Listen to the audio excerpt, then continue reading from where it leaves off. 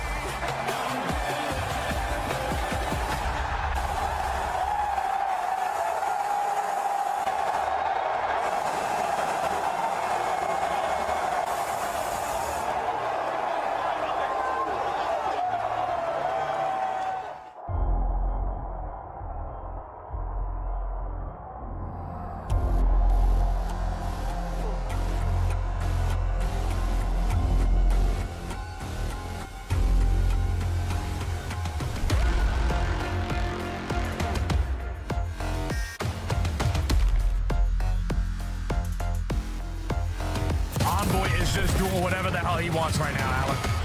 No, 9 Kids is back at it, baby. Oh, I don't believe it. Holy shit, in the corner. 3, gonna get a 4th. Gross, out of Joe receives. I mean, this is disgusting stuff from Neptune in the 1 versus 2. Has both weapons to work with now, and he sees him off the top rope, but off through the door. Get it, Crib. Get it. What's an ace? What's that play?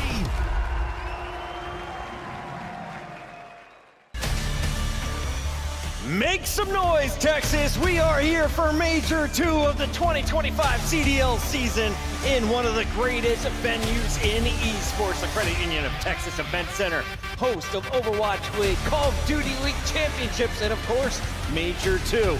Welcome back in. Last time they still did it to where they're facing off.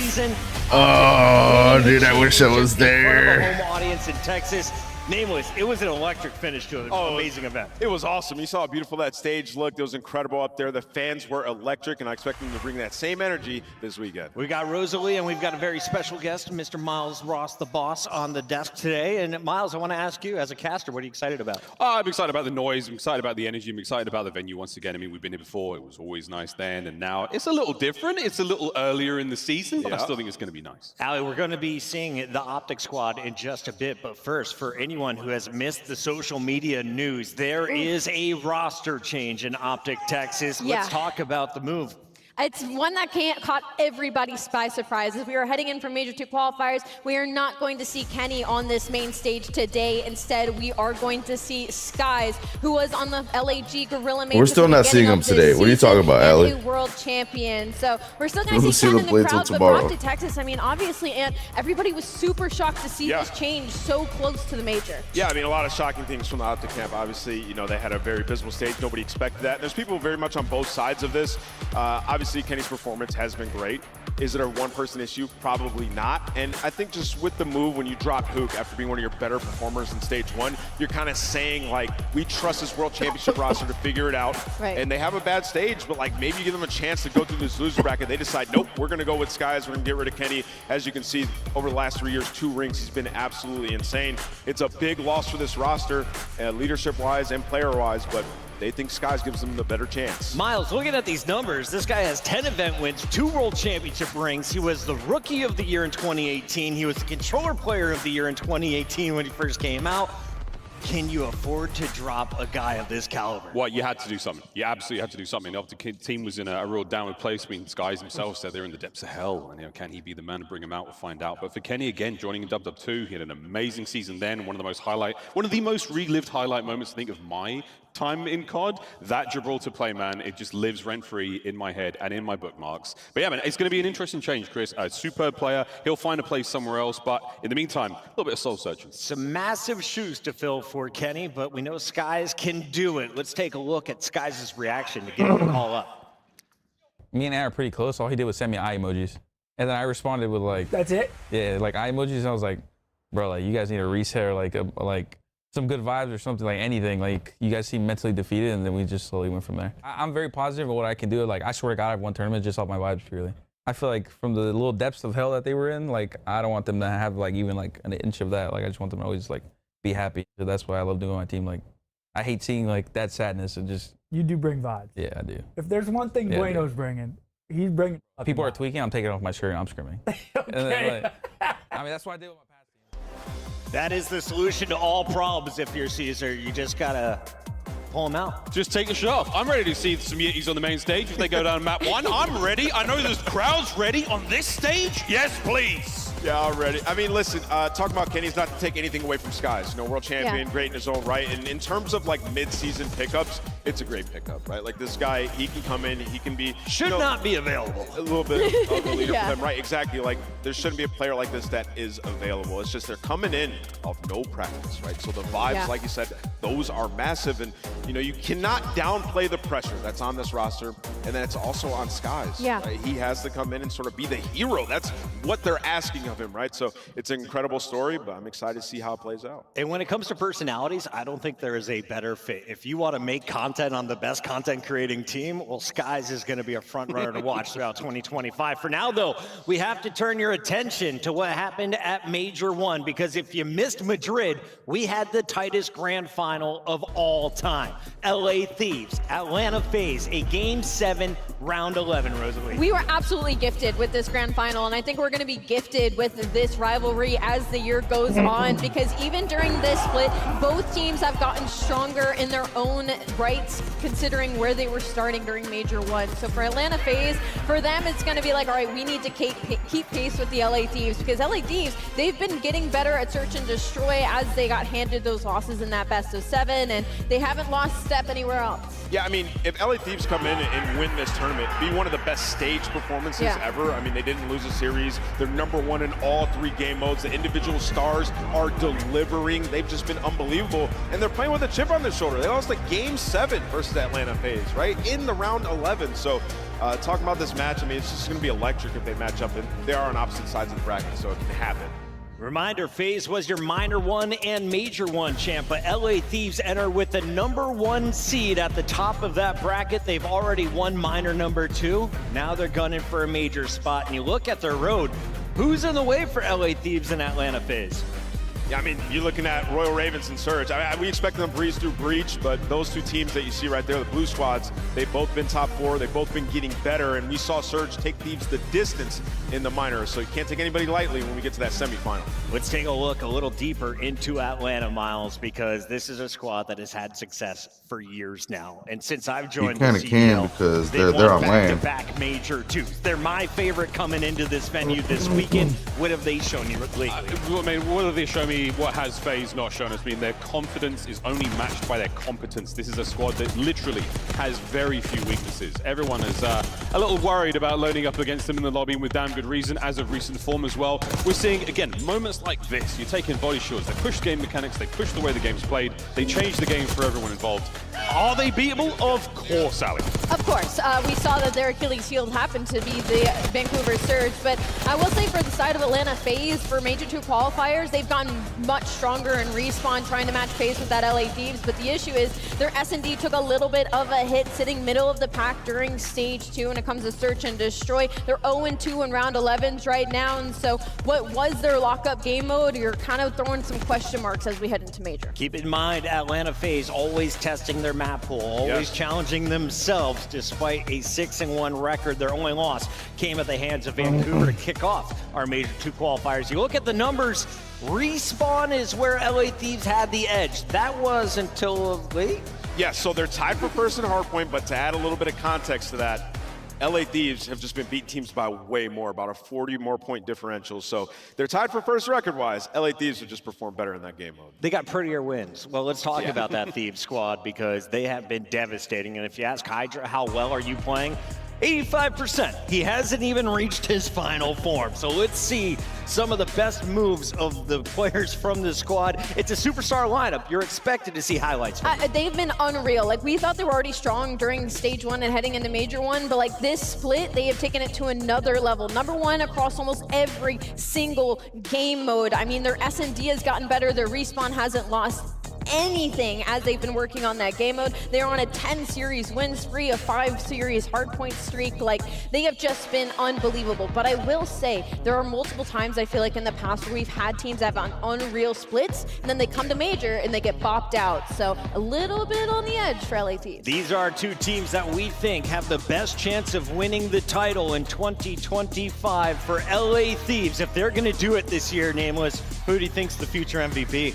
Hydra. I mean, he's stepped up, like you said, the 85% remark that he had. He's operating at 100 now. The guy this stage has been unreal. I mean, really everybody has taken a big step, and they just look ridiculous across all the game modes. You can see right here, even when they need a 2-3-5, they're still getting it done. Miles, why don't they lose maps?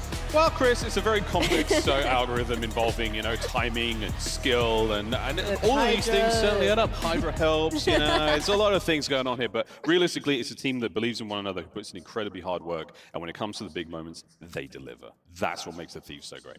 All right, so we're going to see both of these squads in action later today. Allie, though, if you could give me the future, look into your crystal ball as the queen of predictions right now. I'm looking. Who is the strongest team entering the bracket? What do you mean? LA Thieves. That was the easiest answer I could have given Over you. Atlanta? LA Thieves, 100, No doubt. 100% no doubt on me right now. Their split has just been way too insane. And if LA Thieves is going to win a world championship in 2025, do you agree that it has to be Hydra, or who else do you have eyes on? Actually, I think it's got to be Envoy. I think Hydra is going to stay at that very consistent level, and I think Envoy could definitely push them to that championship. Scrap's underrated. Dude, they're, like they're that so call out consistent. on What do this you roster. mean? This is Gotta only go for the event number underdog. 2, and we got a lot to get to. Before we crown our 2025 champions, though, we need to recognize the amazing team play that we saw in 2024. To do so, we send to the stage with Guy Blaze. Thank you so much, Chris. Now, throughout the whole 2024 season, Optic Texas was pushed to their limit and fell to the darkest depths. But brick by brick, they climbed to the top of the mountain to break a 7-year drought. Now crowned your CDL 24 champions, Texas, make some noise for Optic Texas.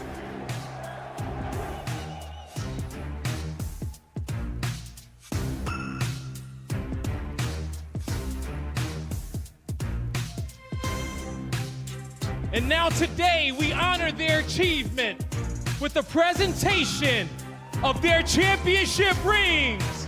Texas, get loud for the world champions as they come to the stage.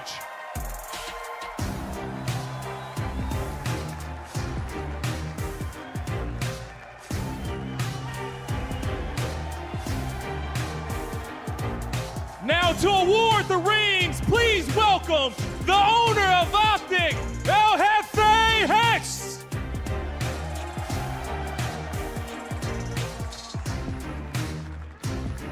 Now first in line is your 2024 Champs MVP, the Movement Demon, the Superstar, Shotzi. Grabbing that second ring. Now riding up in his Batmobile, Bruce earns his first ring to cement himself in the Optic legacy. Give it up for Dashy, everybody. Now his third ring, now in his third season, taking over the CDL, the Thunder from Down Under, the first Australian player to ever win champs. Give it up for Brad, everybody. Earning his second ring in 3 years. He is a force to be reckoned with, and on and off the map, show some love for Kenny! Now the mind behind the wall, directing the troops, building the strats, the selfless coach. Give it up for JP! And last but not least, a legend in the COD scene. 3 rings as a player, and his first as a coach. Give it up for Karma!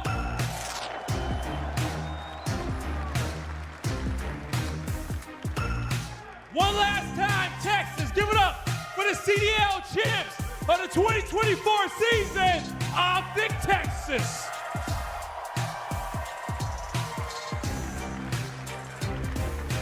Now leaving a legacy bigger than just the rings, this will forever be cemented here in Allen, Texas with their banner.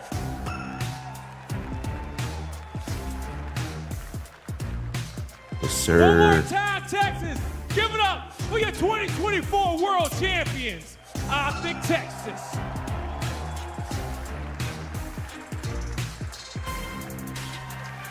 So much love in this venue for that lineup.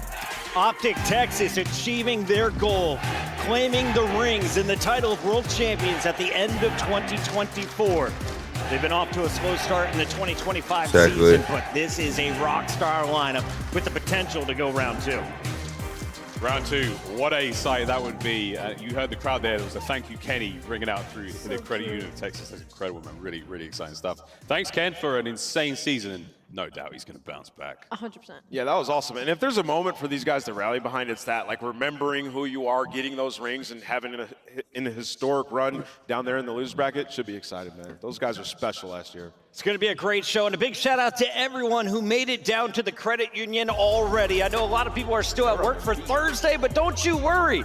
We have a long COD show, and after the break, the first of 4 matches kicks off. You don't want to miss it.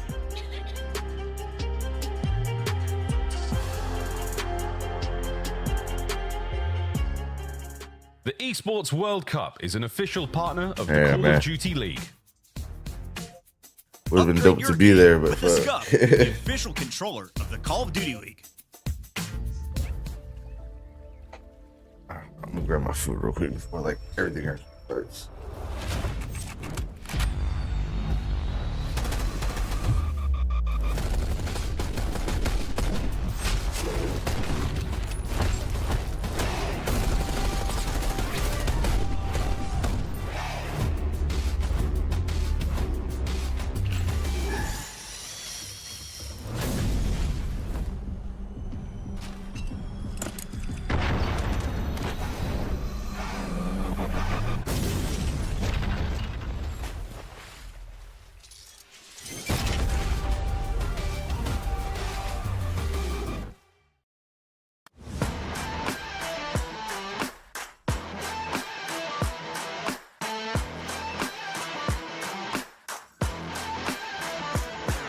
Baggage full of cabbage and I think they lost my tempo. 36 Mickeys on the candy paint bento. Jabber, jabber on, keep my brass knuckles warm. Get the cash in the floor, 60 seconds and I'm gone. Bad when I'm gone, bad man, polygon. Going fast on the ball, roll a quarter-mile marathon. Jimmy in the Jimmy, high wide, sipping Kimmy. Got a brand new mark, okay to the Mimmy. Lately all together, something gonna stick. Lazy on a river, deep behind the window whip. Maybe under 18, new rim, big slick. Baby, you ain't never seen nothing like this. Nothing like this.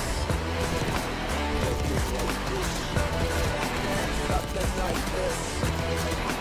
Nothing like this. What is he? Ever think it gets better? Big chain, call the record. I can feel it, I can feel the pressure. Break loose with the ratchet, go to black sabbath on 2 round patches. I'm a fuel injected savage. Lately all together, see something gonna stick. Lazy on a river, team, someone on my hip. Maybe under 18, no rim, all switch. Baby, you ain't never seen nothing like this.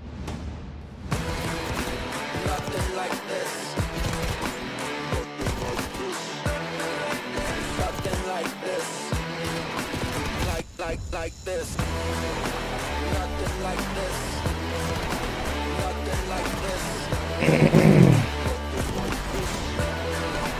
Nothing like this. Nothing like this. Maybe you ain't never seen nothing like this. Nothing like this. Let's go, boys! Finally! Baggage full of cabbage and I think they lost my tempo. 36 Mickeys on the candy paint bento. Jabber, jabber on, keep my brass knuckles warm. Put a crash on the one, get the cash from the pawn. Nothing like this. Nothing like this. Nothing like this. Nothing like this. Baby, you ain't never seen like this.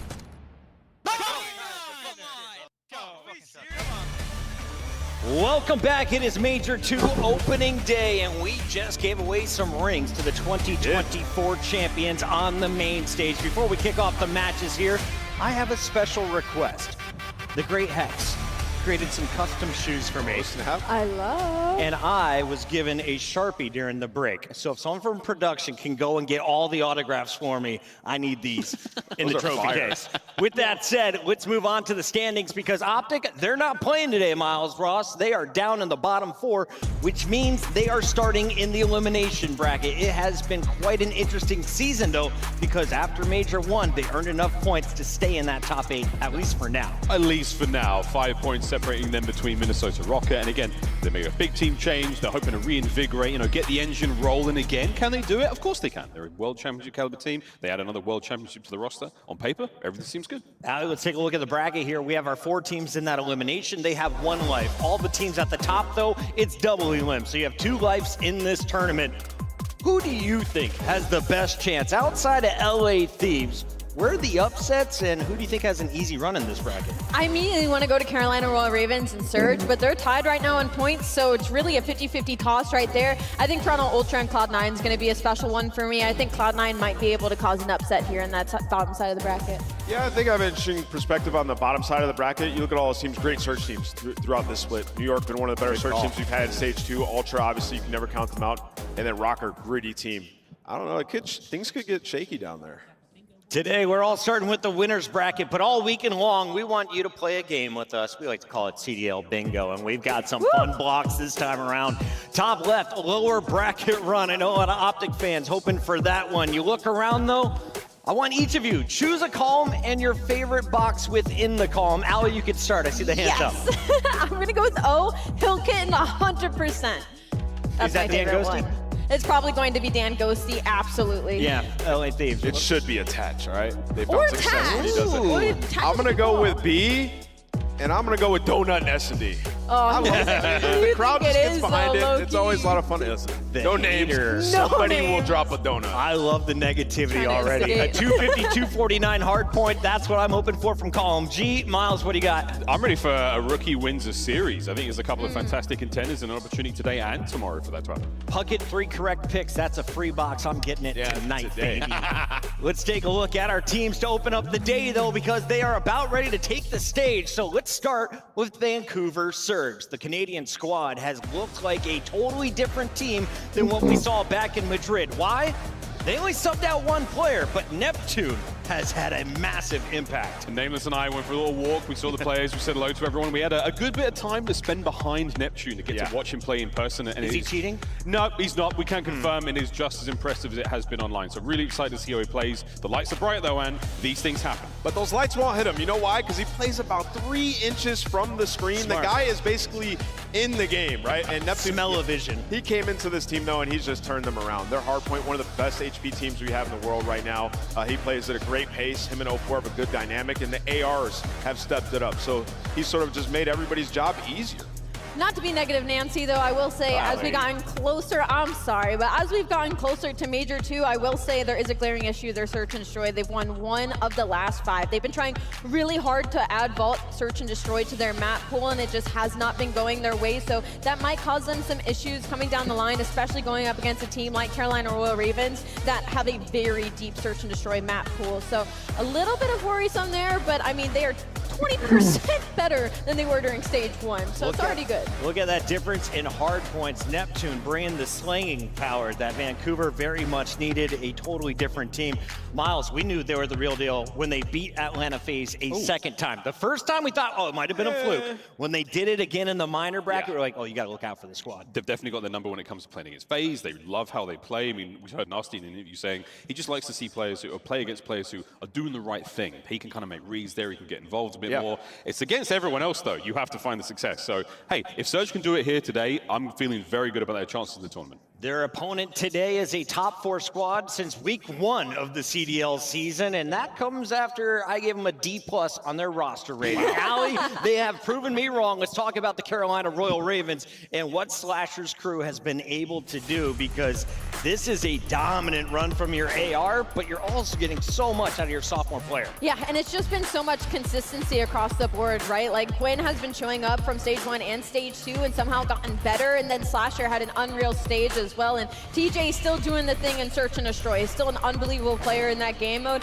The Carolina Royal Ravens are just a situation where, like, you just don't want to go up against them in any facet. Like, elimination, and whether it's round 1, like, you just do not want to go up against this team. And back at the first major, Vivid had some eye issues. We saw him get better, and of course his gameplay improved. Is he back to full form? How do you think Carolina is playing with him in the lineup? I mean, I think he's playing the best that he's played this season, right? Yeah. And I think they just have a really good system. I mean, obviously he switches roles to fit what they need for this team. I mean, traditionally he's always been a sub player on this team. He's the flex, right? So he's having to pull out that AR at times. So statistically, like, he's not going to have the craziest performances, but we're seeing other players reap the benefits of him filling the gaps on the team. Slasher having an incredible stage. Gwyn taking a step. They're all playing within this system. Search, the #1 record on the season. Control, they play all 3 maps, so you don't know what to play against them. And Hardpoint, this split, they're 8-4. So there is really no glaring weakness when you look at this Carolina squad. They're ready to make a run. Why not? Why not Carolina? Why not Carolina? Why not? That's what I say with this roster. Can it be done? Let us know, chat. In the meantime, we got to talk about another opponent in the opening round, Cloud9, looking to cause spoilers. Sib and crew have been looking much more ferocious recently. Why are they now a threat in Texas, Alley? Well, that's because Sib and Attach finally found, like, their little chemistry, right, during this split. Especially at the start of the Major 2 qualifiers, Sib started becoming an unreal player. It was Mac throughout the first half of this, where he was kind of putting the team on his back, but it seems like the chemistry is finally gelling for them. But I will say, at least me and Ann have talked about this near the end, though, a couple of glaring issues have slowly started to come out from the side of New York Cloud9 getting closer to Major. Yeah, I mean, just versus some of the top teams. I mean, you have the Thieves match, Carolina, Atlanta, where, you know, you lose in a game 4, all 3 of those series. The Hardpoint, you're now on, like, what I would call a losing streak. Yeah. Once it gets to that 4 mark, something's going wrong in that game mode, right? So, got to figure it out. But yeah, Search and Destroy has been great throughout this split. Kremp has taken a step. We're now seeing the Kremp that we saw the last couple events last season. We're seeing him sort of get comfortable in this game in Search. Miles, Cloud9 is coming off back-to-back losses to Carolina and Atlanta, but then, of course, you got to look at their dubs. Toronto, 3-0. That is their opening round opponent. How do you feel Sib's going to play this time around against Insight and crew? I mean, absolutely no questions asked. Sib is confident. It is absolute confidence. That is the name of the game. That has changed the entire makeup of this team. Self-belief. These guys couldn't win a hard point if they spawned in it before, but nowadays, you know, they're looking totally different. Yeah, a couple of maps here or there, but I think against a squad like Toronto, I mean, they've already done it. They've done it online. They can do it here on LAN. Confidence key. Same thing for Toronto, though, on the other side. As soon as Joe believes, I mean, I've already done it. I didn't mean to, folks. Joe believes? As soon as Joe deceives becomes Joe believes, anything's possible. Can we take a look at this guy? It's Toronto Ultra, their star player. Joe over here, he's judging you bad. Joe deceives a future millionaire. Let's take a look at the star players for Toronto Ultra. He's just in his sophomore season, and this man is trying. And this is his 3rd year, technically? Third year. 3rd year already for Joe deceives. One of the youngest players in the league, but one of the most impressive when it comes to Search and Destroy. He's not alone, though. You've seen some great games out of Beans recently.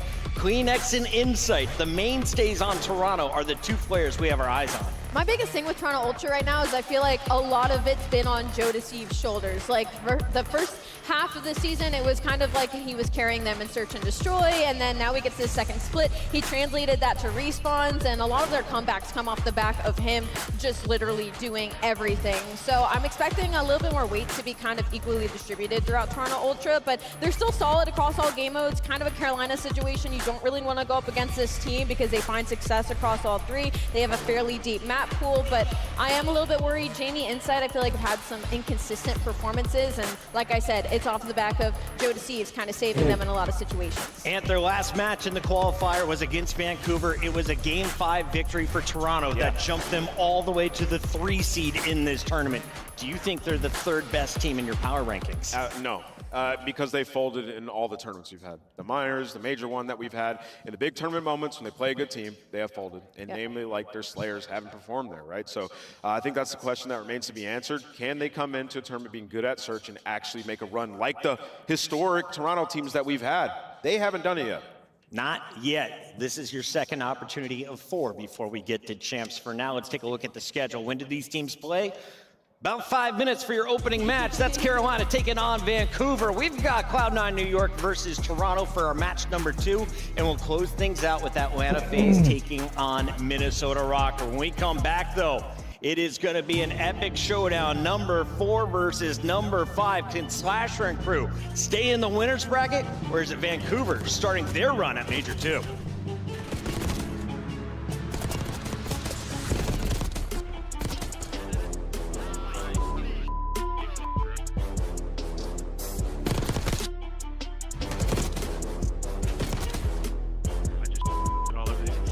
What the fuck? This kid's Mr.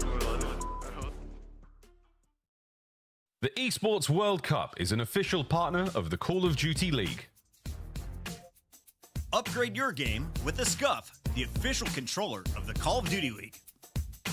The 2025 Vancouver Surge Team Pack is available now. Each pack includes home and away operators, as well as this weapon charm for when you have a bone to pick. Next time you boot up, suit up at the in-game shop.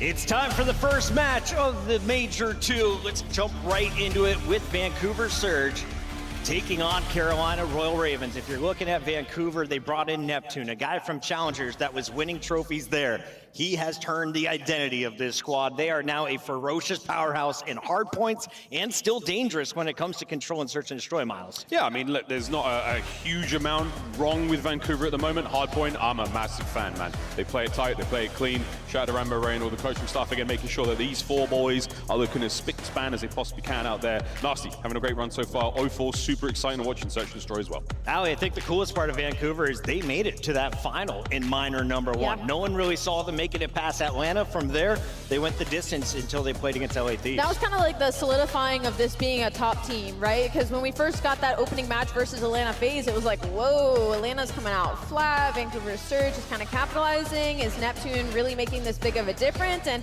we got to find out he absolutely is. And so now the biggest question mark is he going to be able to do the same thing on land? But this isn't like a rookie situation. Like, Neptune's been on the stage before. So, like, I would expect him to be calm, cool, and collected for this match. That's the concern, though, because if Neptune slows down a little bit, like 0-4 hasn't been able to pick up that slack in the respawns, I would say. Like, statistically, like, he's not going out there putting out a ton of damage, right? So a lot is on Neptune, then 0-4 kind of plays ratty around that. They have a very good dynamic, so you need Neptune to come in with that same steam. And in terms of, like, the issues for this team, it is their map pool. They do not have a deep map pool. In Search, they play Protocol and Red Card. Outside of that, they have not been good. 2-7 on all the maps that aren't Protocol and Red Card, right? So you get rid of one of those, and you have a great opportunity to steal those search and destroys in the series. And then in Control, Protocol's been great. It's likely not going to be played in any of the series that they have here. So in this last week, hopefully they've watched some bot and put in some work. But what we do know is in Hardpoint, they have been a force. Vancouver Surge looking stronger with Neptune. They come in with the number 5 seed overall, but today they're taking on Carolina Royal Ravens that feature Gwyn and TJ. Is TJ still a top 10 player coming into Major 2 nameless? I mean, after Major 1, he certainly was. I think he's been outshined by Gwyn. Gwyn and Slasher just had such a good stage. And honestly, though, from what Slasher said, like, they just put each other in position to succeed. And whoever runs with that opportunity is going to have an insane series. It's a great system they have. I think the biggest thing for Carolina in this matchup is they have the huge edge in search and destroy, where Vancouver Surge has kind of been falling flat. Like, Carolina is still top 3 overall. As Ann said earlier, number 1 overall in the league, and just in this split alone, sitting at top 3, and it's one of the deepest search and destroy map pools we have. And the reason that's important is because the last time these two teams went up, it went all the way to a game 5, Carolina losing in the 2-3-5. So they lost both search and destroys in that series, and I don't think it's going to go the same today. Carolina dropping their opening 2 qualifier matches before rattling off 5 straight wins. And you look at those wins, they are clean 3-0s over Minnesota and Optic, a 3-1 over Cloud9, and a 3-1 over the Falcons. They've been taking care of business And honestly, they're not letting people get close to them, not allowing that game 5. You look at their land record, this is where they're at their most dangerous. Yeah, it's still dangerous, man. I mean, online is fantastic. They obviously get more reps there, but I mean, Ravens are a perfectly well-rounded team, man. They do everything right. They've got great individual players. And right now, talking about the shine, yeah, sure, TJ may not as individually impressive, but it doesn't need to be, man. The whole team is delivering. That shine is just going across the boys right now. That is a good-looking squad. I can't wait to see him play today. We've got our first best of 5 loading up in just a moment, but first we've got our maps and modes. So Alley Cat looking at the numbers. Protocol is in the mix, but not until game 4 and 5. I look at this and I really like the hard points for both teams, to be honest. Vault and Protocol, they both have extremely deep map pools, but then you go to Search and Destroy, you see that red card. Carolina Royal Ravens sitting at 6-2, don't love it for the Vancouver Surge. Looking at that Vault control, you love it for both sides, so definitely a big head-to-head battle. Yeah, I mean, Carolina kind of looking at them like, we're just going to chow you. I mean, you talk about the 2 searches that Vancouver's good at. They're just playing them on it. The Vault control will be interesting. A map that, Vancouver have been trying to add to their map pool. And if you're inside of Carolina, you haven't played it this split. You're really good at stage 1. Let's see how they look. Miles, give me some players to watch in this one because we have some fantastic frontline players. Oh, I mean, we have to watch Neptune. We absolutely have to. It's the big debut here in Black Ops 6 on LAN. He's going to be the guy to watch. And again, Gwyn is there for me. I didn't have to do this, folks. Very little computation required. Gwyn has got a lot of pressure on his shoulders to perform on LAN as well. Those are the 2 guys we're keeping an eye on. It's time to lock in our first pick'ems of Major 2. Allie, you have the lead, but I'm right at your heels. You are. Would you like to go first or second? I can go first here, see if you'll copy my homework. I'm going to go Vancouver Surge. I said it earlier in the pre-show when we were rehearsing. I was like, I think Carolina's going to go down and we're going to have a Thanos elimination special. So I'm going to go with Vancouver Surge. Miles, do you agree with Vancouver Surge? We went ahead and switched you over. Did you think? No, I do actually agree with that. I really do think Vancouver are going to come out hot. I want to see that run. And also, I'm kind of down to watch Slasher making a loser bracket run. It's his thing now. It's his bread and butter. It's awesome. And you are 8 back of me, bro. I am.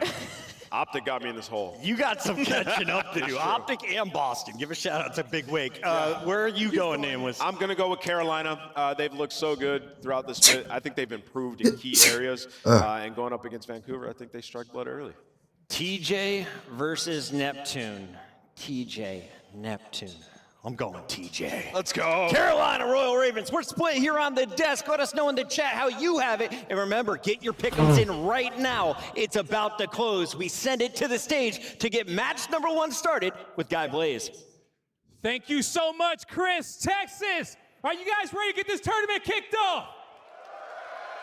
I know it's been cold this weekend, and we got to light this stage up blue for 2 teams that's ready to ice up. But the first squad looking to fly to the stage, get ready, because here comes Carolina.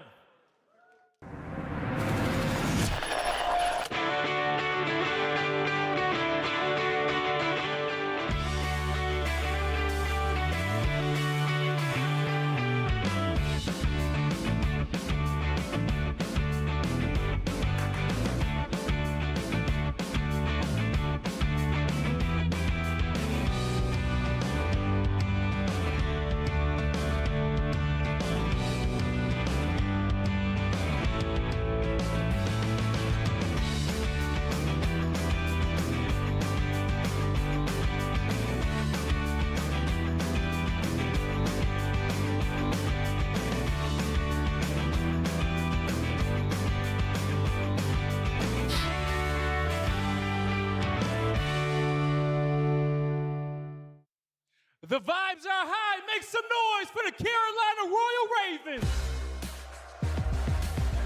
Coming to the stage, we got Teams. Followed up by Vivid. We got Slasher and Gwyn. The Carolina Royal Ravens looking to get it done again. Make some noise for them, Texas. That Carolina blue looks so good. Listen, this team has proved a lot of haters wrong. They have been a staple in our top 4 across our minors and our major tournaments. They're trying to get that championship, and they have improved in a lot of game modes and a lot of areas coming into this tournament, but they got to go up against the Vancouver Surge, who have been insane lately. Truly one of our best round 1 matchups. Let's bring out their opposition. I'm ready to bring them out, and I'm ready to see if lightning's going to strike twice. Texas, get ready to make some noise for Vancouver.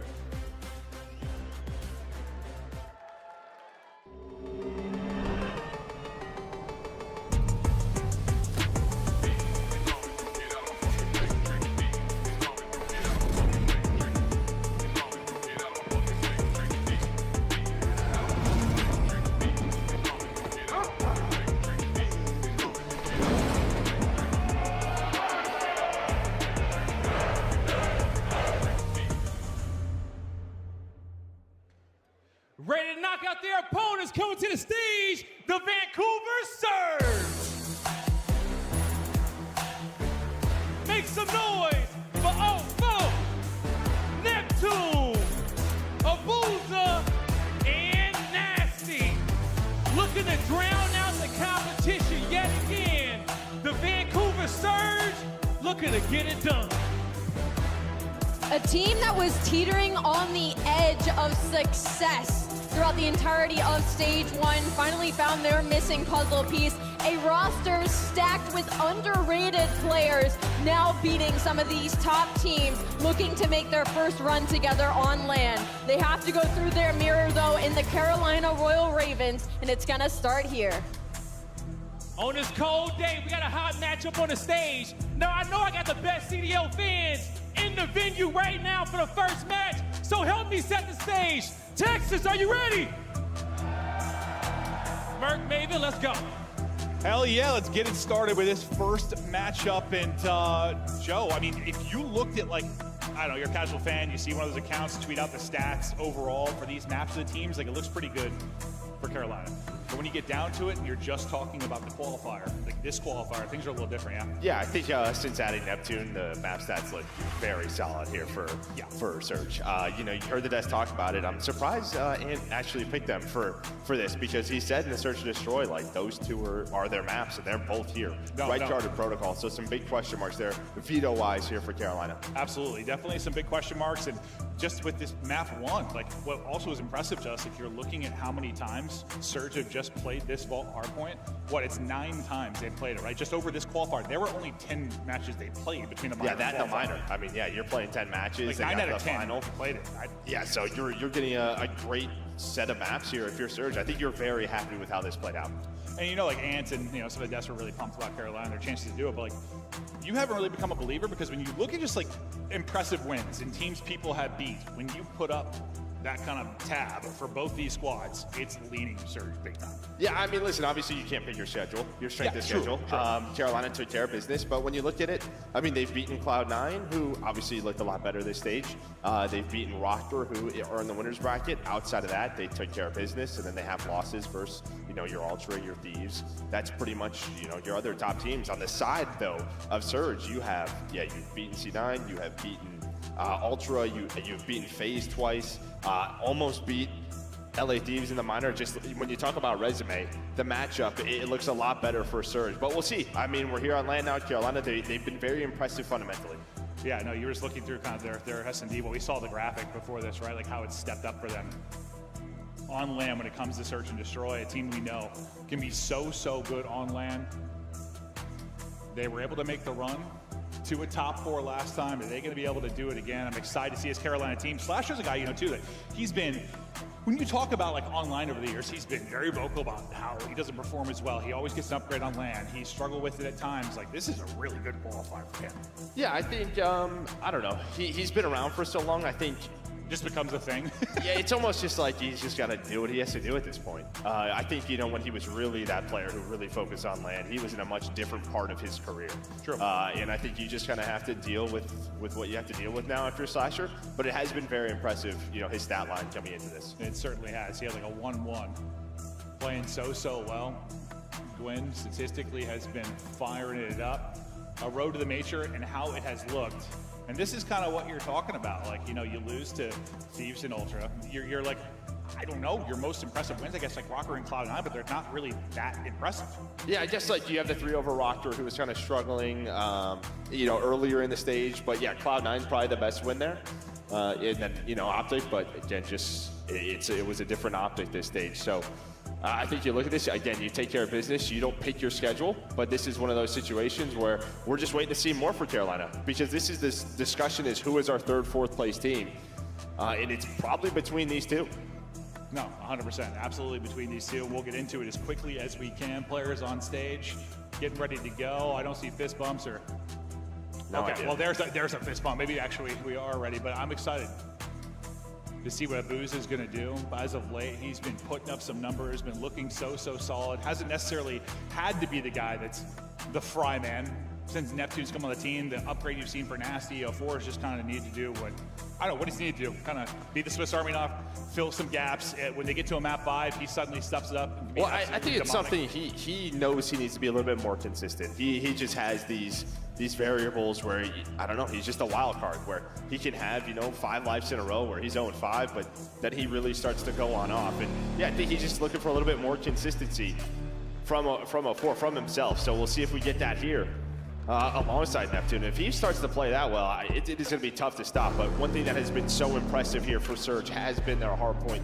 15-5 through stage 2. And again, they've played Vault 9 times, 6-3 here. They have had so many reps. We'll see how crucial that is for them in the map 1. As we get ready to fire it up, first match here of Major 2, Surge. Royal Ravens battle it out on Vault. And God, this could dictate so much of this tournament, just how this particular one plays out. But it's right off the diving board and into the action for Neptune. This is probably the single biggest question mark. How is he going to be on land? Is everything he's been doing online since getting back into the Pro League, is that going to transfer here? Yeah, that's going to be the question, but we'll see. I mean, it just feels like they have a great understanding of how they want to play the game, just fundamentally, and I think that's it. When you are playing that sound of COD, you're going to be in the right positions, but Slash are going to hit him with an 8. On rotation, there will be 3 dead, so maybe a chance here for Carolina to move on up. A chance for them to do exactly that. Big eyes on 04, and what you're going to get, they kind of talked about in the desk, like, he hasn't been putting in the damage or the numbers necessary in the respawns, and he hasn't needed to get to the place they are. But if they're going to make a late run into Sunday, and maybe Neptune isn't getting the same type of numbers he is on land, I think there's going to be pressure to 04. Can he perform a little better? Can he be more of a shooter on land? And sometimes we'll see players upgrade. He seems like a guy that I think can, because he is maybe one of the more underrated players in the league. Excited to see what he's going to do, but a guy that's really bumped up just with this change was Nasty on your POV. He's been a different beast entirely. And well, this has been the key here for Surge. It has been that they've Pretty been the good break number 1 on Surge right here. breaking team. And you had such a good setup there if you were Ravens, but unfortunately for them, it is just going to be 3 dead, and now Surge on that time. All tied up early. It's a Booza looking to get involved. That's a bunch of kills through though for Royal Ravens as they try to fight here for the backside of this P2. Royal Ravens gonna be first to get in, as my brain is gonna have to use to both the Blues, Joe, but we're gonna get there. Of course, this is what we get in match 1. Yeah, right now you're just going time for time right here. But on this rotation, you're going to see Gwyn is in a very good spot, so he's going to have rotation for that P3, just making sure no spawns come through, controlling middle of the map. Nobody really on the time right now. But Surge is trying to get pushed out into the pillars. Maybe a Boo's going to hop on, but it's just going to be Vivid, but he will get taken down. Now on to Nasty. As he's trying to get it done, a Booz is going to drop as well. Still a tie game on the rotation to try and make the flame play. It's going to be Neptune who's going to be able to get into Art. He'll pop the spawn now in for Abuza. So you've got position here, but all the time going the way of Carolina Royal Ravens. TJ's double. Gwyn following it up. There's the clean wipe. For now, towards the hard point. Thankfully, at least if you're a Surge, you're going to get the spawn up towards Art. Yeah, they're going to know where Abuza spawns up, take him down. But here's Neptune in a great spot. Vivid's going to trade it, but you still have 04 to deal with. But all the Ravens players spawn up close, 1 second left on that hill, and now it is just a foot race over towards this P4. Yeah, and you thought just maybe you had it done. I thought 04 is going to get maybe 2 or 3, have an opportunity to lock it down. That's not going to end up happening. So in first will be Royal Ravens, a chance to build a bit of a lead here. But Abuza and Neptune want no part of it. They sweep them out of the hard point and are now set up for success. Vivid, we'll see if he can be the point man, get a pick to maybe enter them. Solid start for him at 9-7, but you're starting to bring this back if you're Surge. Next break opportunity coming in, but that's going to be 5 straight for Abuza as he works towards streaks. Give him number 6. My man is beaming early on. Abuza getting it done. Yeah, I mean, we really saw him step up towards that like end of the minor 1, right? Versus LA Thieves, maybe his best series of the year. And well, they're going to need him with Nasty struggling a bit. That's going to be 3 dead, though. Carolina going to get in, maybe fight for the final 10 seconds. Throughout our first rotation, we pretty much have a tie game. You can already see, though, Neptune just going to be sitting in P1, maybe trying to influence spawns. Nice shots by Gwyn. But you know, it's the first set of hills on land. We have pretty much got a tie game. Yeah. I mean, we see this, how much this qualifier, like, it's basically tied through your first set. teams get to groove, start to take over. We even had, we had a vault or two that actually went to time. We got a minute and a half off the clock. Maybe not going to be the case here, but wouldn't be the first time we've seen it throughout this stage 2. A little peek in with Nasty, who's tucked away. Trophy in for coverage and trying to deal with the upcoming push. You'll have a one-on-one on the other side, kind of focusing more on the spawn side of things. I thought you were going to. Thought it was going to be a 4 that gets into the action. Trying to get eyes on Gwyn that has slipped through. They'll get Gwyn. Abuza able to shut that down and still hold P2 side. Yeah, I mean, just a nice little set here. That's going to be 7 kills in a row if you are Surge. Trying to get pushed up was Slasher, TJ through Cat. 15 seconds left on this P1, and Carolina looks like they're going to try. They are going to get the spawn flip there. So just through the catwalk was TJ. He was able to influence spawn, so you're going to take that all day. Nasty's going to turn around. He's on 5 in a row. They're going to recognize now they spawn out. So a nice little lead there at that P1. That's what Surge do so well. But Carolina going to get blessed with that spawn, so Vivid going to take the hill. Vivid will take the hill. They'll take the time as they try to bring it back now, down 20. Nasty looking to get involved. His teammates doing around the point, gets there just in time to help out with the fight. They'll take down Gwyn. He got the setup here now. But do you? Because as you get one pick, that Slasher that gets one, he's able to spawn Gwyn there with him, so you'll be able to pinch the back quickly. We know how mixy it can be here. It's a flurry of trades. Who's left standing around the point? It's going to be Carolina. Yeah, you need that if you're Carolina, because that was another P2 early where you are set up, and then you just get immediately 4 dead. But yeah, that back spawn comes in, allows you to get there, but another one. 3 dead, make it. Oh, wow. You still have the 4. close spawns. 0-4 maybe thinks he blocks. No, he's going to know now. His teammates, he's just going to go to the hill. And this is what they want. 15 seconds left. Great shots by Neptune. He's on 4 in a row. They were trying not to get that flip. They wanted Carolina still spawning in the back. So Carolina, they're going to find 3 kills in the feed and get rotated here. Yeah, look at the final couple of seconds, but like, so far, I mean, one of the things we thought about Surge, they were one of the better hardpoint teams, if not the best, like outside of Thieves. Like, I know Faze has obviously been doing it with their 11-3 record, but they've struggled against Surge in that matchup. And the hardpoint question was like, is Neptune still going to perform the same? So far, he's looking good. 18-14, doing an incredible job. You got a narrow 20-point advantage, but now this is going to be a big sequence, you know? You're spawning out bad side on this 3rd hardpoint. You need to get a break. You need to potentially get a flip to P4. A huge moment now for Vancouver Surge. Let's go to Elicit in with Vancouver. One HP guys, I cannot try. Hit that guy. Shit. Nice. One top. Alright, get top trap. Get top. I'm 1 HP guys again. Okay, get top. Alright, go. That too so guys. You're kicking me. He's spawned again. GB. One is a chain. Watch that pillar.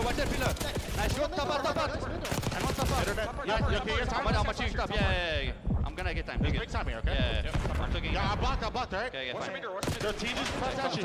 Yeah, one front out. Line cut. Dead. Mid race. Yeah, that's fine.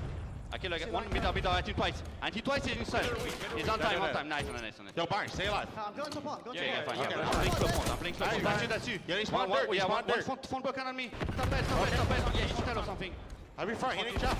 He's dead. Nice. What do we do? There's nothing side up. Default weak. Yeah, that's good. One back left, too. Just take your time. Just hold. Yeah, one's gonna be side on you. How much you top, guys? You guys go. There's nothing top. We close. Okay. Let's marble, guys. He's marble. Marble chill. We need to go mid if we can. Yeah. Side on marble. Marble is shining in. Okay? He's still there. Yeah, he's gonna be next to you. Nice, that's one. That's you guys. We can break this shit again. Shots. They're 8 time. Go. Nice. Back door. Trust me. Nice, I'm getting you guys, okay? I'm getting cat. Yeah. Yo, one's out. First shot. That's the first shot. They jumped broken, I think. Yeah, bucking on me. Bucking on me. Bucking 19 twice. Top cat. Nice. Top cat vivid, okay? Alright, we're coming ready. 19 twice. Finish, Byron. Close and cat. Close, one shot, Byron. Yeah, fine. Close and cat. He's close. Dead cat. I should have got cat. Okay, fine. Go. 8 time. Cat. I'll go cat. Teach cat again. Nice cat. Last. One's cat going. Guys. Win it. Everybody's ammo. Yeah. Get my lights. Yeah, I got mid door. Try light. One more light. Cat still. Yeah, I'm watching my cat. Well, we thought the separation might come in the 2nd set. It sure didn't. Still a tight one now into the 3rd set of rotations. We battled here on first, 15 or so points separating these teams. But Surge just had this minor lead throughout. Yeah, I mean, Carolina, you were kind of gifted that P4. They were able to get some of that time. They've kept it close. I think Surge I mean, the way they've broken some of the hills, they would love to have a bigger lead. But you see the side of Carolina, they're slaying well. I mean, Vivid is 29-26. I mean, the guy We know he can play at this pace. He can do it with an AR, can do it with the sub having a great game one. Yeah, he just really hasn't needed to be that guy. For the most part, it's been the other three that have really stepped up in the slaying. I mean, he's been efficient in games, so not usually leading in the kills column for this team. So you also think, like, if that's the case, it's like, is that like a good thing that Vivid's leading in that? Or like, does it need to be the other guys as well? That is another break for Surge. And it looks like through the first set where they just bust in through the front, and these breaks are the difference. You still haven't been able to get a big lead. Carolina have done enough to keep on fighting, but you just got to think that these breaks are eventually going to break the back of Carolina. You would think so at this P2. It's been 3 of them now, where they have had the 4 down, but Carolina fighting on back. You finally have a 30-point lead. 0-4 in the hill on 5 in a row, make it 6, trying to just stay alive. Wait for the reinforcements, but Vivid is there.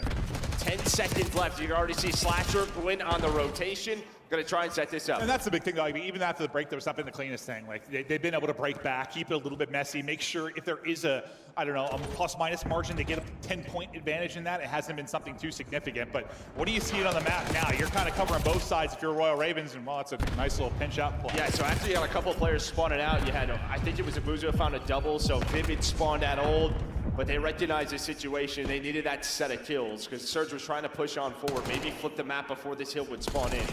But some nice time here. And now Carolina, they do have to be careful. This is what Surge is very good at. A P1, a P3, they will just find 5 to 10 seconds and put the pressure on. That is an amazing read by Abuza, but the ARs of Carolina clean up the hill. Yeah, you really can't allow them to get like 10 seconds here. That could be the absolute difference. That's a fastball right over the head of Gwen, but dodges the nade, picks up the kill. Now TJ next up the bat, but it's a headshot from 0-4. He actually ends up getting a double there, and Abuza gets the kill towards Art. So not only are you going to get this time, you also have an opportunity to flood forward. Vivid has eyes on the cross, but you can't really peek if you're TJ. He does peek, he gets caught, a big one from Nasty, and another opportunity for an early transition and break for Surge. Yeah, but Vivid is alive inside the hill. You're going to have 3 players here. TJ's going to go on a big pinch, and Slasher's going to find the first one. So now, you have to slow down if you are Surge. You see where Neptune spawns. 0-4 just waiting, able to find the first.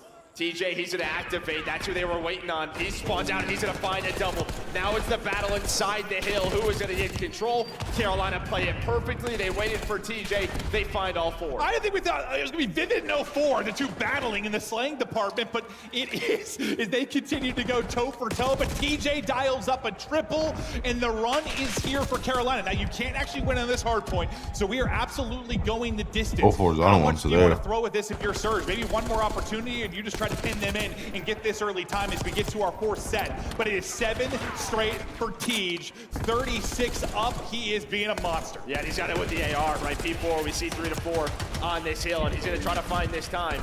But yeah, the pressure is there. They didn't want to give them the full 20. Maybe you're around like 240, 245. But inside this P1 is going to be Nasty and Abuza. Great shots from Vivid to open up the hill. Hellstorm going to be called in though from 0-4. They find the next couple of kills, but nobody on the time for down. Streak in, he's able to get 2. Slasher gets 1 in that sequence, but it's going to be 3 dead for Carolina, so this is easy time for now. The problem with being mid-map, the reinforcements will get here quickly as Slasher now gets to 5 straight. 5 points separating the squads, a minute on the play clock. We are going deep in the map 1.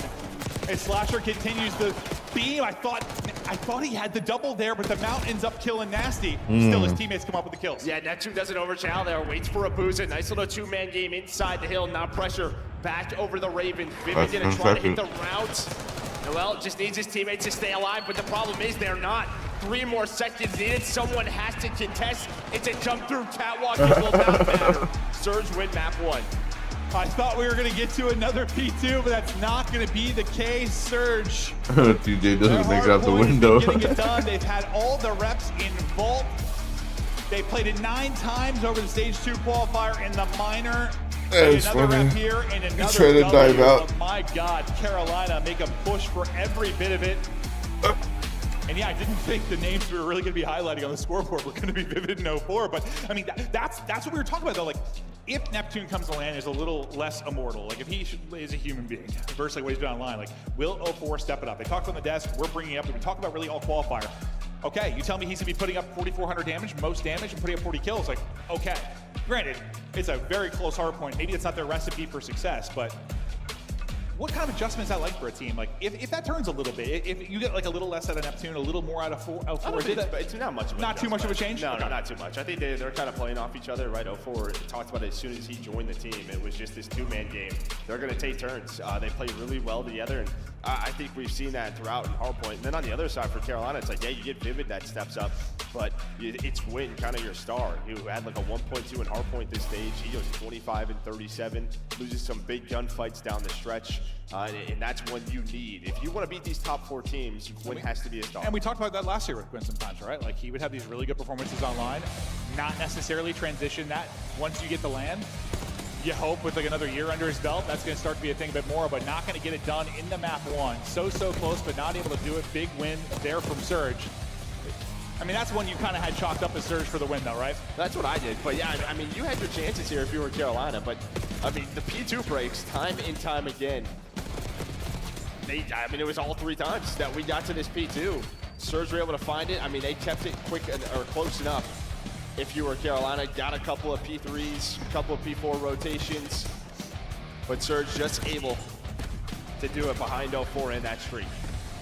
He had a big streak. I thought TJ's crazy streak towards the last P4 was going to be enough to maybe get Carolina through. They made some big plays to give themselves an opportunity to win it down the stretch. But like, if Carolina get this done, you know, before the series started, we kind of talked about how good the maps look if we take the overall season, but it doesn't look as good for them when you look at it with just in this one qualifier. Like, where's the victory come for them if they're going to do it? I mean, I think their search has gotten back to form, no doubt about it, right? That's something, again, a big focus for them has been the Hardpoint where they were 8-4, but their search has to be a staple. And let's talk about the Surge, because you and I were chatting before this match started. You heard the desk, they were saying, like, you know, if you're Surge, you're 1 and 5 of your last 6 search and destroys. But like, if you look at the maps within this series, that doesn't really tell the story. No, they're 6-1. Yeah, so that's insane, right? Like, they're 1 and 5 over their last 6, but they're 6-1 when you just talk about the 2 maps they're playing. Yeah, Carolina. I mean, they don't play Skyline, right? They have an auto veto, so it's sort of this choice: do we play some Hacienda, or do we just play our strong maps? And they're opting to go for a red card in Protocol in this, which, you know, they're going to play their game, but Protocol's been real good. Yeah, for Vancouver.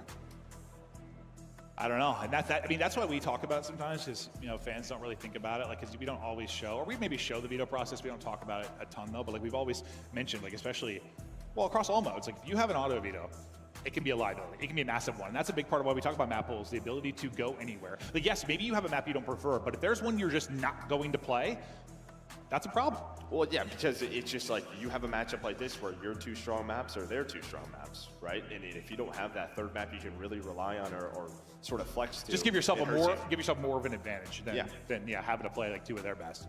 Or maybe you're so confident you're search and destroy you don't care. But we pull up some stats here for Slasher and TJ, how they've been in S&D in stage 2. 2 of the better search players to ever do it, and well, they're both top 4. Yeah, I mean, this is the #1 opening dual win percentage team throughout the stage. But yeah, you can see even Slasher's got a 73% opening dual win percentage, but those 2 leading the way here for Carolina. And you know, they have a very particular way they like to play red card. It's just very slow, a lot of transition, a lot of info. They like to play that outer bomb site, wait on those flanks. So we'll see what Surge have for them. Yeah, we'll see what they do. And this is, you know, he is dropping 10 plus, and you would hope like red card might be a map where he can find some openings, find some timings, make some plays, especially maybe after that map 1 where he was, I don't know, we haven't seen that often. Well, this is a map where I feel like we've either seen him drop like double digits or yeah, that's true. That's true. Yeah. We'll see how he plays. Sometimes it's map to map, sometimes it's within the same map, yeah. But there you can see sort of the last 5 maps. So they played a little red card, but they've been trying to maybe bring in that Hacienda, but yeah, they don't pick it here.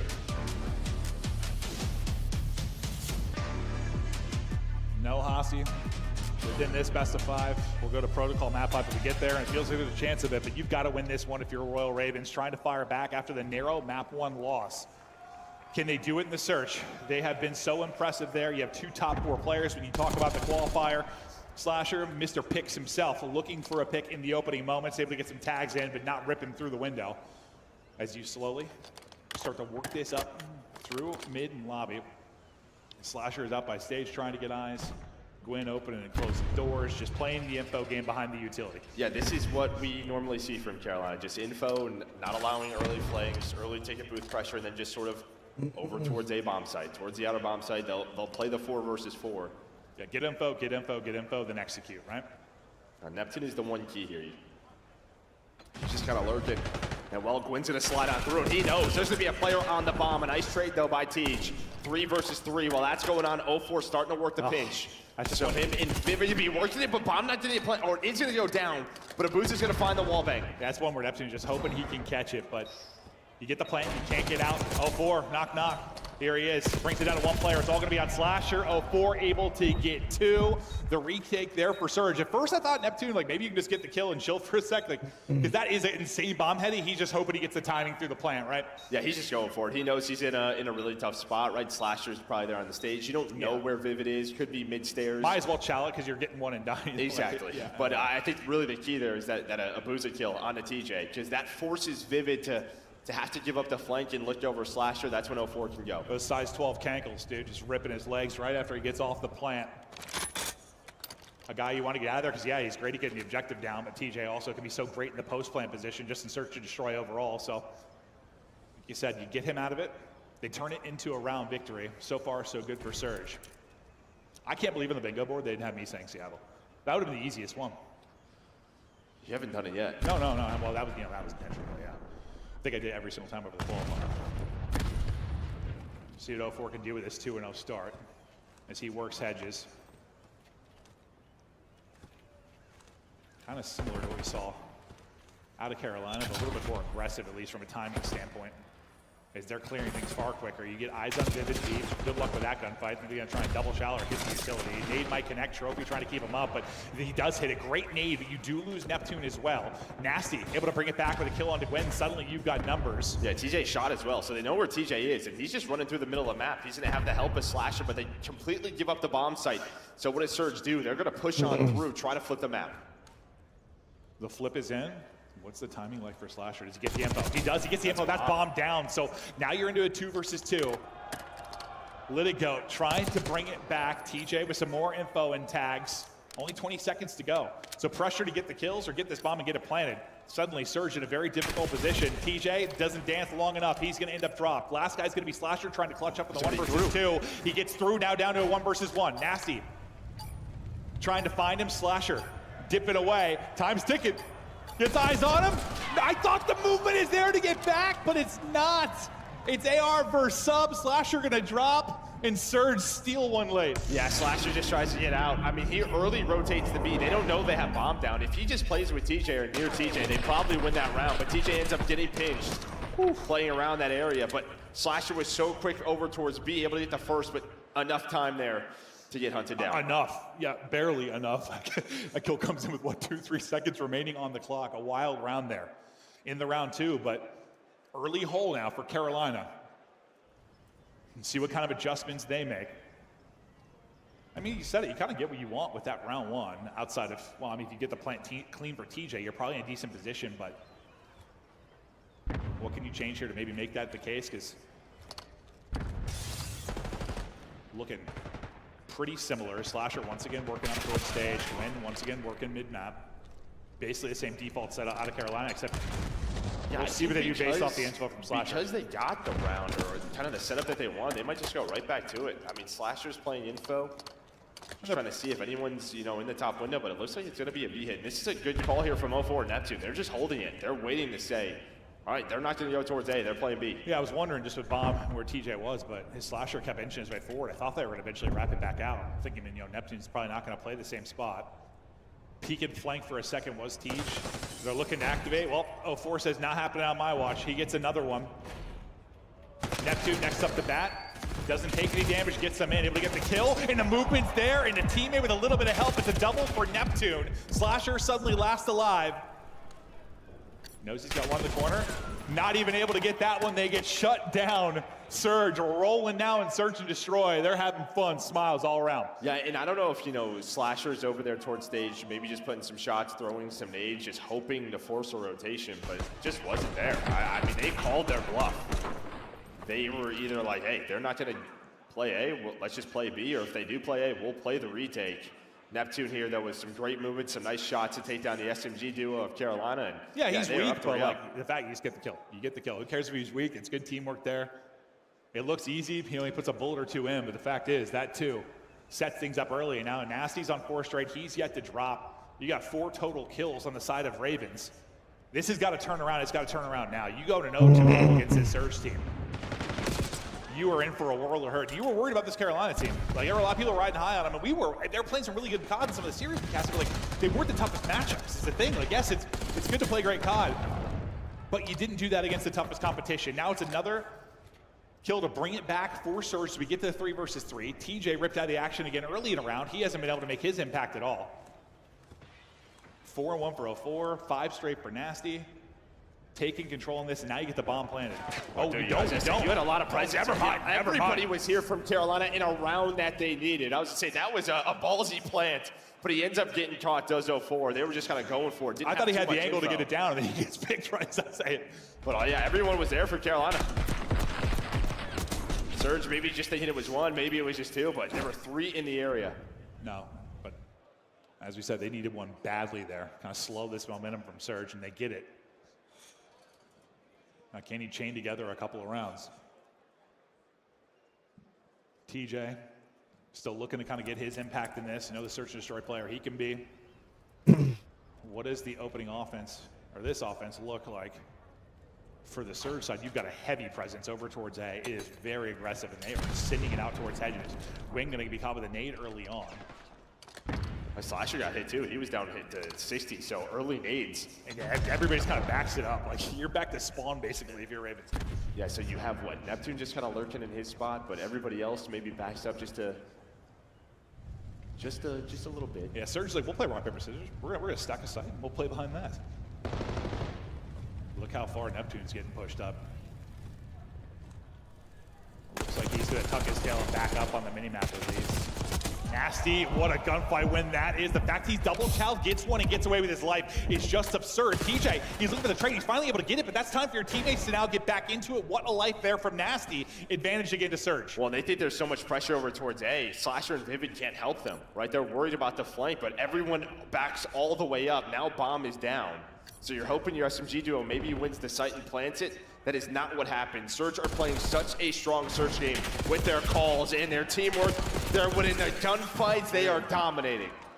And it just feels like they have. Yeah, they're actually making some like good plays. That's exactly what it is. The early pressure, the setups, they're throwing so many different looks. And like when you're a team like Ravens that really wants to play off of info, they're like, okay, we'll give you some info, but on a map like this, you can switch gears so quickly and get to an opposite site. They think one thing's happening, suddenly it's the opposite. And they're back in a big hole, down 3 rounds. Yeah, a lot of that just comes down to sort of your early defaults, right? When Carolina do go A and get that bomb down, like you have to win those rounds to then, that gives you the advantage in sort of that rock, paper, scissors game. Instead, they lose it. So now it's just like, they just went to B. They'll probably try their A hit again. Let's play aggressive A. And it's just the right calls right now from Surge. Can they keep making the right calls? Just need 2 more rounds to take the 2-0 edge. Surge looking for a dagger type round here. They push it up towards A. Out towards lobby with the vision will be Gwen playing deep is Vivid, and Vivid cannot die there, and he's gonna get caught. Another first blood for Surge. You got prime real estate now out towards A. Rotation's gonna start to come in, dealing with the deep push through. It's gonna be Nasty.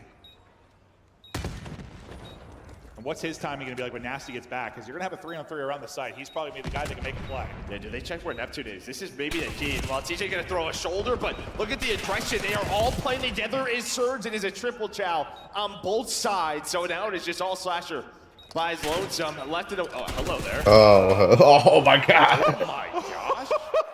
And he's still that's a tough shit one. That kind on. of breaks down what's going on in the S&D. Cheeks to face, then Gunny to face. Okay, that wasn't Nasty who killed him. All right, no, it was Neptune. I was about to say. Oh, I thought it was 2. Okay. That makes it a little bit. Okay, yeah. That makes it a little bit better. That makes it a little. I thought he turned. It was close. Yeah. No, it was. Wait, now on his side, he's turned around? Yeah, okay. All right, perfect. Call of Duty. That looked absurd.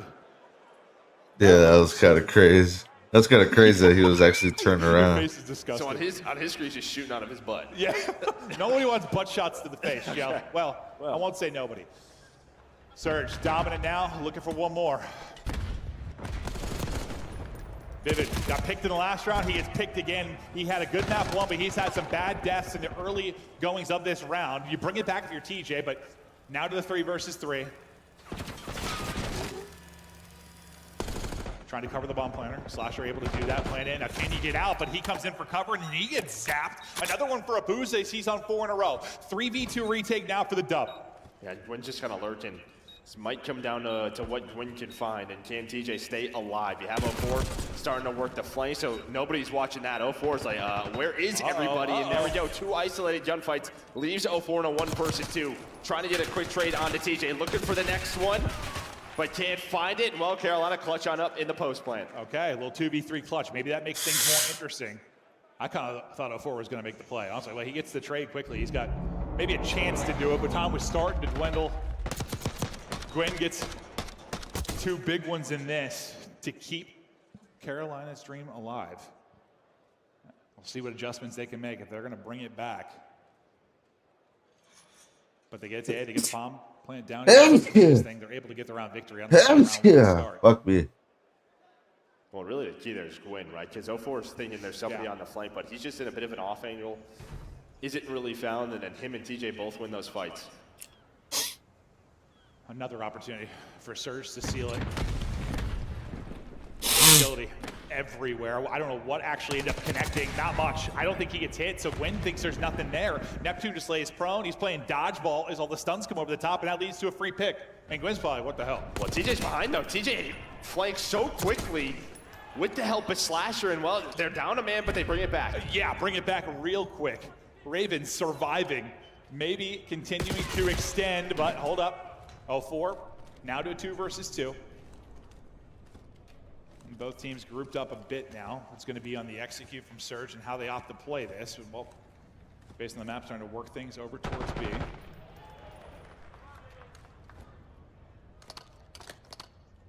Slasher. And 04 seeing what they can get done here. Just over 20 to go. Can they get the plant down? Now, it looks like you're just kind of tucked away for Ravens. You're going to let them plant and then work the retake. Yeah, 2 versus 1. They're just going to try to play with numbers. 04, though, has a sub in this scenario. First 2 ARs. It's just, what kind of gunfights does he get? Well, he's got both weapons. And well, there's the timing, but just drops down. No shots in to both players full HP. 04 hit down to 20. And as you said, Carolina once again stay alive. Well, they were down a man early. Gwyn is thinking maybe like that stun on a Neptune. Like maybe he's just further back, but he's able to get pushed on up. No, I mean, what, 2v3? Apparently the recipe for success for them to pull off rounds. And they do it round by round. Things get a little bit scarier for Surge.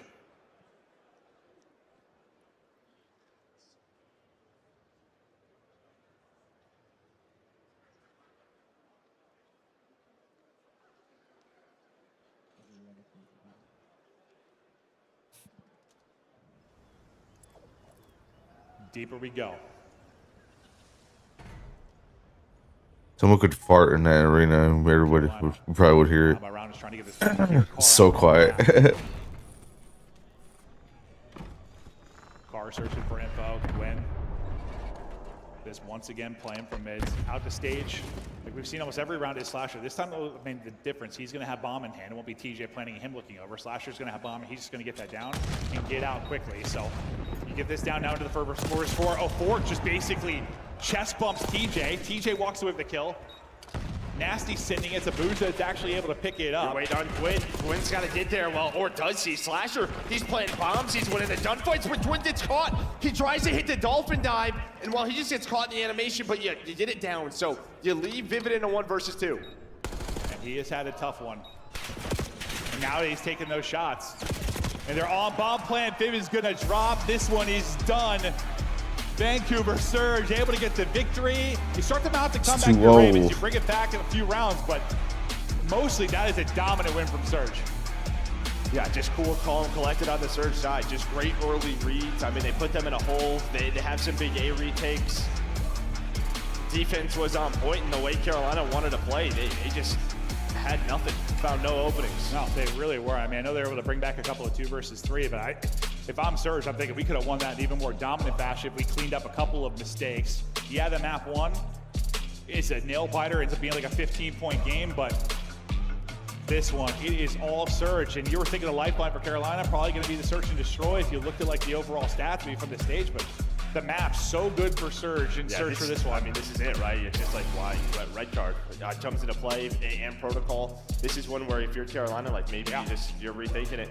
No, probably starting to quickly rethink things as you're in an 0-2 hole and you are really in trouble. I mean, Carolina obviously had the ability to bring this back, but this is what we were worried about. We just didn't really know how good Carolina was, even though like we love casting their COD sometimes and they make such great decisions. This is what it looks like. Yeah, I mean, they play a good hardpoint. That was maybe the key, was like the way Surge's hardpoint has to look. Like if you steal one, if you're Carolina, like you're absolutely in the driver's seat. But you lose these first 2 maps now, and things are looking scary. Things are looking very, very scary. You're hoping this isn't just a 0-3 drop. You're suddenly looking to have to make a crazy losers bracket run. I mean, Ali said maybe this is a Thanos type run. Just get down to round 1 of losers. He has some of the greatest losers bracket run in the history of the esport, but you don't want to be there. You try to avoid that. But before we get into map 3, we're on the desk quickly talk about the first 2 maps. Thank you very much, American. A great start. Vancouver Surge up 2-0. Ali, stop it. She's already bragging. I'm not even doing it. No, I'm doing it. Miles doing it. I came over and I was like, let's go! So, Ann, can we just start the discussion? Did Brian Saint, the GM over there at Carolina, did he drop the ball with the bans? I mean, I think, group effort. I think you should not play Pro Card Red Card in this series. I mean, it's the 2 best maps on the side of Vancouver. You talk about their search and destroy. I get what they're trying to do if you're Carolina. Like, you don't like Hacienda, you're banning what you're bad at, but you look at Vancouver, they don't have a deep map pool, right? So potentially you're still in this series despite that. You just got to get some of your star players going. You got to get Gwyn more comfortable here. Let's take a look at some of the highlights. Starting with game number 2, it was a one-sided search and destroy after a 2-0 start from Vancouver Surge. Ali, who was impressing early on? Definitely Abuza. I think those first bloods were kind of everything for Vancouver Surge. They're top 3 in the lead when it comes to those opening duel win rates. And also, just the fact they were able to win this red card is kind of huge for me, just because they haven't played it in their last 5. They were trying really hard to add Volt Search and Destroy to their map pool. It doesn't pan out, so they get the red card in this series where they have some of the most reps as well, and they aren't a great retake team. They're 10th overall in the league right now, and we saw a very different Vancouver Surge in this one. I love the way they played out their defenses versus Carolina. This is 100% one of those things where it's not really Carolina dropping the ball, it's Vancouver Surge surging forward. Yeah, the adjustments on the side of Carolina came in way too late. Vancouver did a great job, but you saw Carolina sort of like downloading and figuring out how they want to approach it. We saw the multi-flank come in with Teej and Slasher all the way around, kind of striking at the same time, able to take that round. And then in this last one, you go over towards A, you get bombed down. I like the idea. We're going to chow out back because Abuza has been there picking us off bomb post-plant so often and leave Vivid alive for the clutch. Well, Surge are just too good. They recognize that. Like, okay, we can find these kills, get a number of situations. We know exactly where Vivid's going to be. You couple that with some big gunfights by 04 that map. GG. In the tactical game mode, you see Vancouver taking it 6-3, but in hardpoint, it was just a 14-point difference. I was getting excited at the end of this one. I thought TJ had won us the game nameless. It didn't happen. Miles, what was going on for Vancouver? Who was shining? Well, everything was looking fine. I mean, I think the unsung hero, though, everyone was shining there in a row, but I think Abuza, man, I think he wins some unbelievable individual gunfights, especially on those big rotations. He's the unsung hero for me right now. Of course, we saw some huge kills from 04, massive stats there, nice breaks all around, but I mean, Stud called it in the green room aggressively. The TJ's calling game. He in fact did not. Yeah, I mean, we get real animated over these games in the green room, and this was a super close one. Nice to set the tone. We saw, you know, the P2s, like early rotations, Carolina a couple times, just getting broke. You could never get like a clean setup there. And then on top of that, Gwyn just not having a great performance. This is what we talk about all the time. Online, so good. Sometimes he gets to land, it's either a slow start or you just can't figure it out. We were doing a number 7 watch on the mini-map, and Jay was roasting Gwyn's routes. Going back to Envoy's original criticism, do you think this was just a one-off game, though, for Gwyn? I mean, yeah, I do. I mean, I think Gwyn's a very solid player. I mean, he does have the freedom. He has the green light on this team to make those types of plays. Some people are going to look at that and put the microscope on him and say he's costing them a lot of situations. But when he's winning those gunfights, that's when they were winning hard points this stage, right? So he's just got to get comfortable, man. Ali, can anyone drop 40 kills in a control coming up next? Absolutely. If it's going to be anybody, I think it's going to be Neptune. I think so far this series has already proved that he, in fact, can do what he does online on LAN as well. I wonder where we're at in our bingo card. Yeah, no pressure to get a 40 bomb. Why? Because 04 has already given us our first bingo square. Let's take a look at the B column. I mean, the I column. 40 bomb is dropped, and we got a free square. We're 2/5 of the way there, Miles. We also had the Hellstorm double kill. That happened in the last map as well. Yeah. That was 04 too. That was on our point, yeah. Donut in Search and Destroy still in the cards if we get to a game 5. Hardpoint if we get to a game 4. For now, though, let's see if Vancouver can end it. Control coming up right now as we send it over to your casters. Show some love to Merc and Maven. Oh, thank you. I loving some love, guys. Who doesn't love love? Carolina, though, I think needs some love. They need some love, and they need some love quickly because they're in trouble. We now get ready for this vault, and this is the one where you didn't play it once over the qualifier, right? No, I mean, this was like their best map in stage 1, but yeah, I think everybody just kind of vetoed it versus them, or they were trying to expand map pool, but you have not seen this from Carolina throughout stage 2. Yeah, I mean, they're obviously, they're scrimming, they're getting in reps, but in the official capacity, when you talk about kind of the minor and the qualifier, don't play it at all. And that's just one of those things where it's like, are you still in the same form on this map like you were in stage 1, which we don't know the answer to that until we watch this particular matchup. Neptune, though, on ball control, he has been solid. When you talk with the overall KD and the kills per 10, ranking 4th overall on that, he's going to be a damage dealer. He's going to be setting the tempo for this team. Yeah, and this is probably the key here for like Vancouver. If they really want to go on a run in this tournament, is sort of control. Yeah. 50% throughout stage 2, but just some of the against their tougher opponents, this is where they struggled a bit. Talk about like some of those games versus these in Faze. They got to get better in this game mode. Yeah, that's where the hard point has been. They're going to get the control there too, and they will be a force to be reckoned with. TJ and the boys, though, trying desperately to get something going in this series. Nice tracking there with a hip fire, able to cheese 1, but you go 2 for 2 in the battle there on the point. Slasher, though, keep an eye on him. He's worked up this B streak, trying to get shots on the cross. Him and Gwyn able to connect onto one with a lovely bit of team shot. Now Abuz is thinking left hand, right. What am I going to chow? He chows Slasher, who's pre-aimed and ready. Great win from him. Alleviates pressure then around the point. Last guy up is going to be Neptune. Deep back behind Art, so this will be some great progress on that. Yeah, so that's just really what it is, right? Slasher gets pushed up. Those 2 players are off spawn. It's basically telling his guys, hey, you have a 3 versus 2 here on the point. Trade it out, and well, they're able to find 3 kills. No retake in from Surge. Abuz has got to take a long route and maybe just chill, but A point already done. Yeah, I think we talked about how like, A's been really defensive this qualifier. Like, there's been so many retakes that there haven't been that many like clean 3-4 deads. It's been this reinforce, 1 by 1, just kind of battle. There, though, you get everything you want due to Slasher's addiction and the kills that come through. And Vivid, he maybe struggled in that map too, but he was shooting in the map 1, and he's right back to work. Lovely stuff out of him. And I got to deal with the Abuz in his house, right? I mean, you see number 2, he loves this area of the map. Big 2 kills there from Nasty to alleviate some pressure. And while Slasher's just trying to hunt him down, he has no idea that is not where Abuza is. He's actually all the way in the back. So TJ trying to help him out, trying to find Abuza. They know he's here somewhere. Abuza peeking through the windows. 1 getting through, though. That's number 5, and you're like, all right, well, now we'll get the kill. Unfortunately, his teammate, Nasty, is going to drop before that. Number 8 and Vivid got pushed up, but he's going to end up dropping. You deal with it kind of on both sides for both teams. Neptune seeing he can build a playmaker in through a hole. 1 battle goes down to P2. TJ's able to win that. Lives-wise, you're still up a few as TJ does chain together kills. This is probably your best attack opportunity, but the spawns are coming in quickly. Ofor's going to get caught. Now you got a great chance. Great slide through. I think that's every POV we're watching. His player sliding in from Ravens. Thankfully, Abuza and Nasty step up. They hold the defensive line for now. Yeah, that headshot doesn't come through. Gwyn is getting so aggressive there, and I mean, that was your chance. Now it's going to be 4 dead. Gwyn off spawn, though, trying to stay forward, put pressure on Surge, maybe not give them map control, and well, he's going to do just that. That's going to be 3 dead. So again, the map flips back and forth. Both teams fighting over map control, but Carolina get on the point, pause the clock. It was a 3 dead that really set up your success onto A. Obviously, it doesn't turn into a round victory necessarily here onto B, but it allows you to get some progress. And if we're going the distance, every tick at B is going to be so valuable. Abuza trying to play the shutdown player. He's able to do that with his double. Sliding back in is Vivid, who actually walks away with 1, but time, the big factor, 20 seconds. Lives now. The conversation as well as you're down 1 if you're Surge. This next big fight towards the objective going to be huge because you've got to stop the clock. You've got a chance of winning this if you're Royal Ravens. TJ again, the double kill demon. No respawns remaining now for Surge. 4 versus 5. 5 seconds to go. Someone's got to stop the clock. Neptune trying to stop that from happening.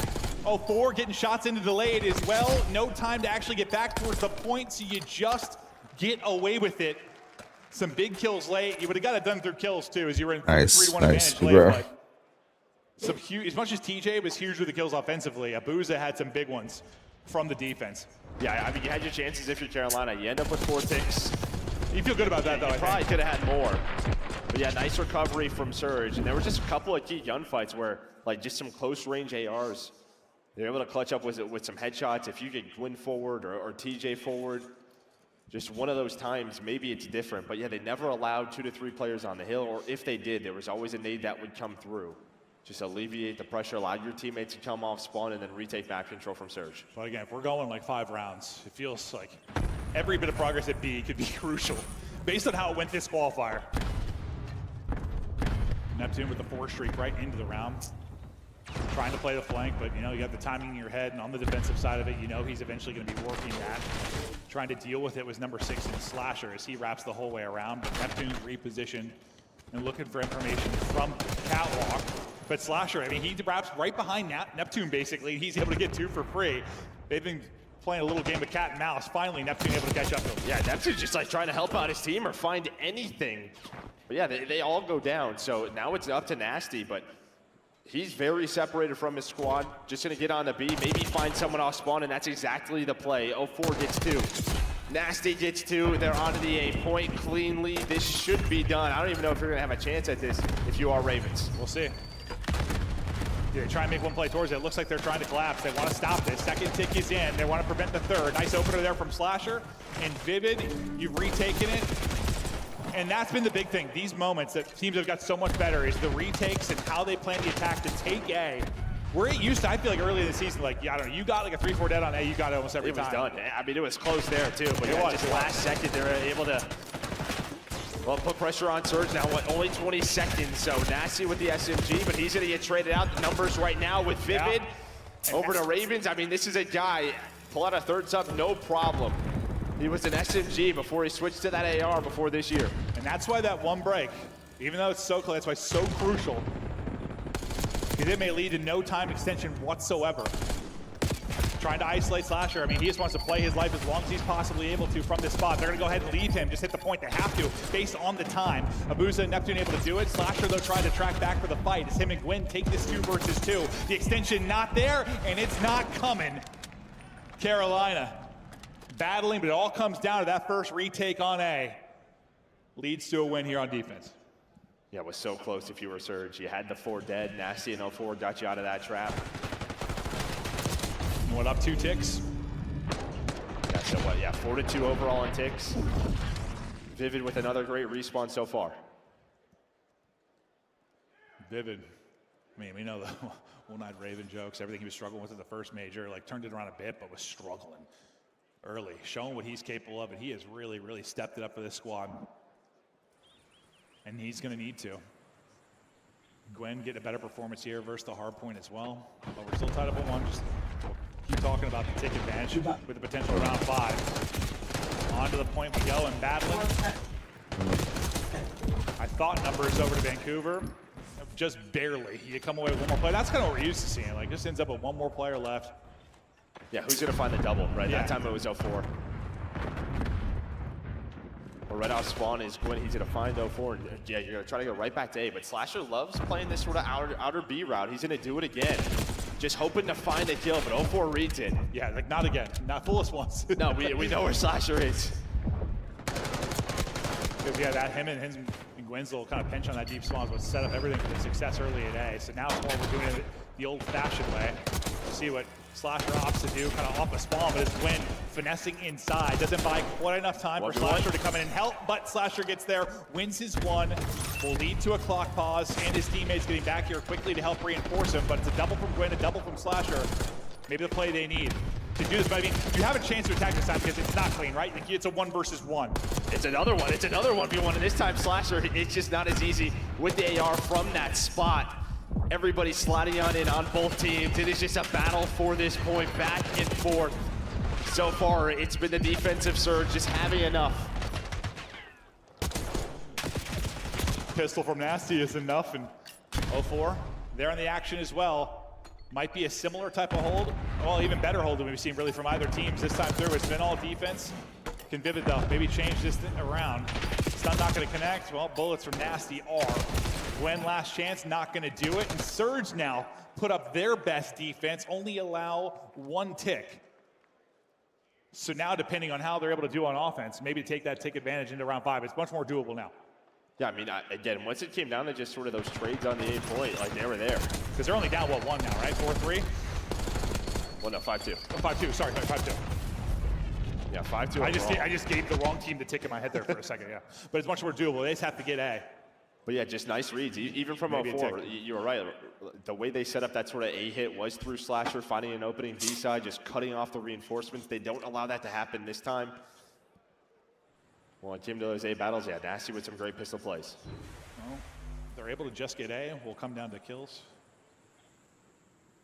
They get a tick on B, they'll take advantage and get that defense for the round 5. But they found very little success really in their opening offense, and well, win a part of why that was the case. Win gets right back to work.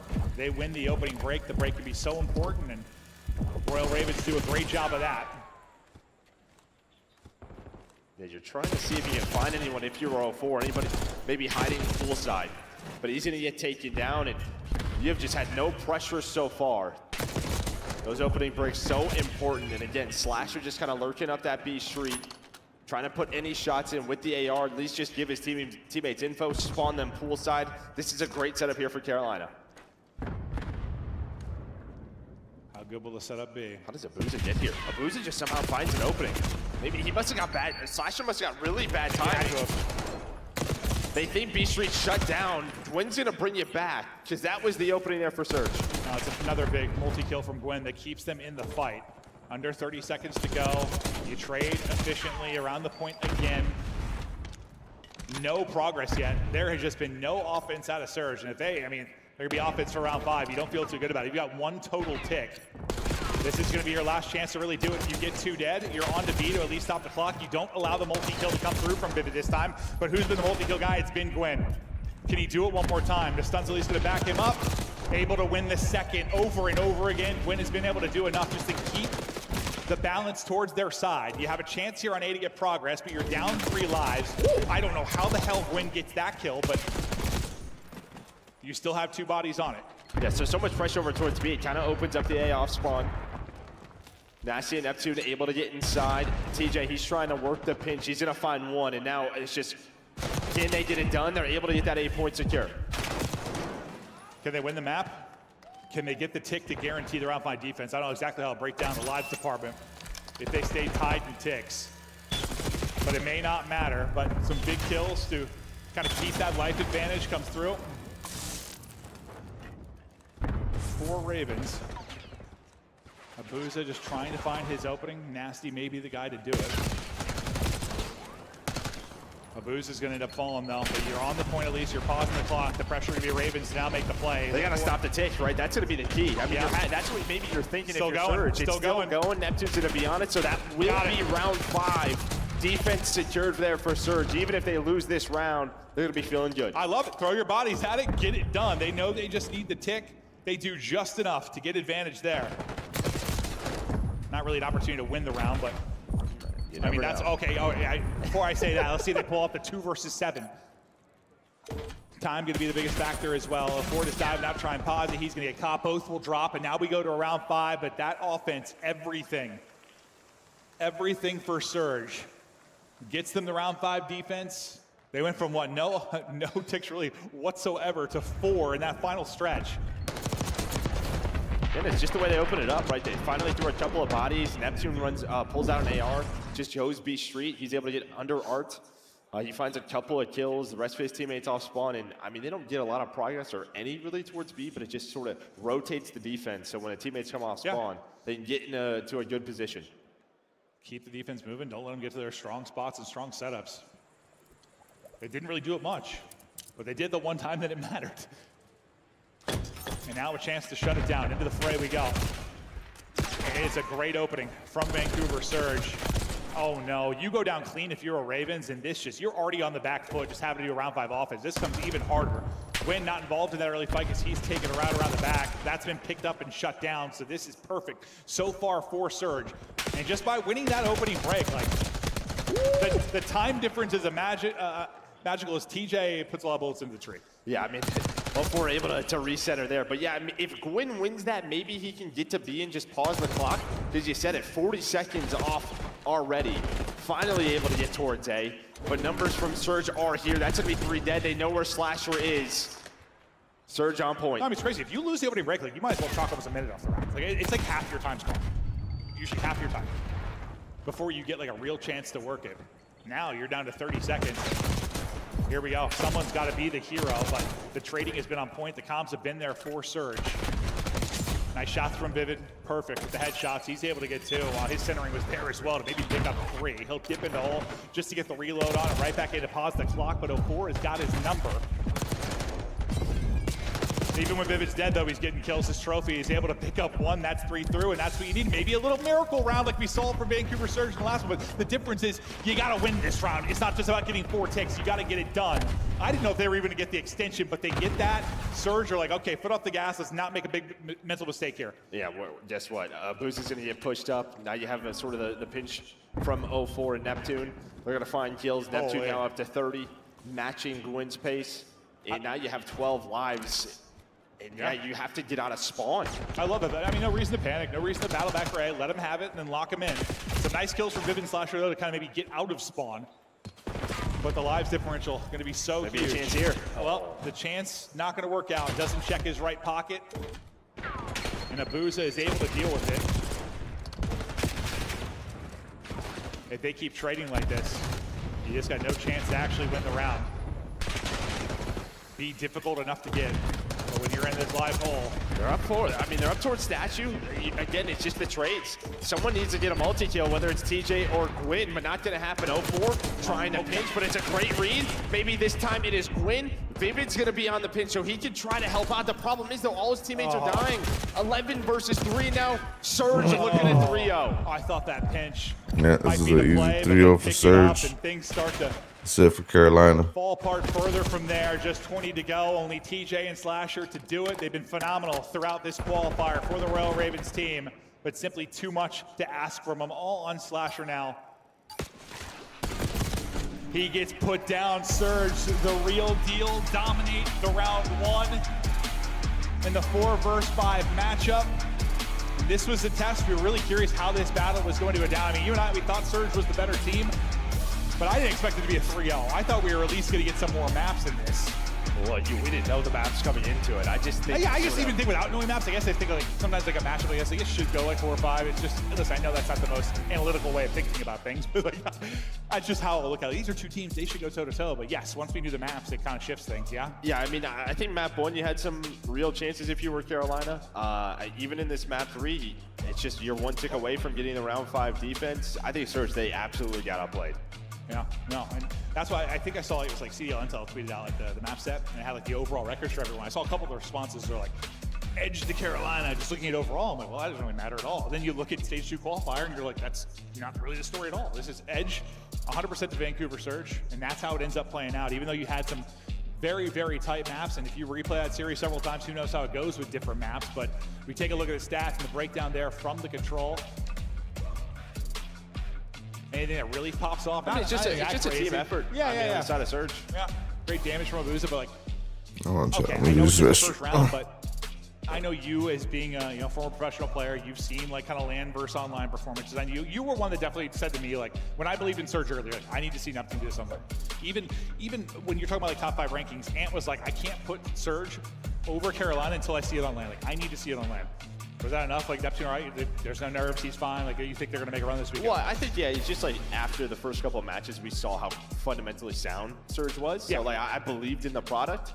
But yeah, when you talk about sort of just the top matchups, Faze and Thieves, you're going to need your stars. And I think you got it here in this round 1. Yeah, you did, especially in the map 3. But it just seems like anybody can get it done right now. When you talk about this Surge team, dude, they are, I think, the real deal. I'm saying they're going to win this tournament. I mean, Thieves have looked unbelievable, but with a chance to like get to Sunday and maybe do something like, I don't know. When we talk about like, let's say Major 1, like you look at Carolina and Heretics that were able to get there. Like I didn't really think either had a chance to win the event. Surge, maybe. Yeah, and I mean they have a great coaching staff. They're going to have great prep, right? So when they have time to prepare for their Friday match, they're going to be locked in. Or Saturday game. Yeah, Saturday. Yeah, got a couple of days and just prep. We'll see how much better they can get. But we had a lot of eyes on Neptune since he's came in. This team has looked different. We've got him on the main stage right now. Texas, show some love to the Vancouver Surge as they kick this tournament off with a hot 3-0. And I got Mr. Lightning McCloud with me on the main stage, Neptune. Talk to me about how does this win feel for you? It's been a while since we've had you on the main stage, but you look damn good there in that series. This win means everything to me because like I haven't been in the CDO in like 2 years, and I feel like this was my chance to actually like prove myself. Obviously, it's just one match, but it's obviously good to get that first win on the board as a team. Did he make you guys proud, Texas? I think he proved himself out there, yeah? Definitely did. Now, talk to me about your teammates. That map number 1 on the hard point was so close there coming to the end. How proud are you for the composure you guys showed there, not letting Carolina get that one up on you going into the S&D? That composure was insane. Our communication didn't change at all, even though it was a very tense moment for us because P1 on Vault, to go down to the wire like that is just, it definitely feels a little nerve-wracking. Like if we watched it back, we would be like, oh my God, like how do we win this? But in the moment, it felt like there was no pressure. We were just, doing the same thing we do every single day. Yep, and it showed right there, locked it in. Now, that second map, about 3 rounds in, you guys was laughing, everything was looking good. You're playing up against 2 of the top 4 S&D players in the league, but you shut them down. What could they have done better against you guys there? What did they do wrong? I'm not going to expose, the way we think. Well, what did you guys do right? Well, the things we did right was we prepared, last night. We all got together, we watched some of their S&Ds, and we were like, okay, this is some of their tendencies, and we just kept that in mind going into the map. All right, there you go. Lastly, what do you want to say to these fans in here that's been supporting you and supporting Vancouver Surge here and at home? To all the fans that supporting us, thank you. It means everything to me, just being back on the main stage, and I hope you guys keep showing support this weekend. Thank you. All right, you heard it from Neptune on the stage. That's going to do it for me and him. Puckett, take us away. Thank you, Blaze. You've got some fans up here on the desk, Mr. Neptune. It's great to see him showcasing his skills, not just online, but here on land, Miles. It's about time, right? It's about time. Nep's been out of the league for too long. Yeah. Now that he's back, that was the perfect series to get the ball rolling for Surge. And again, to just rip the Band-Aid and get them in that sort of land mode. We know they can do it now. They just did it there. Yeah. I think that, as far as I'm concerned, big upset. And he just crushed his interview. So if I'm Vancouver, I'm dropping the bag. I'm saying, this is my franchise player. We are going to lock you up at least 2 games. Let's jump into the highlights, though, because it was only a 3-game series, and you and I got embarrassed by Allie and Miles. We did. We did. Vancouver answering the call, man, delivering on land. Everybody performed. And on this control in particular, it's one that they wanted to add to their map pool. Their retakes were so good. Every trade battle comes down to that final kill. Surge is just winning it. They're not just throwing bodies desperately at A when you see Carolina capping it. They're taking their time and they're finding those kills. It's just so difficult for Carolina to sneak through. Saw Slasher trying to get over towards their building, just never allowing it. It happened once at the very beginning, then they recognize it and they keep it in mind. They take mental note. Their communication is just so good. So Vancouver, they look unreal. I think it's really important to paint the story as well for Vancouver Surge of just they are excelling in areas they have been struggling in throughout the entirety of stage 2. Control was not a very strong game mode for them. They were 6-6 heading into this. They were middle of the pack when it came to defense and attack, going up against the Carolina Royal Ravens, who's a top 3 attack team. So what do? They go up against them on their best control. 6-3 in Vault for Carolina Royal Ravens, completely shut down in this series. You have to tip your hat to the Vancouver Surge. Yeah, shout out to Rambo Ray, man. Listen, this is a map that... This is dream team, You look at Carolina, right? And it's their best control, but they didn't play it this whole stage. So you look at Ray, and he's like, you know what? Maybe a little rusty. Let's play him on some Vault. They get the dub. Camera can't see him, but there's a man right here. He's in middle school, and he's rocking his Surge jersey. His team just got a 3-0, and it was with plays like this. Let's take a look at your scuff. Play of the game. This is the end of Hardpoint, Miles. You're no stranger to some play-by-play. Walk me through it. Well, look, I mean, I think the key here is the scoreline. Going into a P1, we heard Neptune in the interview there talking about how, if they look back at this, wow, how did we manage to pull this one off? Well, I'll tell you how. A 2-piece there from 0-4 with a Hellstorm. We didn't think it was a great call, but what does it do? It creates chaos in the middle of the map. The Ravens all have to flood in through one side. A single flank from Gwyn goes down low through Vault. To quote Jeremy Studd, who is that in Vault? Who is that in Vault? And unfortunately, it doesn't pay off. he gets traded out. So again, you've got numbers here on the point. Last man up, Neptune, dances the dance, buys that little bit of extra time, and a P1 bang out like this is no easy thing to do. Wow, fist bump, Miles. That was great play-by-play by you. Thank you very much. Thank you very much. And what's so crazy about this as well is like Vancouver Surge's breaks were so good throughout the entirety of this opening hardpoint, and you just saw them thriving in the chaos of this P1. I mean, it didn't matter which angle Carolina was coming from. It literally felt like their heads were on a swivel the entirety of those last couple of seconds. Everybody playing their role, getting the job done. Carolina now knocked into our elimination bracket, and we will see Vancouver Surge playing for a spot in the top 4 once again. Let's take a look here at our numbers. Nameless Surge, they'll play either the winner of LA Thieves or Boston Breach. If you're looking at the numbers, it's probably going to be Thieves there. Yeah, and you know, Thieves and Surge have had some bangers, man. The minor final was absolutely incredible. You know Vancouver want their revenge. In a semifinal, sure. We're still in round 1 of the winners bracket, and that continues when we come back. It's match 2 of the day. Number 3 seeded Toronto Ultra takes on Cloud9 New York.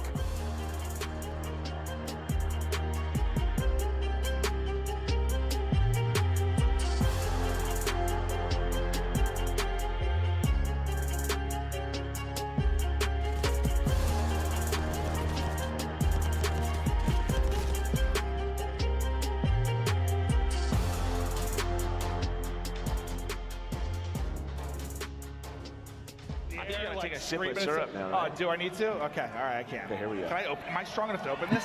Yeah. You can open it for me? I'm not strong enough. Are you serious? I need you. Well, we got to take this You're off. my work husband. We got to take this off. Oh, Okay, that helped. Now can I do it? Yeah, probably. Go.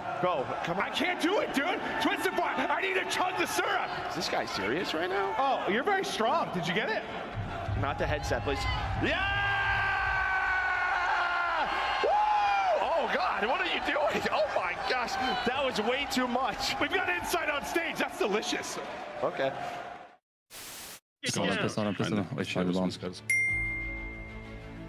We're playing the bomb. Oh, my God. God, ball, come on, give it to me. Bomb is armed. No, I don't know if he gets sound. Behind you.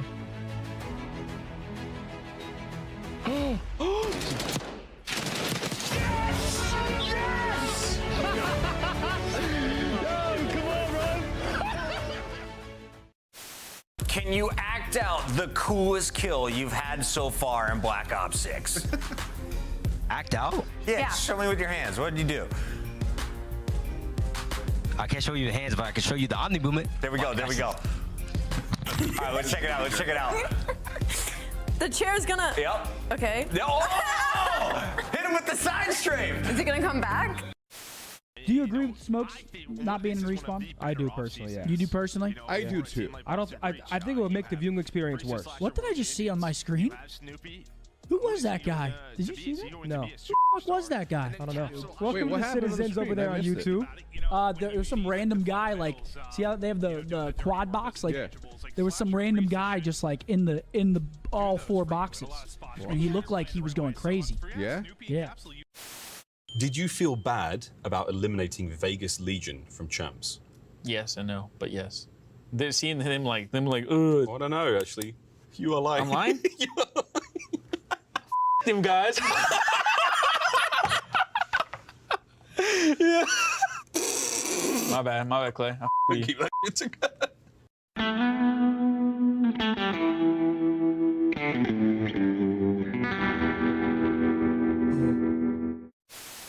Nice, 2-1. I'm backing up. You're 1v1 is Dasher. He's slow as f. Yeah, bomb down on these coasts for sure. He's slow. Yep, push it. He's laying down behind the boots. Laying down behind the boot right here. Nice, baby, go! Let's go, boys. Go, bro. Go. Come on, Eric. Go. Come on, Eric.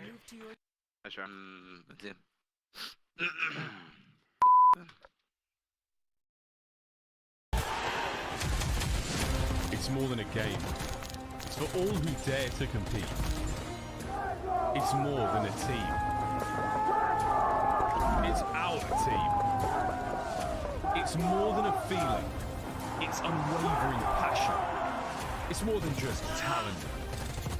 It's the grind that got me here. It's more than a moment. It's our legacy. One city, one stage, one champion. The battle starts now.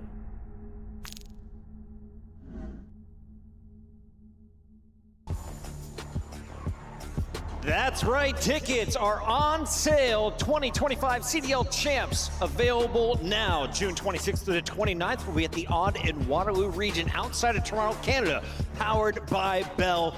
Merc, we're going up north. You excited for another round of champs? Always. Toronto put on some great events. Should be a good time. And I always feel like the events in Toronto are amazing. Yeah, so if you want tickets right now, tickets at torontoultra.gg is going to be the short code to get there. But Alley Cat, you've been to a champs or two. Why is that the best event of the year? What do you mean? It's where you get all of the bread, you get all of the glory at the end of the year. You become the world champs. Nobody remembers a lot of the majors except some of us nerds, but we always remember the world champs at the end of the season. All right, so come up north, try out some beaver tails and poutine. Trust me, gravy on your French fries with a little bit of pulled pork, it's the way to go. We'll be talking a little bit about Toronto more, but right now, can we turn our focus to their team? We've got the Ultra taking the stage, and this squad jumped up to the #3 seed with a win over Vancouver in a Game 5 to close out our qualifiers. When they're dangerous, Merc, what do you like about this Toronto squad? I think they're search and destroy, right? That's probably been their best game mode all year long.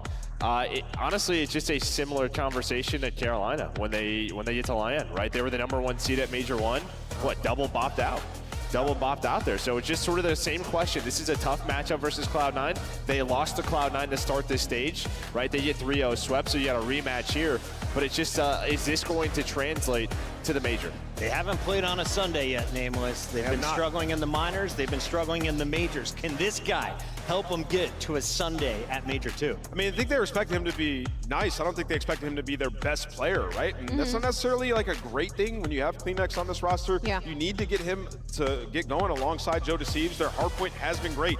6 and 7 throughout this split. Like, you can be good at search. You still need to have HP to win championships. And Toronto, that is what they're trying to do. When they made this team, they thought Beans would take a step, be able to fill Scrap's shoes, and Joe Deceives was ready to be that duo alongside Kleenex. So far, Joe Deceives has delivered. I think this is kind of almost a disaster that could be waiting for Toronto Ultra if they don't perform well at this Major 2, hopping off the back of that, as their respawn just has not been strong, and neither has their map pool. So it's kind of a big question mark of what Toronto Ultra are we going to get. There's a new free agent floating around making everybody nervous, but you're entering here with the #3 seed. Your opponent, the #6 seed. Let's take a look at Cloud9 New York. Sib, big question marks around this man. He was supposed to be an all-star. They've been bringing Kremp. He's supposed to be a rock star in Search. Well, they've kind of lived up to that hype here in the most recent games. Well, that's just it. I mean, we talked about Sib just over and over, just every single time, the numbers he's putting up, especially in respawns. But don't overlook Kremp and his impact in Search and Destroy. And that's what's made this team dangerous. It's like, not only did they improve, they've also they have a complete game. They don't really have a weak game mode right now. They have some solid wins. They're taking teams the distance. It's just, you talk about this first matchup, they have already beaten Ultra. Yeah, and at the beginning of this stage, it was actually Hardpoint that was their strongest game mode. I know they're technically on a 4-loss spree right now, but you're talking about 2 Hardpoint losses to the Carolina Royal Ravens within 50, and as well as a 10-point loss to the Atlanta Faze. So they're still doing well when it comes to that game mode. Just a couple of unfortunate matches that went back-to-back, and it's off the back of Sib finally finding his place in this roster, Attach finding his place in this roster. But the thing is right now for them is going to be the consistency. It's going to be, can you keep up what you finally have gotten the puzzle piece for? Yeah, I mean, they've put in a ton of work, right? And you got playstyle changes on the side of this roster, like Attach. Just get in the hill more. He's averaging almost 87 seconds in the hill in every hard point. Why do you think Sib's been frying? It's because of that, right? So had to figure that out for their HP. And as Joe mentioned, Kremp having an insane stage in Search and Destroy. They're 8-3 in the game mode. Shout out to my guy over here, double fisting. This is only match #2, and we are partying in Texas on day number 1. Thursday. Merc, let's jump into this discussion. A little bit of players to watch, though. We saw 04 dropping a 40 bomb. Is there someone that you expect to compete with these two? Are these the two guys to watch? Yeah, I mean, you probably know these two right now. With what Sib is doing with the AR, and then on the side of like Ultra, I mean, Joe can do it. in search and destroy with the AR, but his sub, he plays so quickly. Like when he's in the hill, making plays, yeah, that's where he's going to get those 40 bombs. Allie, if we're looking for someone to get the hill kitten time, that's 150 seconds of hill time. 150? Yeah, that's got to be attached 100% when it comes to this series, because that's kind of his role now on this squad, right, is to try and soak up that hill time as much as possible. When they found success in hardpoint in the respawns, it was when Attach was being the hill kitten. Attach a little bit nervous, as you guys saw there. His chair empty. Yeah. He's about to take the stage, though, and this is a world champ who has been around. People forget that he is one of the veterans in this league. Yes. Cloud9, one of the younger rosters, if you're looking at the numbers nameless. Yeah, and for Attach, he's had to change his playstyle a lot over the years. Everybody knows when he was young, he was the SMG player, and he became an AR, one of the better ARs that we've had in terms of slaying over the years. But when you pair him alongside a guy like Sib, who is a superstar in his own right, you have to adjust your playstyle once again. That's exactly what they've done. Attach and Mac have been so good at filling the gaps for this team, and they're now becoming the C9 we expected. We saw this roster on paper. We thought they'd be good on all levels, have a deep map pool, and it's slowly developed. We're finally getting there. Now it's time to do it on LAN. So we were wondering, which players are going to be affected at LAN. Neptune clearly not affected. Right. Does anyone get a buff playing on LAN that's in this lobby? I would say Kleenex and Insight. Kleenex is a good 100%, shout, yeah, yes. for sure. Yes, Kleenex online, it hasn't been the Yeah. same Kleenex. We've been waiting for him to sort of be that fry man. He's had moments, he's had maps here and there. He hasn't put it together prolonged over either of our minor tournaments or our major, right? So it could start here. Obviously, they lost him last time they played. It was 0-3 on the side of Toronto, so they want revenge. Let's take a look at our maps and modes. It's another best of 5 in the winners bracket. You win 3, you're moving on. And we have Hacienda Protocol Hacienda as our first 3. Merc, thoughts? I mean, I think you like this if you're Cloud9. Yes, you get your what? Haciendas, and then even if we go deep, their sort of comfort maps to start the year were Skylines. I mean, I'm pretty happy if I'm Cloud9 with this. Yeah, if you're Cloud9, you're kind of licking your lips at some of these respawns. Hacienda is at map 1. That's going to be really important, actually, for the side of Cloud9. They're 6-3 in map 1 right now, and that Hacienda is sitting at 4-2. Worst map for Toronto Ultra, or second to worst map for Toronto Ultra as far as hard points go. And even that Skyline, Toronto Ultra, the last time they played Skyline was against the Vegas Falcons, and that was like a 60-point game. Beyond that, they haven't played it very often, so I'm a little worried. If you're Cloud9, you're 16-5 across the searches and the hard points in this series. I would say you're pretty happy entering this You're living series. great right Toronto now. have decided to just straight up chow. Joe? Yeah, I think the only thing Ultra's probably happy with is map 2, the protocol search. Yeah. It was like they were the best protocol search team to start the year. I think they plateaued a bit. They had to really, evolve their strats. And if you look at the end of stage 2, they did. They had some big wins there. Sort of their play style really stepped up. So I think map 2 Joe's Ultra, but the rest of the series, I'm thinking C9. Yeah. We've got some good games coming our way. We've got some swing maps potentially as well. If you're looking at the numbers, who is going to have the edge in the best of 5? I believe graphics coming up for you guys. But if not, question for you here, Nameless. Yeah. I'm Toronto. I've bombed out at the previous LAN. If I lose here in the winners bracket, is this roster cooked?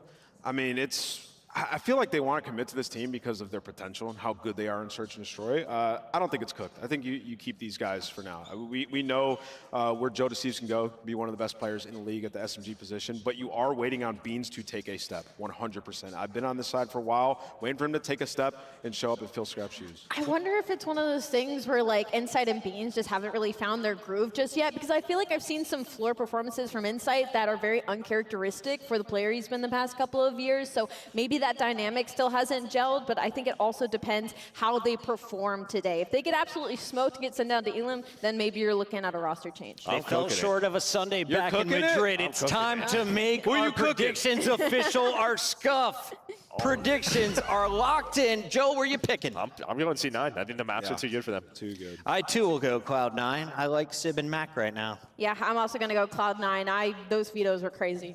Man, we're going with Are you unanimous. going to try to catch up? I'm going C9. No, I'm going Catch up, Cloud9. man. I got Cloud9 winning this one.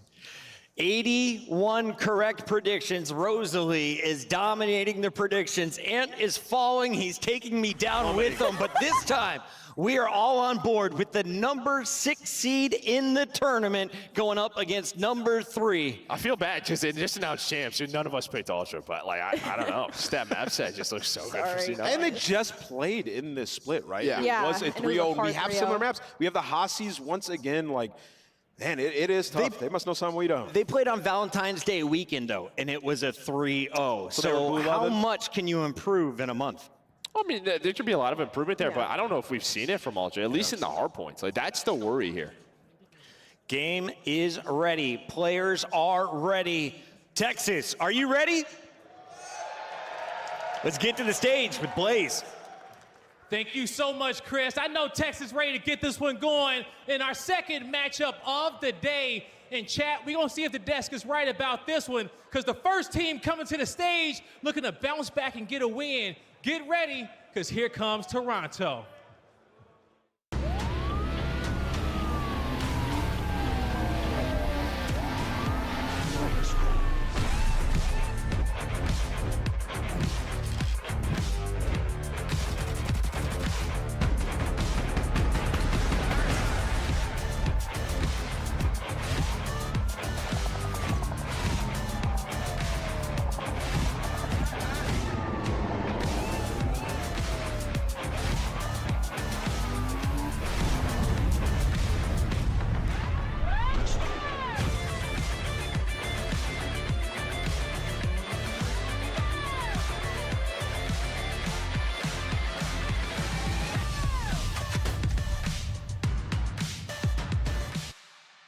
Texas, show some love to the Toronto Ultra. Coming down the tunnel, we got Faze. Joe Deceives, followed up with his sub-duo Kleenex and Insight. Toronto Ultra trying to ice up on the stage and get some revenge over here against their opponents. This star-studded roster has failed to meet expectations this year, but it's a long year, and we're only at Major 2. Joe Deceives has been unbelievable lately, and he's trying to go crazy here against C9 in the revenge match. I'm excited to see this team debut on this stage down here in Texas and take over. Let's bring out their opposition. Yeah, I know these boys ready to go super crazy over here on the Toronto side, but it's time to bring out their opponents, looking to slap them down yet again. Make some noise for New York.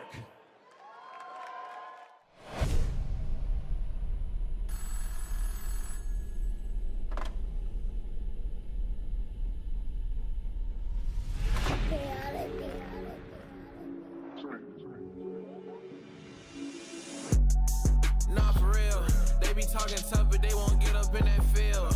ARPs and 223s get hit up in your grill. Iron on me like I'm Tony, like an orange eye pill. Come and get your shorty, cause she tryna cop a feel. She know look chaotic, keep it hot before the deal. And you steady talking out your neck, it's never real. So I say not for real. So I say not for real. Not for real. Yeah.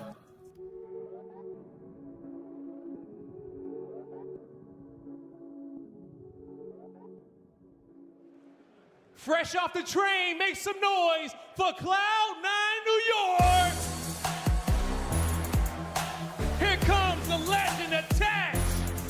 Sid, Matt, and Crimp.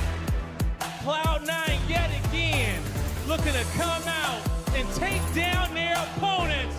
Get loud for them, Texas. You're talking about a team that imbues confidence, and there is no matchup better for them to feel more confident in. You're talking about a hot 3-0 the last time these two teams went up, and one of the players to shout out is Sib, an unreal Major 2 stage heading into this. He rocked a 1.33 going up against Toronto Ultra. We're looking for a hot series on both sides. Ready to get it started, Blaze? I'm ready, Allie. Texas, one time. Are you guys ready? That's what I love to hear. Shift, study, let's roll. Woo! It should be a good one. I know it's a kind of an unexpected 3-0 to start the day. I thought we had that going 5. This one feels like a prove-it match for both these two squads. They've struggled versus the top 4. They have a little bit of history between each other, but that was over a month ago. Oh yeah, literally over a month ago. It was a clean 3-0 with Cloud9 coming in refreshed and reformed, with Sid being the guy after Major 1. You get more consistent plays out of Crimp, and now Attached playing a little more of an objective role. They have finally found their identity. On the opposite side for Ultra, it's still like the same story for me, though. It has been. Since Major 1, they've always been good at search and destroy. They've been decent in control. The hard points have been up in the air. Going into stage 2, it's basically been the same exact thing. So when you take a look at the maps and the modes, and that's headed perfectly, C9 have a lot of their favorite maps in this one. Yeah, the respawn pool in particular looks very favorable for Cloud9. Now, the deeper we get into the series, though, the more you start to, I think, favor a little bit towards Toronto. I think in particular, though, it's hard to really say that with any sort of confidence, because coming into like Major 1, through the Major itself, now into the Stage 2 qualifiers, we're like, the search and destroy has been so good for them, but they've lost a lot of their bread and butter searches. You know, we used to say them on red card, you don't want to touch them there, but a lot of teams have actually smoked them. So there's a little bit of an identity crisis in certain ways for Toronto. I think that's why the question was led by Ant. Like, if these guys pop out of this tournament, do you look at a roster change? I don't think you do yet, but this needs to be a prove-it matchup to where you sit there and say, we can't handle the teams that are coming in as a lower seed than us. Oh yeah, without question, man. And I think it needs to be answered through the hard points. We talk about this Ultra roster every single time. It's about their rotations. Yeah. For some reason, they don't really like to be that team early on. They want to be the team breaking into hard points and finding their time that way.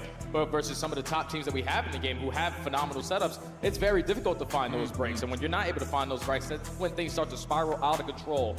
Just need to have more of a consistent game plan in this opening HP, because so far throughout this stage, it's been like their auto beat. Yeah. Has not been good for Toronto. On the opposite side for C9, they basically want to play it every single series. So good map 1. Yeah, I mean, it's big. And like Ali said to the desk as well, this Cloud9 team has been phenomenal in map 1. Starting off their series hot, it's gotten them into positions to come back through and be in a position to deal with some of the top teams that are in the game.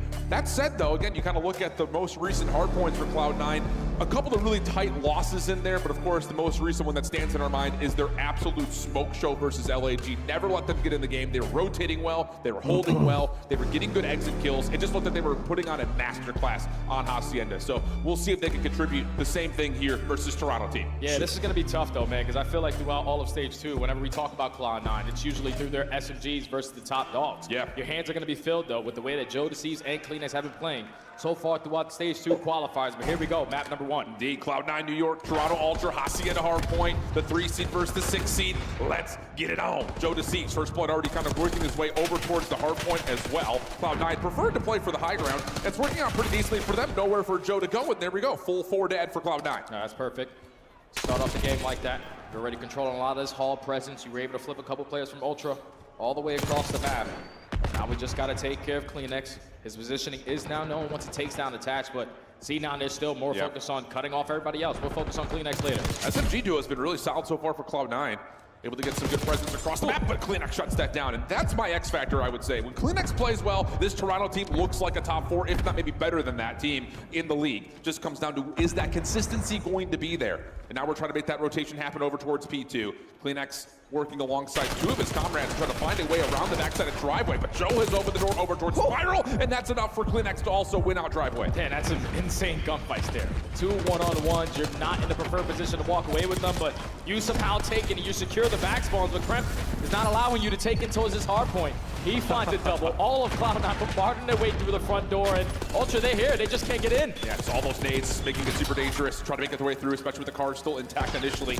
Beans, lots of damage, can't find a kill though. I mean, he has damaged every single Cloud9 member. Jodeci's now off the pinch, trying to find a way to crack into this hard point. Nicely lined up for 2, that's gonna break the hill. And also a follow-up from Beans at mid-map has this back 20 looking good for Ultra. Yeah, that's big time right there from Ultra, because they thought when they found the initial 2 kills, we should have walked away with at least 50 seconds plus, but Cloud9 made him work a little bit more harder for that. Basically a tie game now, going over towards P3. Cloud9 had every single player currently up, but that's an opening kill. Going in favor of Kleenex, an opening double. Now Cloud9 are gonna be weak off their rotation. Yeah, you can go scrap to initial here if you're Toronto. Cloud9 spawning all the way behind P2, and Kleenex finds the straight member inside the hard point. This has been beautiful for Toronto, plus the shutdown up top. That's just absolutely perfect. So Ultra's gonna set themselves up with a really solid hold. They're gonna read that the spawns are still intact, and now it's up to Cloud9 trying to break from the front. Yeah, they have a couple routes being developed here, but Matt gets shut down on his overextension. Now you're just going trade for trade. Over towards top flat.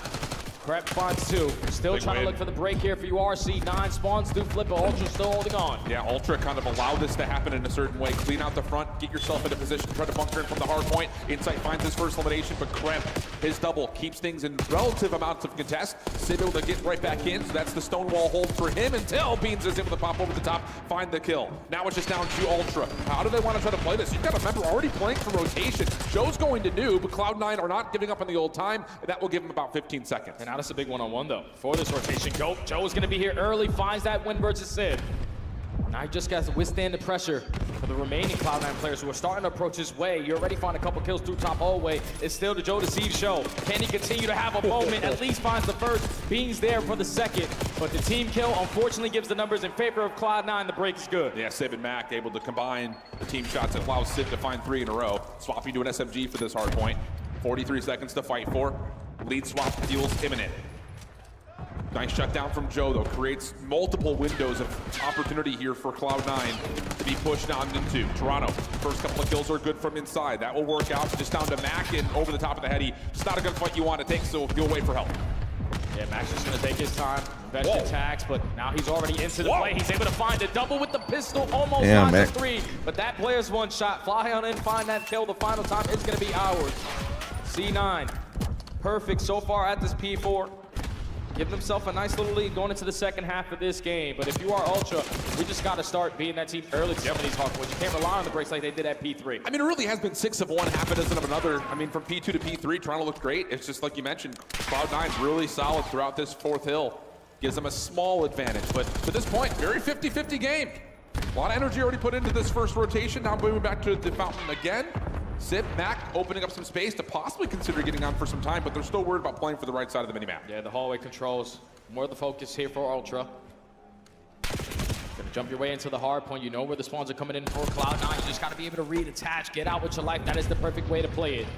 Force him to try to overextend, free B on that kill, and now Cloud9 are all in front of you. Still got the spawns for new. Yeah, Cloud9 is a little messy right now. A couple of split spawns have come through. Not really able to get themselves set up to do much, whether on the hill or on rotation. So Toronto have reclaimed the lead for the time being. Over towards New, though. Setup already looking solid for Ultra, plus a little bit of a finesse move over the top of P1. And now is just down to what Krem can provide over to the open hallway. Nothing. So max water out here is just going to be essentially, I got to sit here and wait. I'm not going to be allowed to. Yeah, Beans reads it. Beans 2 big one-on-one gunfights to start off this initial P2. Clean. From that front door, allows his team to have the full rotation over towards New. Ultra starting to run away. Let's step aside and go to a listening with Toronto. Last guy Mac, okay? Really big kick. I was front right, careful. Give a sec, Joe. I'm naded it. Front right, they name me too, by the way. Yeah, I'm blocking. Either one. I will maybe. Front right, so Give a sec, just in water. I have your front down. Weak. One water, slow burn. I want, hold front. Front right, Front left. He's challenging. Weak, I'm good. I'm just hitting He's on Lambo challenge. Okay. It's good time. Let's play through. Nice shot. Left. No, already front. Rokkr. Absolute. I'm with you, Joe. Gotcha. I'm going to take it, okay? Can we put office? Heard you, nice. Stop white. Going open. I'll just go. And top got office. What's on office? They're both weak, okay? 2 office. Attaching crap. I want to show you. He's flat step to me. I'm cutting front. What can be on front? I'll see plus steps. What's with deep out? Maybe office. Deep out. One below. Let's go. I'll spawn. Heard you, I'm already 10. Send my front. It's all back. Go to route. Yeah. I have you. I have you. Yeah, you watch it. You have to look. It's on you. I'm holding the back out. You're low, Jimmy. Yo, you chop me in there, bro. You out of front. Nice shot. What's the plan, you guys, right? Nice shot. He's not weak. Attach, okay? 24 seconds. He's in there. Front office. It's by the barrel. Shot that pass. You also on the script. Heard you, I'm weak. I want you. Back weak. Nice. They're behind us. Give me dubs, maybe. I spawned dubs. On the heady. Heard you, I'm on you. Two back there. Free. I just all three low square. All 3 low square. I'm in your chop. I need another one. Both hands there. Yeah, I made that. He's on the heady. I'm mid right now. I can get mid. Three. Yeah, they shot in. Go over. Weak. One to down. Stay up. Let's go sip. Make a push. Sip. I'm gonna respawn. I have office Jimmy, okay? Could already be out mid. I have mid. He's top up pushing behind. He's gone front office. I have the steps for now. I don't have a. I spawned out. Two cons. Absolutely beautiful stuff in these last 2 hard points for Toronto. Gets them a 70-point lead. Cloud9's doing what they can to try to fight, but Toronto's not giving them any avenues to put together any sort of a setup. Nah, and it all started at P2, man, when the Ultra, specifically Beans, opens up with that double through the front door. They hold down the first push, and then even the second push, they go 3 for 3 in the trade. The last players alive was attached, but there's still 20 seconds there. We got the close spawns. We can fight for that time. Then you keep it mixy at P3. You dominate over towards P4, and now all of a sudden you're up by 60. Going into the 3rd set of these hard points. The SMGs have come to play. ARs inside had a slow start, but he's been picking it up as well. Cloud9, even though they're down by 50, they can still come back. And I like this idea from Sib. Right as soon as P1 opens up, he makes the route happen over towards the P2 side of the map, clears some space, forces his spawns to move. Get Toronto uncomfortable because they have been in their bubble for the last 3 hard points or so. Now back up top. Nice shots from Sib! Oh, 5 in a row for Sib. Still in the hard point is Cloud9, and they're retaining the right side of the minimap. This is doable. They still have a lot of time to play for here at P1. Couple kills don't go their way. Sib now has to play the objective and continue to slay, but he gets shot from so many different angles. Now you're down by 30. You still have the spawns that you want for that P2 side. We just can't give up this free time to Ultra. 15 seconds is good time for Toronto. Good chow from Mac, keeps him on the hard point, and now you can re-wrap back over to P2. You can even see number 1 and number 4 locking things down over towards well side. This is the perfect setup for Cloud9. How much damage can Mac do on the cross? Not as much as I'm sure he would have liked to. Cramp holding towards well. He's got the first. Can he find the second? Good shots coming through, but shut down by Beans, and now here comes Toronto from the front. Yeah, this instant pressure from Ultra all through lobby. You're going trade after trade. At least the spawns are still good for Cloud9. You just consistently keep on trading. Ultra just trying to work their way through the backside, but there's so many crossfires being set up from Cloud9. It's not going to be easy to even work their way through the back end. Big wins for Mac. Big wins for Mac. Oh, that holds things down for now. Last player left alive is Joe Deceives. He's running towards the side door, but he still wins the first 1v1. Follow-up is good. Cloud9 still alive and kicking. And look at the spawns for Ultra. They have to try to flood this from the front. And Ultra might have to just give this up. They're able to open up the freebie through the front door, though. So Beans lines up another clutch double. You have the numbers advantage. You just got to work your way on in. You also have a pinch from side door. Joe D finds the perfect timing to hit it, and Beans again with another double. It's going to allow Ultra to walk away with this final 10 seconds. Even though Cloud9 win the rotation anew, that was such big time there for Ultra. These gunfights still are the game. Mac able to trade out on the inside. One more player to find in Tid, and that's won by Sib. 199, 232. Trophy systems are down, but the spawns are a little mixy. Kleenex, he pops up, finds attach, forces Sib to have to respond. Can't find it. Mac shut down. Looking good for Toronto. Crap, you've got to find at least one elimination to try to open the front doors here. Can you get in? Can you find an elimination to find the contest? Patio's clean. Now the hit from the front. Hard point goes neutral. 243, 208. And Cloud9 are in. Yeah, at least finding the trades for now. Big 30 seconds, they can walk away with it. You've been able to flip the spawns as well. All of Ultra are now going to develop on some of the long route. Inside taking his sweet time around the back while Kremp is finding a double through the middle. That's 3 dead, and now you can still lose here if you're Cloud9. You cannot afford to give it up. But you've got so much space. So you're going to commit to for Kremp to play on the rotation. Everyone else out hitting from the front. Toronto's able to work their way in. Attach. Can you be the hero? He only finds one. Kremp in the contest. Can he stay alive long enough to allow this rotation to come through? Looks like yes, as Sib is there. Now you look to rotation. Mac and Attach are going to be here first. C9 have a couple players early into hard point. Now if you're Joe Deceives trying to time this flank, he wins the one-on-one. You find the second kill, Ultra in. Time for the Mac attack. 1v2 over the top. He finds the first. One from Sib is good. Oh, my goodness. shit. Cloud9 are in. They've got numbers. Toronto just need 2 points. Can they find a break? It's a 3v3 over the top of the time. Trades back and forth. Attach. Lock it down.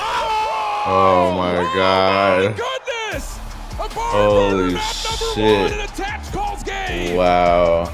That's how you get the blood flowing here in Texas. A 250, 248 opening HP between 2 teams who are realistically fighting for that top 4 spot. What a 4-piece from Attach. They go blow for blow. But C9 knew the only way we could win this is to not allow them to win at P3. Every single time they were trading effectively. And then it came down to the rotation at P4, a one-on-one. It's 2 players, Mac to find a double, Sib to find a double, Cloud9 able to hold on and then Attach with the 4 to close it out. We gotta take a look at that again. Oh, yes we do. Dylan Attach Price, the ageless wonder, turning up to be 18 again. But this man on your screen, how big was Sib in so many of these moments? I mean, we're talking about a game that was 70 points before we even got over to P2. Then we start to rotate over. We talked about Cloud9 able to get the rotation first. It's something that you pointed out to, that Cloud9 have been really focused on that macro game. Toronto not fully able to break in from the front. The hero play here, I think in particular for Kremp, just to get in and contest from a safe spot, allows Civ a chance to come back to the play. You win it, and then of course, Jay, what happens at New? You just get a bit of a body bag from back. And you already saw from Ultra, like they were committed to play for that junk time. They thinking, okay, we keep on training, we stand a good chance. So they thought about that rotation a little bit late.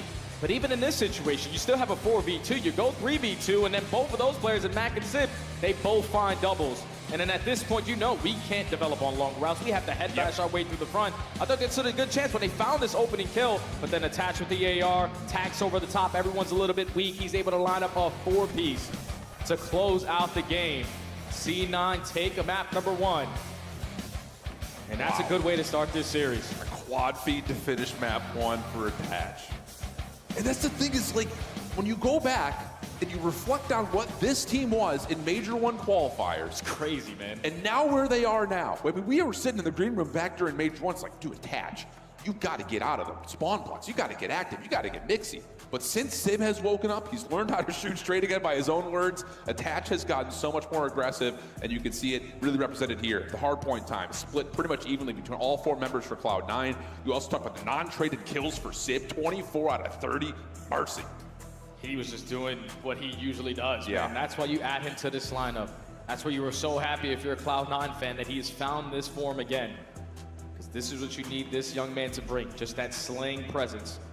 Such a back and forth game. I thought Toronto, realistically, were going to start to pull away. You have a perfect P2 on the second half, then you chain it over to a little bit of that P4. You're still up by 50, but the fact that Cloud9 make as mixy as P1s usually are, not as mixy because they were finding all the kills, they were controlling all the power spots. They were able to chain that a little bit to P2, extend the game over to P3, and then close it out at the Money Hill at P4. A tight opening HP, and now I expect us to have a tight search and destroy as well here on Protocol. Yeah, I think the thing about this is we've seen, again, Toronto really, again, I would say like they opened up so strong at search. Kind of like Carolina in that way. I looked at those 2 teams very similarly. It's just like, they are setting the tone of what search and destroy should look like in Black Ops 6. That hasn't been as convincing over the last couple of weeks maybe for some of these 2 teams. So it does feel like there's an opportunity here for Cloud9 when it comes to the search. I still lean towards Toronto on this map. I think most people would. I think it just comes down to how hot are the SMGs going to stay, because to be frank, in that opening map, Cloud9 were getting away with murder with how they were running through at least some of the setups from Toronto. Yeah, and the SMGs are going to be the difference makers here. Absolutely. On the side of Ultra, I'm pretty sure you got Joe Deceive sitting at like a 1.2, 1.28 specifically in Search and Destroy, 6th best in Major 2 qualifiers, and on the opposite side, you got Kremp with a 1.4. There's no one on the side of Cloud9 over a 1.0. He's just been Mr. Do-It-All. And the thing is also about this map is that I know it started off great for Ultra. It kind of fell off a little bit recently. They started to boost it back up in some of their couple matches, but the same thing could be said for Cloud9. When you talk about their search and destroy, it's been a majority of Haciendas, a majority of Skyline. But recently, they've been adding Protocol into the mix. We actually casted the one versus Atlanta. Yes, we did. And even in man-down situations, they just have playmakers who aren't afraid to play plays. So if you're Ultra, we got to try to capitalize on shutting down Kremp. Absolutely the case. I think there's the thing about this Cloud9 team and their improvement in search and destroy for this stage where it feels like no matter who's alive still, they're able to find a quarterback that can make the play happen, even if they're in a 3v4, 2v2s, low number situations. And really, honestly, you take a look at just kind of the numbers, pretty even across the board, even though we still, again, look at Toronto as being the favorite search and destroy team. So we'll see how things kind of unfold as we jump into Protocol search and destroy. It'll be Toronto on the opening offense, trying to get us kicked off. Oh, yeah, and it's the perfect guy to hop on with. Joey Deceives. Always receives a lot of pressure through the bottom side with this A-bomb. But just going to gain some early info and get on out. Insight just trying to find something. Of course, Field Side gets caught on the staircase just as Civ peeks from boat. So first blood good for Cloud9. They still have Kremp playing a little bit further forward as well. So they can leave him there to try to foil the setup depending on what they read from Toronto trying to recover. That's a big kill though from Beans. Onto Attach. Still makes it a 3v3. You get info as well onto Kremp. He's aggressive up the race. So you say Screw trying to challenge that. Let's work our way over towards B. Joe Deceives gets the info but loses the one-on-one. 3v2 in favor of C9. That's your bomb carrier down now too. So Beans and Kleenex have a lot of work to be done here. Beans is in a nice spot to try to sneak around some of this defense. Hold his ground while Kleenex tries to re-rotate in a different position. Can Beans catch a timing here? Ooh, sure seems to be, but That's not enough information. Bomb does get collected, though. Beans can track back. Yes, get out, and thankfully you open up a little bit of space there for Kleenex to make it a 2v2. But now with only 20 seconds left, you're going to drop down and commit your way in towards A, and Cloud9 are to meet you. Yeah, they sure are. Here comes the check. Beans is going to see one. Over the back. Kleenex in with a follow-up for the first. They know Max playing over towards the elevator. This should be a very comfortable post plant for Toronto. Shots from Mac are decent. Can he stop the plant? No, not quite. And Kleenex will put him out of commission. What a great 2v3 from Ultra. Yeah, that can't happen there if you're C9. Like, you have the numbers. You know the bomb is going to be down over towards Sidewalk. Let's just put ourselves in a position to play these trades. You're just allowing space to be given away or timings not to go your way. And then once Kleenex puts himself towards top trips, makes it a 2v2, they get info, okay, this player's sitting back B bomb, so we can work our way in towards A. They just weren't expecting that quick rotation to come in there for Ultra. Yeah. Smacking a 1v2, almost made something out of nothing, but Ultra take the first. I think there's something to be said, too, like Beans is on an island. He sees the player kind of rotating in and out over through bottom lockers, so it's like, okay, we can't really play for B if they're going to be still holding back here. But then that extra bit of information gathering on Mac pushing through to elevator is everything, so. Good collection of intel, great follow-up from Toronto. Now New York's turn. Looking for something similar. Civ able to find inside up top at windows, and he wants this battle. Yeah, he's got help from attachment behind. And that's enough, actually, for Mac to start to push forward here at Sidewalk. But safety net and Beans playing over towards Heli. Just make sure you stay triggered this one, at least guarantee one. Finds the opening kill onto Mac. He knows the pressure's going to be on him. Knows the shoulder, but he is going to be weak. Tatch finds a cleanup 3v3. Yeah, if you're going to commit for this push through, you have to deal with him no matter what. And beyond that, Civ able to find a kill on the inside is massive towards the opportunity for Cloud9 to still collect and possibly even plant this bomb over at B. You've got great recovery here in Toronto. Now all of a sudden are kind of on the back foot trying to re-rotate back. Yeah, they had info on both players, so yeah. Say screw trying to fake those gunfights. Let's just get the bomb down. So now Jodeci's and Kleenex left to try to clutch on up. Trying to clear out over towards Heli's side. You're able to spot attached, but all you want to do is stay alive if you're attached, but all right, we can challenge too. Cloud9 tie the game. He had help nearby, why not? Yeah, great stuff from Cloud9. I love that too. I mean, you know where inside is. You just completely put him out of the picture. You isolate him away from that top window spot. You eventually get an opportunity to push Mac and Kremp forward. Yeah, it's a little awkward trying to make his way through helicopter, but if you're making that play and you've got sidewalk control, you have to get that isolated kill. And that's, I think, good commitment from Cloud9 to stick to their guns there. And that's what we saw a lot from Cloud9 on their offenses in that series versus Atlanta. Just a lot of mid-map presence. You get early info on towards bottom A, but then you make your decision quickly, depending on how many tacks are getting invested on the bottom side of bunker. If we're going to hit that rotation. Yeah, so people are going to have to do an hour and a half. That trade onto B, but all tied up at one. Sophie system down that is crazy. Might play this one a little bit more aggressive, and Sid finds the first. Effective on the trade, though, is Joe. Nah, not enough, though, to get away. Plus, you've also got attached taking shots at Kleenex, and he's got nowhere to go at the time being. So, again, trends starting to build towards Cloud9. And that was something we saw in the Cloud9 versus Atlanta game as well, where it's just like that elevator shutdown was so key for Cloud9's defense, and now there's only one opportunity. You have to try to rotate around the backside of that plate. Not going to work out, and this should be a comfortable round for Cloud9. Yeah, 1v3 now left up to Kleenex. He knows that at least one player is over towards Heli's side, but the other two are probably camping this bomb. Does have a stun to work with, but as soon as he spotted, all the arrows will turn. Yeah. Yep, not going to happen. Okay, Cloud9 looking really solid on this map. And again, we had that kind of question mark when they were playing up against Atlanta. You know, on the offensive side in particular, we really put a lot of focus on Kremp getting forward in towards lockers, if not through it. I mean, there's that one round where he gets down spiral around the Atlanta defense. And there wasn't really an answer from Atlanta in the terms of how do you deal with that mid-pressure play that Cloud9 likes to put on you, where Civ will peek you from P2, attach will be top windows, it puts that guy top window out of commission for the defense, and that creates so many layering issues for how do you deal with a question mark of what's happening at middle. And then also with Mac dropping down towards the elevator. Yeah, so exactly. Two players in towards A. It's just like we have to account for every single one that we just saw. Sometimes those decisions get made for you. Insight this time, strikes for the first blood. Big one onto Kremp, but Sid with the response, still a 3v3. Now, let's put some pressure on the defense because you do have field control now if you're Cloud9. But once more, Mac just takes that mid-fight and has an opportunity in a window to make his way over towards B. Bomb planted comfortably. And honestly, Ultra are not in a spot to feel this out at all at the moment. Absolutely not. They need to try to isolate this gunfight onto Sid. It looks like he is going to be spotted. Kleenex has him trapped. But Sid just trying to dance with death. Unfortunately, Joe sends it on him. Makes the numbers in favor of Ultra. Mac and Attach forced to clutch on up, and they're both in clutch spots. Yeah, Attach had played here last time around. Kleenex aware of that. Trying to find an angle to get around the back. Couple of shots to distract attach. This has worked out nicely. Oh, finish your food. There you go. Now it's just down to 1. Mac re-wrapping the play. Bomb's already on for the defuse, though. Does he have an angle at it? No, not going to happen. Really good isolation from Ultra in particular to make sure they just don't lose track of Sib. Yeah, that was the biggest kill. You locate where Sib is. You isolate on the gunfight. You keep the numbers in your favor.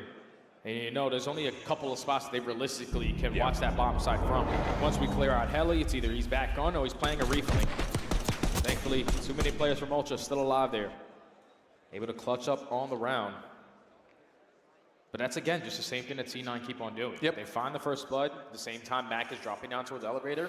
He's spotting the info. He's realizing, okay, there's multiple people down here. Let me just go plant B. Fortunately, post-plant situation, though, wasn't the best. Yeah, I'll be curious. I think next time we see a Cloud9 offense, are they going to continue to try to put pressure onto Insight from field side?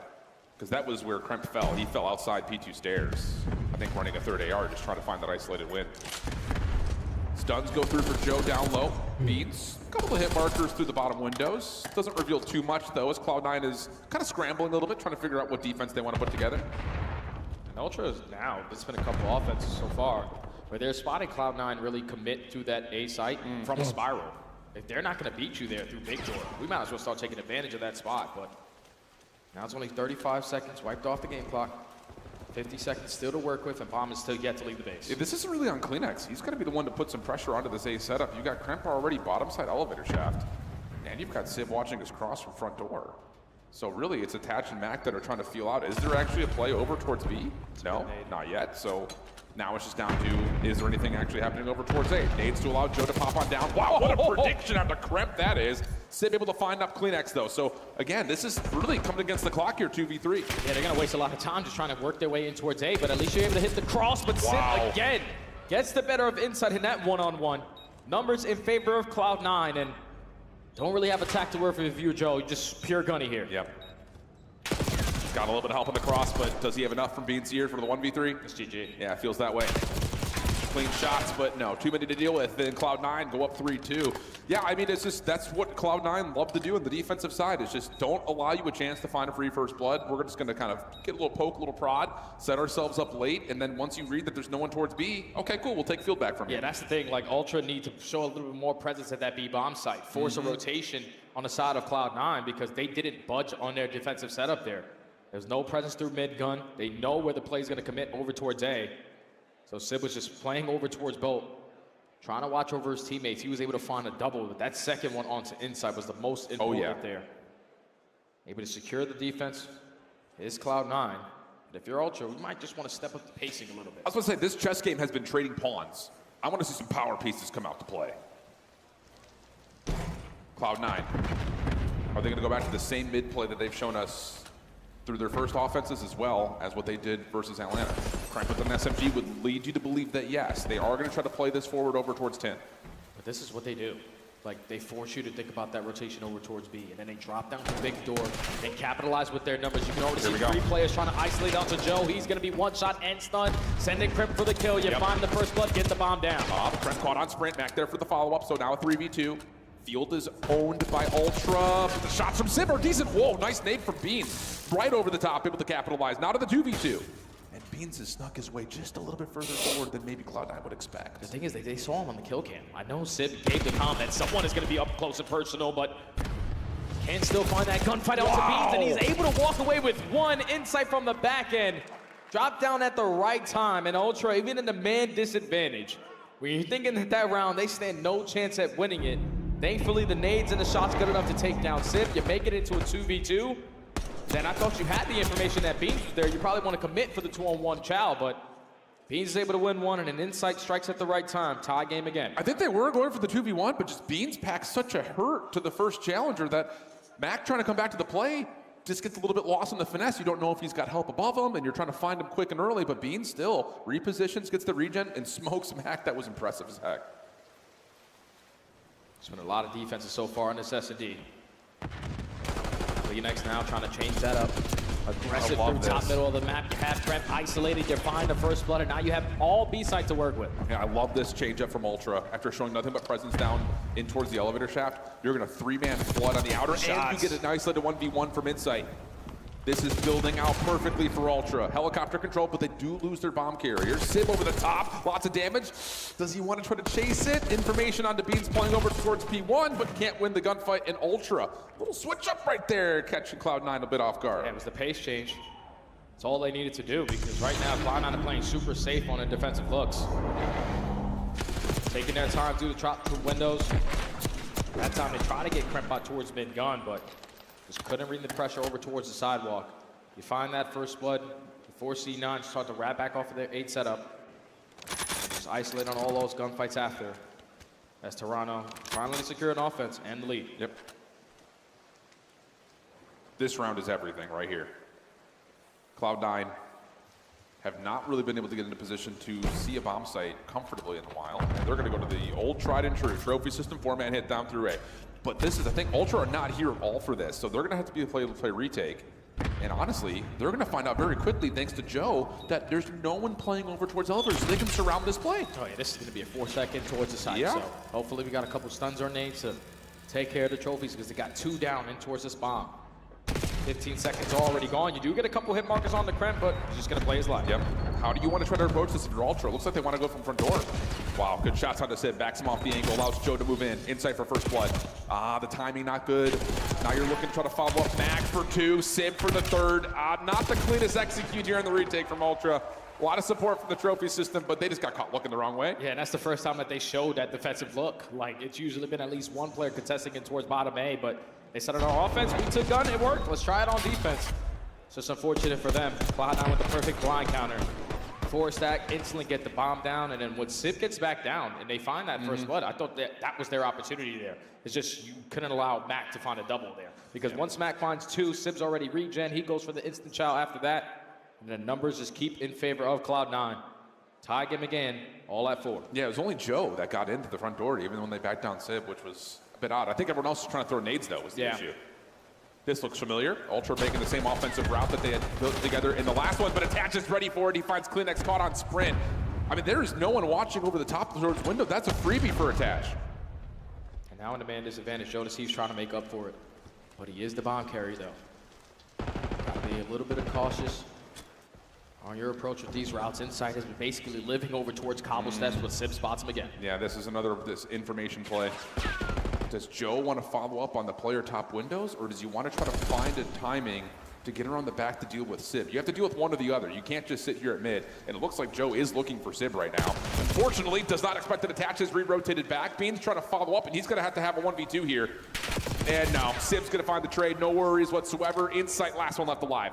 1v3, bomb all the way across the map. Yeah, GG, hold the way. We're moving on to the next one. Cloud9 with the perfect blind counter, more specifically Attach. Man, he said, all right, fool me once, shame on you. Fool me twice, shame on me. I'm not going to allow you to do that gunplay again. Finds the first blood, and also finds the second onto Joe. So he's trying to make up for it. Just a perfect setup there for Cloud9. Once they got that first kill, everything was covered. Now they're at game point. Yeah, I love that adjustment too, because you've got Sib, who's a flex player there, where he can rotate all the way back into the defensive spawn if Attach does see something, or he can just hold over towards field, make sure the front door stays safe if he doesn't see anything, and then you assume there's going to be a play towards A. So, yeah, brilliant adjustment from Cloud9, and now they're finding themselves on map point. Toronto, whoa, aggressive defense making its way over to the field side. But this is, again, the same offense that Sib had from before. They don't expect Kleenex, though, to be playing through field. Mac has also been spotted over the middle of the map, but he's just on his way to be again. Yeah, Cloud9 should have got the info, though. Once that trophy gets invested over towards both, they're most likely going to be aggressive on that side of the map. So they lose the trade fights, but at least they get the bomb down. Attach going to go right back to that helicopter position, and Ultra going to take it from the middle of the map. Got to make a decision here of how you want to try to clear this out, though, if you are Toronto. This is not a bad 2v3 post plan. And look how aggressive Mac is getting around the map. Attach, same spot over towards Heli. He's trying to kill time. Still time. Can Mac come over the back? He's already been seen, though. That's the problem. Kleenex is able to find the first. And now you just have to keep Mac at bay. He's on 4 in a row with final elimination, but they're going to immediately hop for the defuse. And I don't know if Mac gets here in time to even check this. Over the top. No, held back by Kleenex, and we're going to go around 11. Whew. All to that time. They were to respond with the defense over towards that boat side. They thought everything was sweet once they found that first kill onto Beans. But just that trophy, where it was planted, you had to be able to read the aggressive players getting in towards that A site. Once Kleenex finds that second kill onto Sib, You force them to rotate over towards B. You take mid-map away. Then you're just banking on Mac to get something done on that re-wrap put. Round 11, here we go. Ultra on the offense. Here we go. How about a little bit of a burst play down low? Joe sees it, stunned, able to stay alive, gets out. But again, Cloud9 have won the bottom of the map. RCXD also going to be used here. That is instantly gets deployed and deleted. So now we're back to more neutral status. It's something Cloud9 has showed us a lot. Show force at A, back up, set up our defense late. Yeah, just make sure we have a little bit of presence through top A. Don't allow them to wait up through B Street for free. Insight able to dodge death. 35 HP in a dream. Mac is just going back and forth. That bottom side of the elevators, and Ultra just wasting a lot of time here. Yeah, Sib just guarding inside to make sure that field play stays safe. Hasn't seen it in a while. Back over to the inside, and oh, okay. That's unfortunate. Decent from damage from Mac, I'm sure, is what allows that team kill to come through. So we stay 3v3, but the bombs will be planted. Kremp is working in a route around the back. Insight playing over towards field side. Shots from the ARs coming from the front. But Kremp, he doesn't have a sub. He just has the AR. What's this timing going to look like? He's waiting for his teammates from Spire before he drops down. Just make a little noise, now turn. Wow, there it is. Now we get in. Joe Deceive trying to find the trade. Couple of tags are in. Here comes the follow-up from attaching Sib, though. Insight finds the first, gets the other. Now it's just not Sib for the 1v1! And Cloud9 takes it again. Clutch at the end of a map. Finds himself the 1v2. Toronto nearly Sib with the ice again. Holy shit. Not quite sturdy enough. Cloud9 go up 2-0. This series can't get any tighter than what it is. A 2-point difference in a hard point, 1 round difference in the search and destroy, and literally a split second in that final round there costs Ultra. Because once that action starts to develop over towards Spyro, you see Beans instantly turns. That 1 split second that he turns, Kremp knows, all right, this is my time to go. He finds that one-on-one gunfight, keeps them numbers advantage in favor of his team, and then the last 2 players on the side of Ultra, they know that they're trapped. We know we have to eventually commit on one of these gunfights. And even though Insight found 1, Jodeci found the 2nd, both players are weak, and Sib, the closer there, to close out that S&D. I mean, hey, this is not anything besides a battle of potential upset kings when it comes down to this major overall. Cloud9 showing that they can ice up, clutch up, find the moments that they need the most. Wow, what a finish to both the round 11 and, of course, the Hacienda hardpoint before that. But regardless of how it happens, Cloud9 finds themselves up 2-0. And looking over the course of the scoreboard, because we weren't really able to do that during the regular portion of the game. 12-7, 5 assists from Sid. He was everywhere. 1,700 damage with 4 first bloods. Like, that guy was the difference maker in these later rounds of this game. You had Attach have a big round as well. Kremp wasn't really like the superstar that we're used to seeing on the side of Cloud9. And this is actually good, the fact that the scoreboard looks like this, because it's usually Kremp being Superman. Exactly. But now everyone playing a role, everyone participating, and getting stuff done. Even Mac with 3 bomb plants. Cloud9 just a little bit better in those quick round adjustments to close out that search and destroy. I think if you were to have told the Ultra team, like as a blast from the past, like if you were to go up to them and be like, hey, you're gonna have 3 first bloods on the Kremp, on a protocol search and destroy, they'd be like, oh, we win that map 6-3. But Sib steps up, Attach steps up. It's just one of those things. We saw it versus Atlanta. Kremp was hard to deal with. He's been really hard to deal with really everywhere, but especially on protocol. Just doesn't come through here. It's Sib who comes up clutch. It was just so weird to me to see Ultra not really be aggressive in towards A. They decided to go towards B when that's usually not their cup of tea. But enough from us. Back to the desk to break it down real quick. Welcome back to the analyst desk. We have Mr. Merk, our special guest, joining us. And Merk, so far, it looks like our analyst could be 2 for 2 on the desk. Miles crushed the first prediction, and you called Cloud9. We knew it would be a 1-kill difference and a 2-point difference in hardpoint. Well, yeah. Very close match so far. But I mean, honestly, the one thing for Ultra was this search and destroy. This was their best map, and they lose it in round 11. So things are looking tough for them. It's been fun to watch, though, Ali, and you had 3 of the 11 rounds that you want to break down in detail. Let's roll the beautiful bean footage.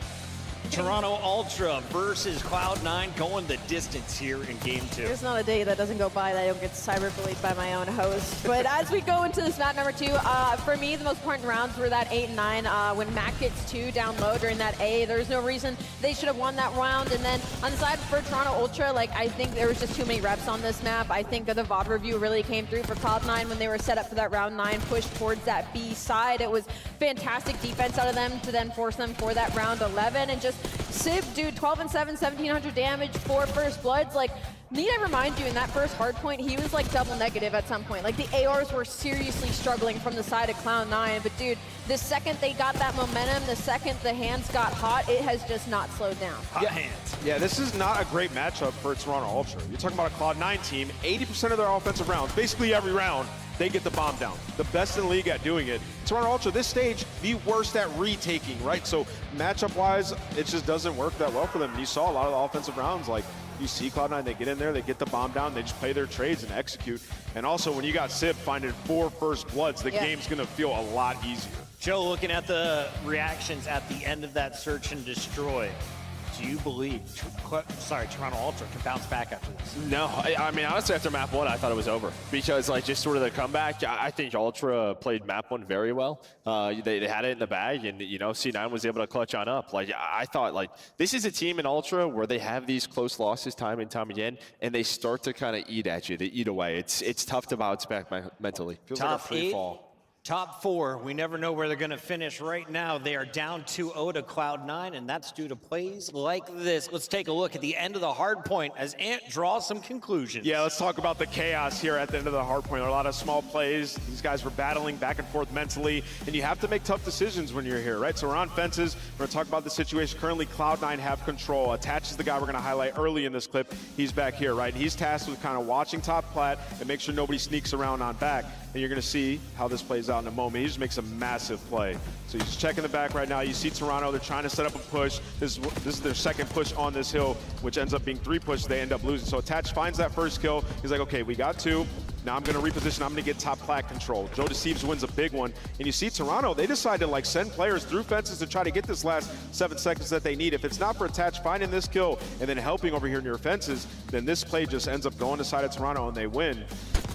But you see this, Attach finds a big one, goes over reposition, helps over towards fences, another big kill. And then they're able to actually rotate over and get another big 2-piece back-to-back, which we're going to talk about because these are crazy decisions that you have to make here if you're Toronto. You just lost that. You know there's going to be players rotated over on the side of C9, right? So we have to set up a pinch. So Joe Deceives going to come through here, and he's going to try to wait for one straggler that's going to rotate through. You know somebody's getting scrapped, so what does that leave you? It leaves you 2 players in hill that you have to clean up. So we're going to send 2 through mid, and then 1 guy around, right, to set up like a natural pinch here and get these guys off the hill. But what happens here is Beans chows a little bit too early. Right? He ends up finding one, but it gives them a lane. It gives them a lane for Mac to find one, and then for his teammate Sib to come through and get the cleanup. So he kills that guy in Beans, right? And now Open is available. And they didn't pinch fast enough. So now what happens?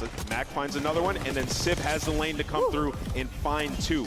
It's hard to make the decision, but if Beans were to wait there and allow the pinch to come through from Lambo and from Rockside, then they would have been able to control the rest of this time and close out this map. It's the fine things, the small things in these maps that cost you. So it's just small things like back-to-back 1v2s and then a quad feed. 2-point game.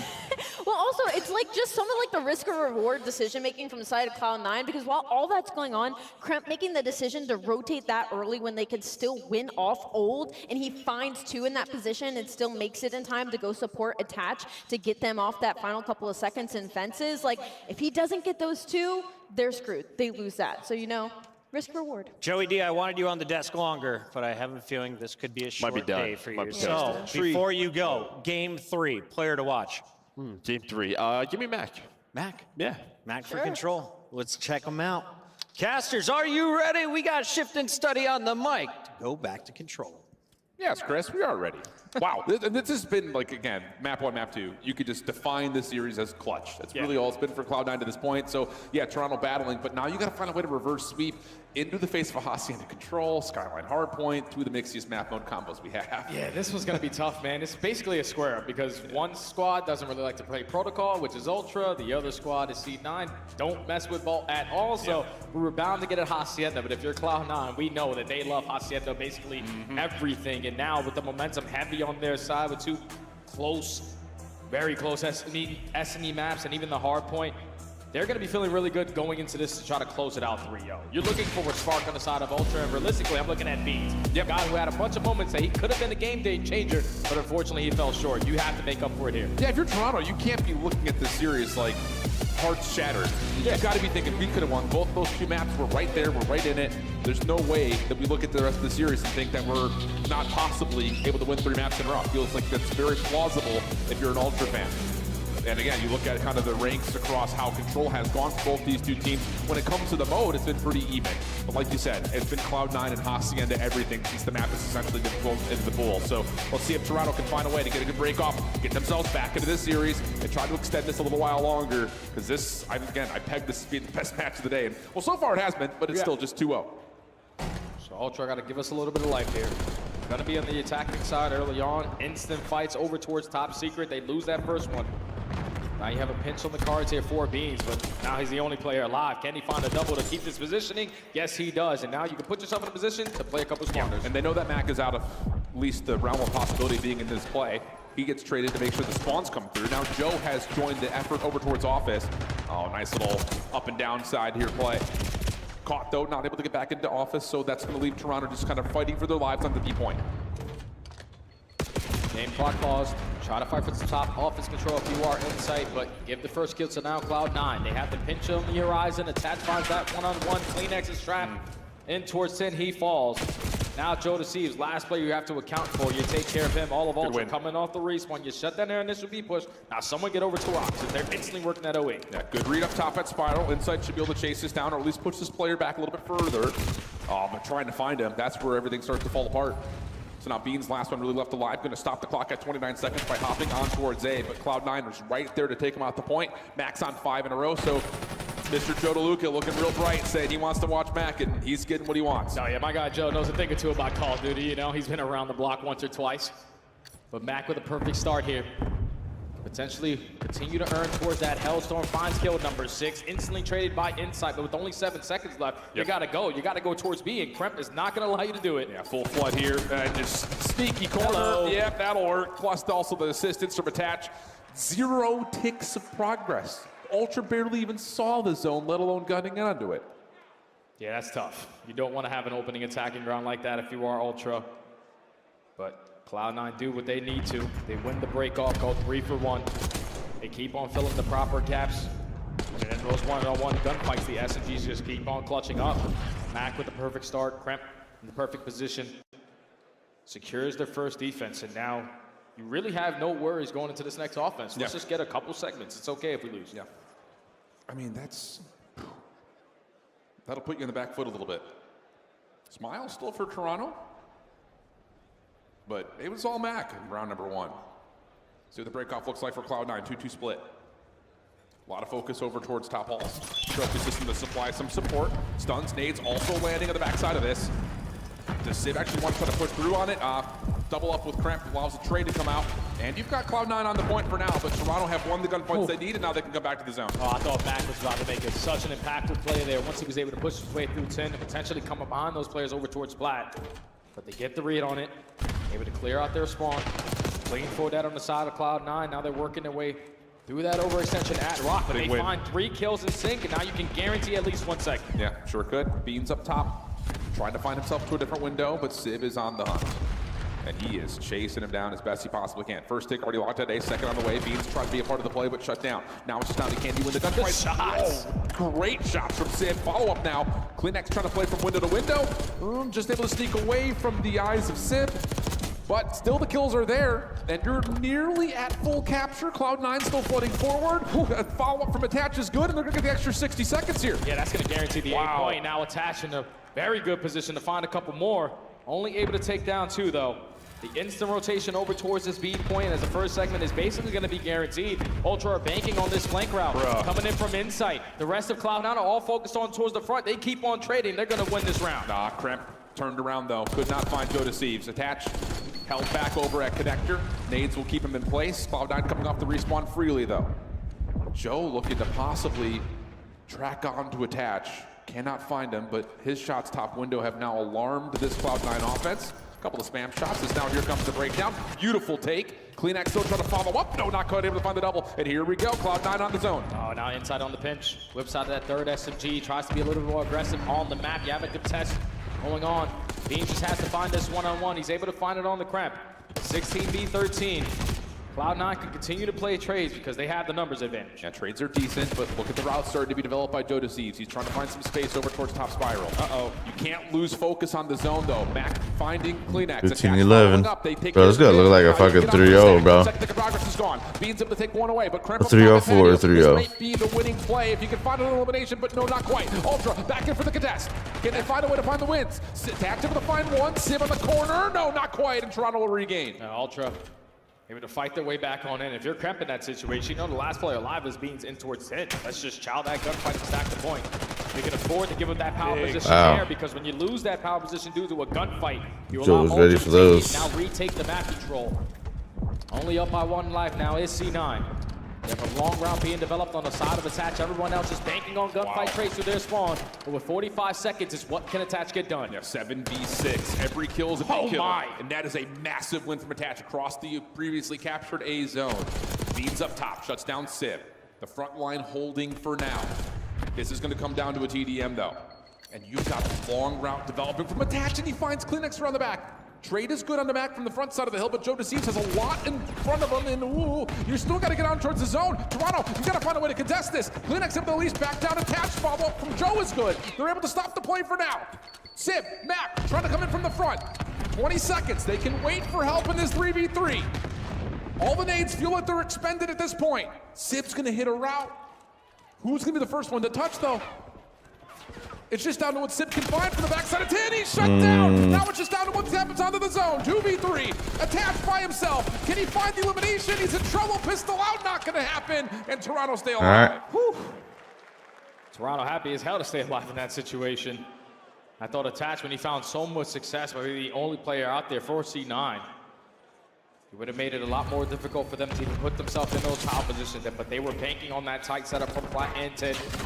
Able to win the trade fights. Find that kill onto Attach at the right time.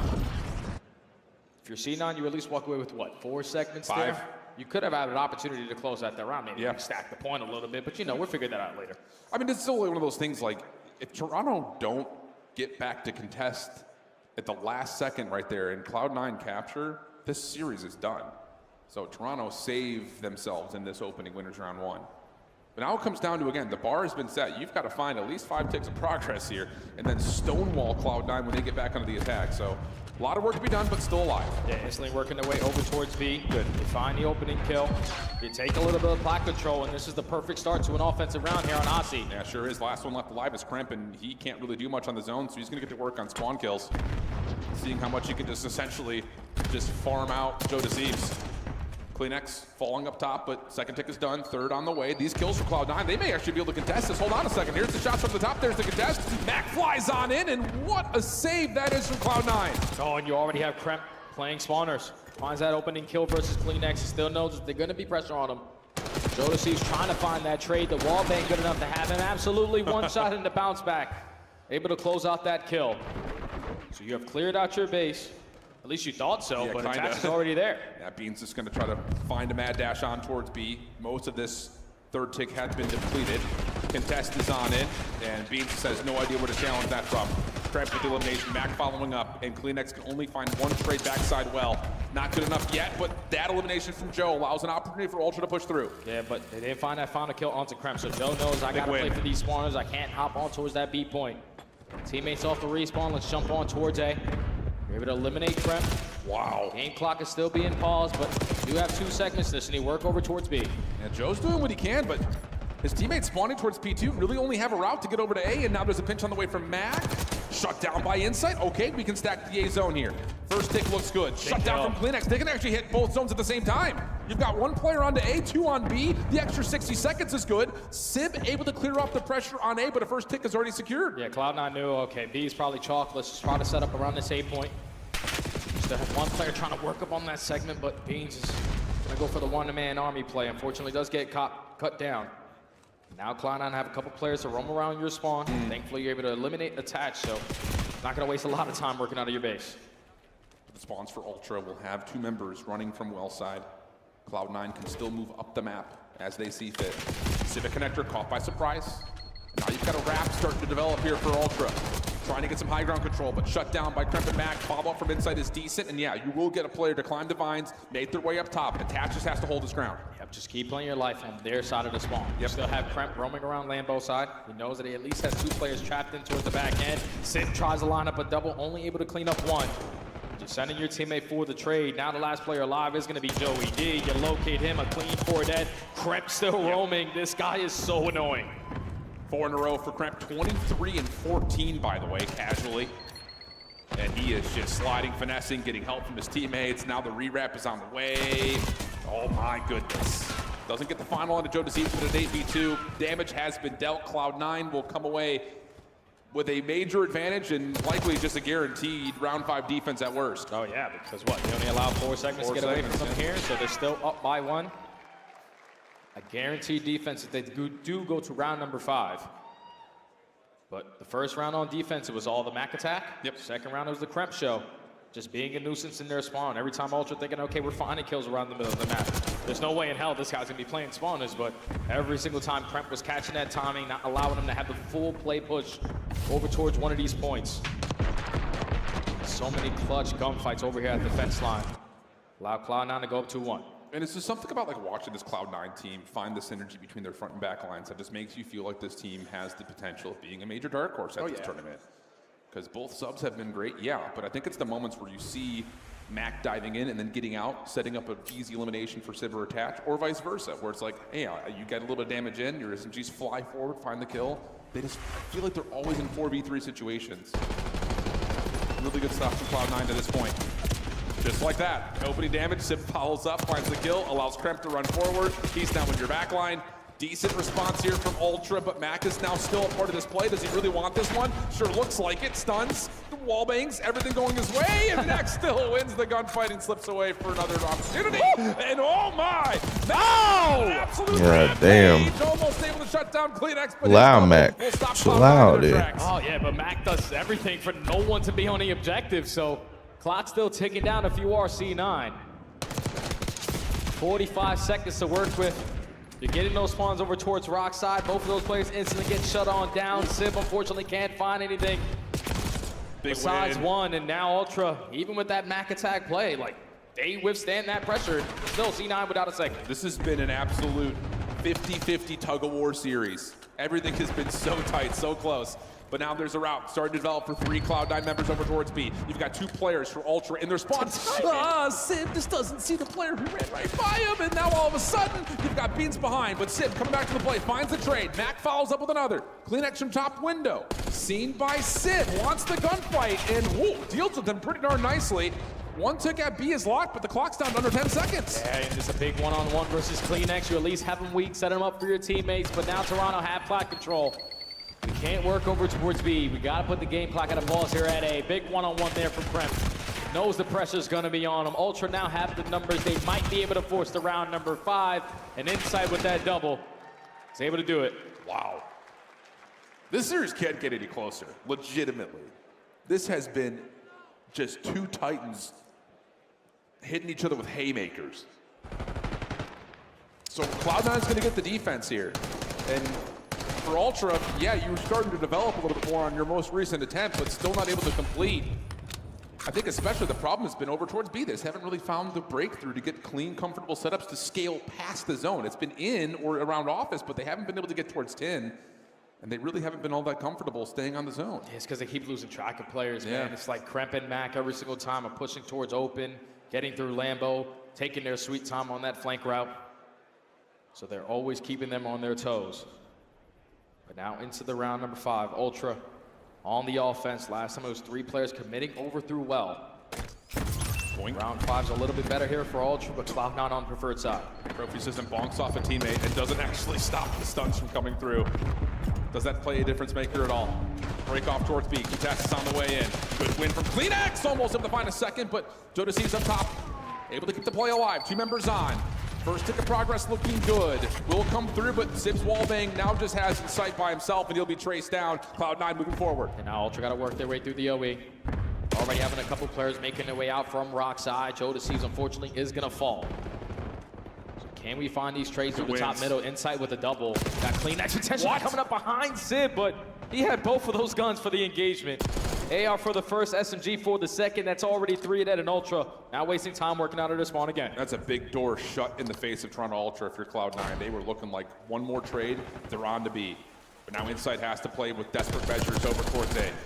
Decent shots, but the clock still ticks down beyond 35 seconds to play. Cloud9 still 2 members playing for the spawn trap, and they are still frying. Kremp in particular, 2 in a row. Kleenex has to be a solo hero. Yeah, he knows I have to get off the point. My teammates aren't finding success to get out of my spawn, but they know exactly where I am. 55 HP in a dream. He's gonna get naded out, and now C9 need 20 seconds. Walking away with a 3-0 again versus this Ultra squad. Just one final Damn, wave Joe of reads kills. that. Has to go massive here. Finds the first. They clean out connector. Mac playing in a sneaky spot. You have to find him and get Do that, Joe got the call out. Decent read, but they can't find the clean kill. So now it's just down to what they can develop from the front. Beans and Kleenex, the last 2 left alive.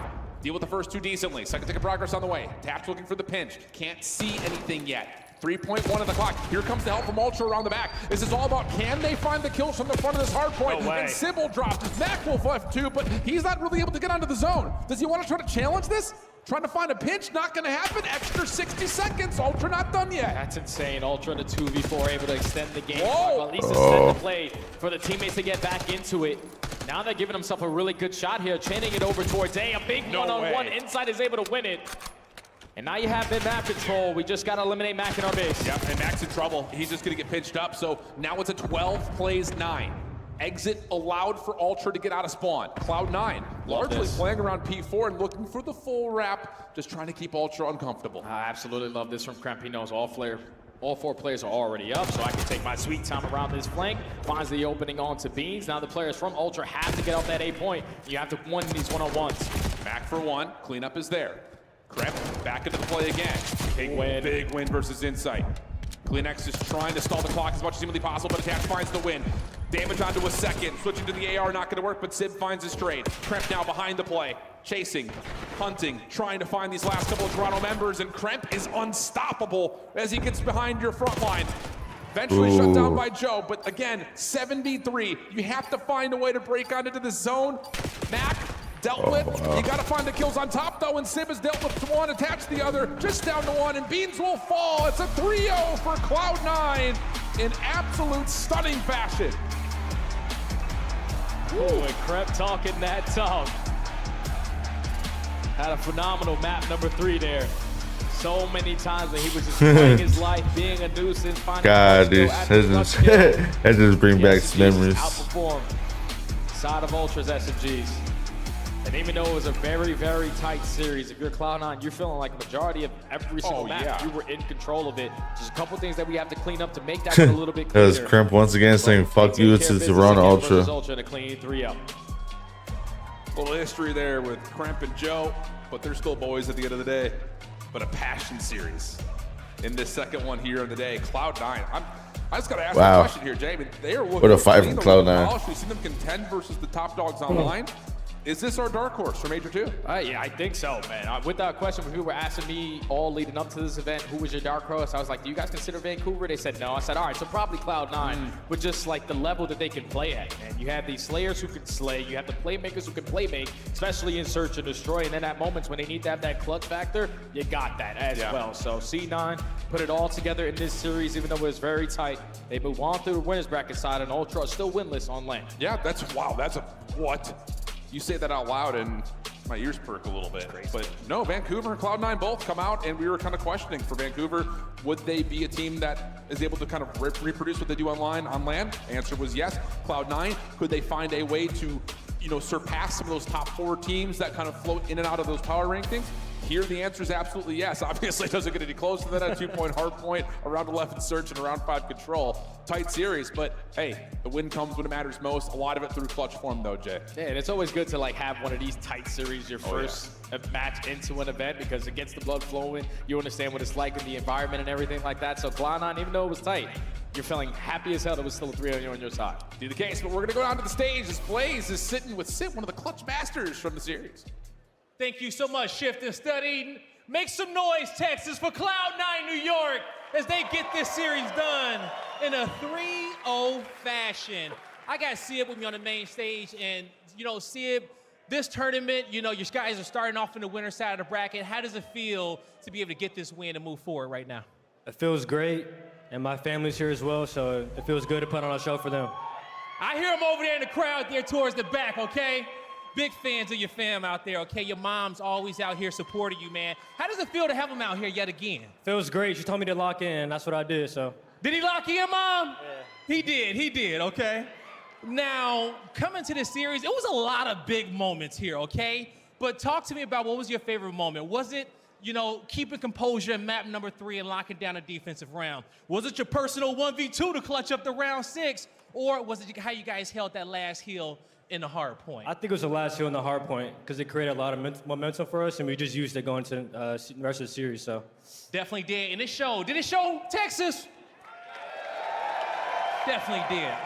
All right, now as you guys get ready to kind of go into your next matchup, what do you want the boys to focus on in preparation here?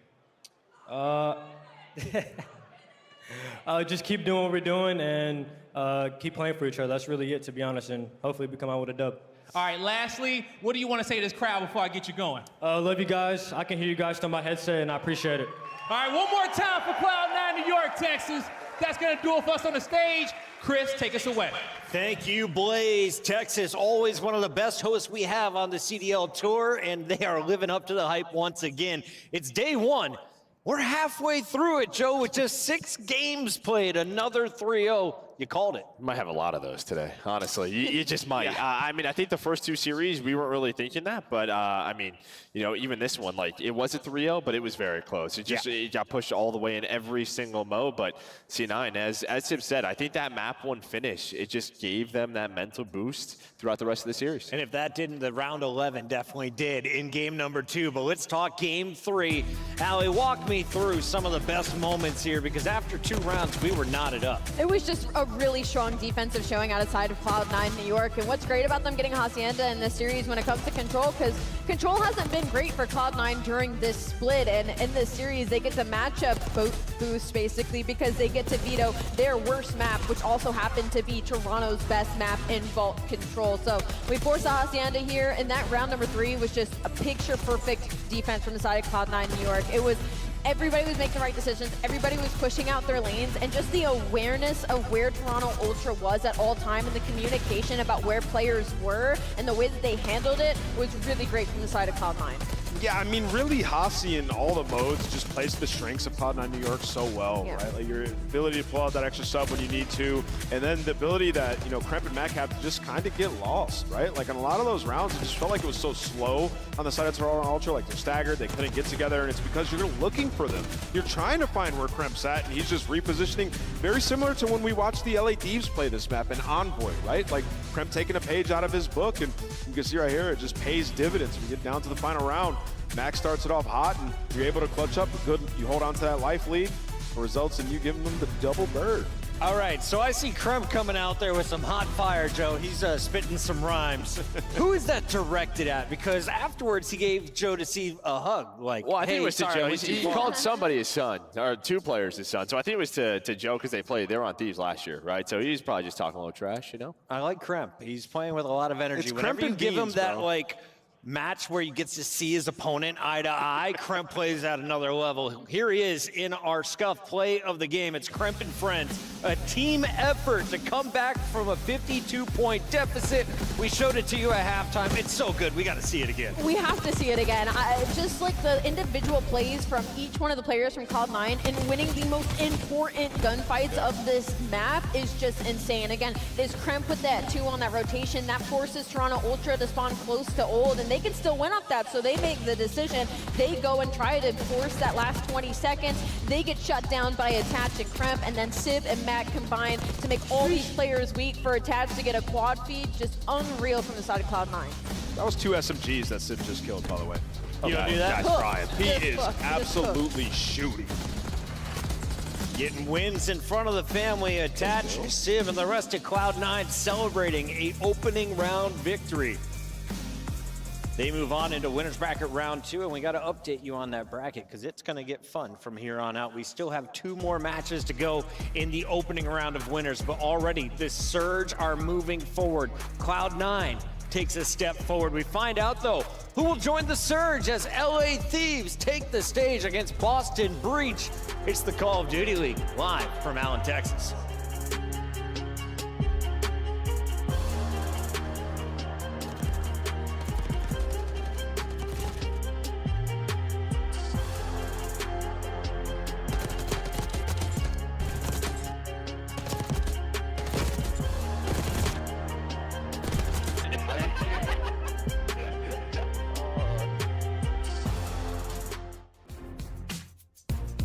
Upgrade your game with the Scuff, the official controller of the Call of Duty League. The Esports World Cup is an official partner of the Call of Duty League.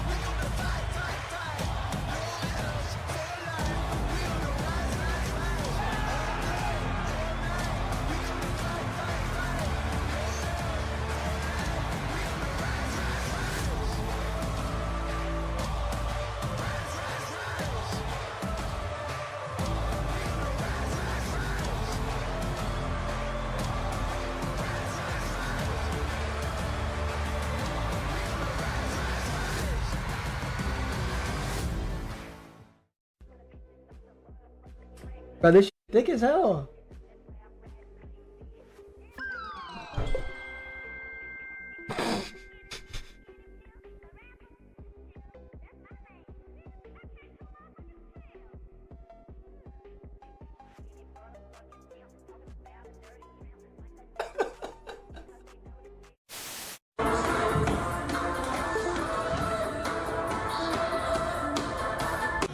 Absolutely loving the Rio addition to the asset. And you get into the Karachi SD just so time, man. Like when you have the Slayers, when you have the talent there, it's all about putting it together. What do you want to say to the fans out there that's been supporting you guys? Fuck Optic, fuck the Greenwall. Vamos! And that's gonna do it for me and Vico here on the stage. You're better. You're f***ing better, bro. I went to like Vault Door, I think. I've seen this, bro. Oh my god. He's in Vault. You're so much better. Oh my god! Holy shit. Let's go, you're the I'll just same. hold them real quick. Holy Yo! And, Nick, Yobi! Yobi!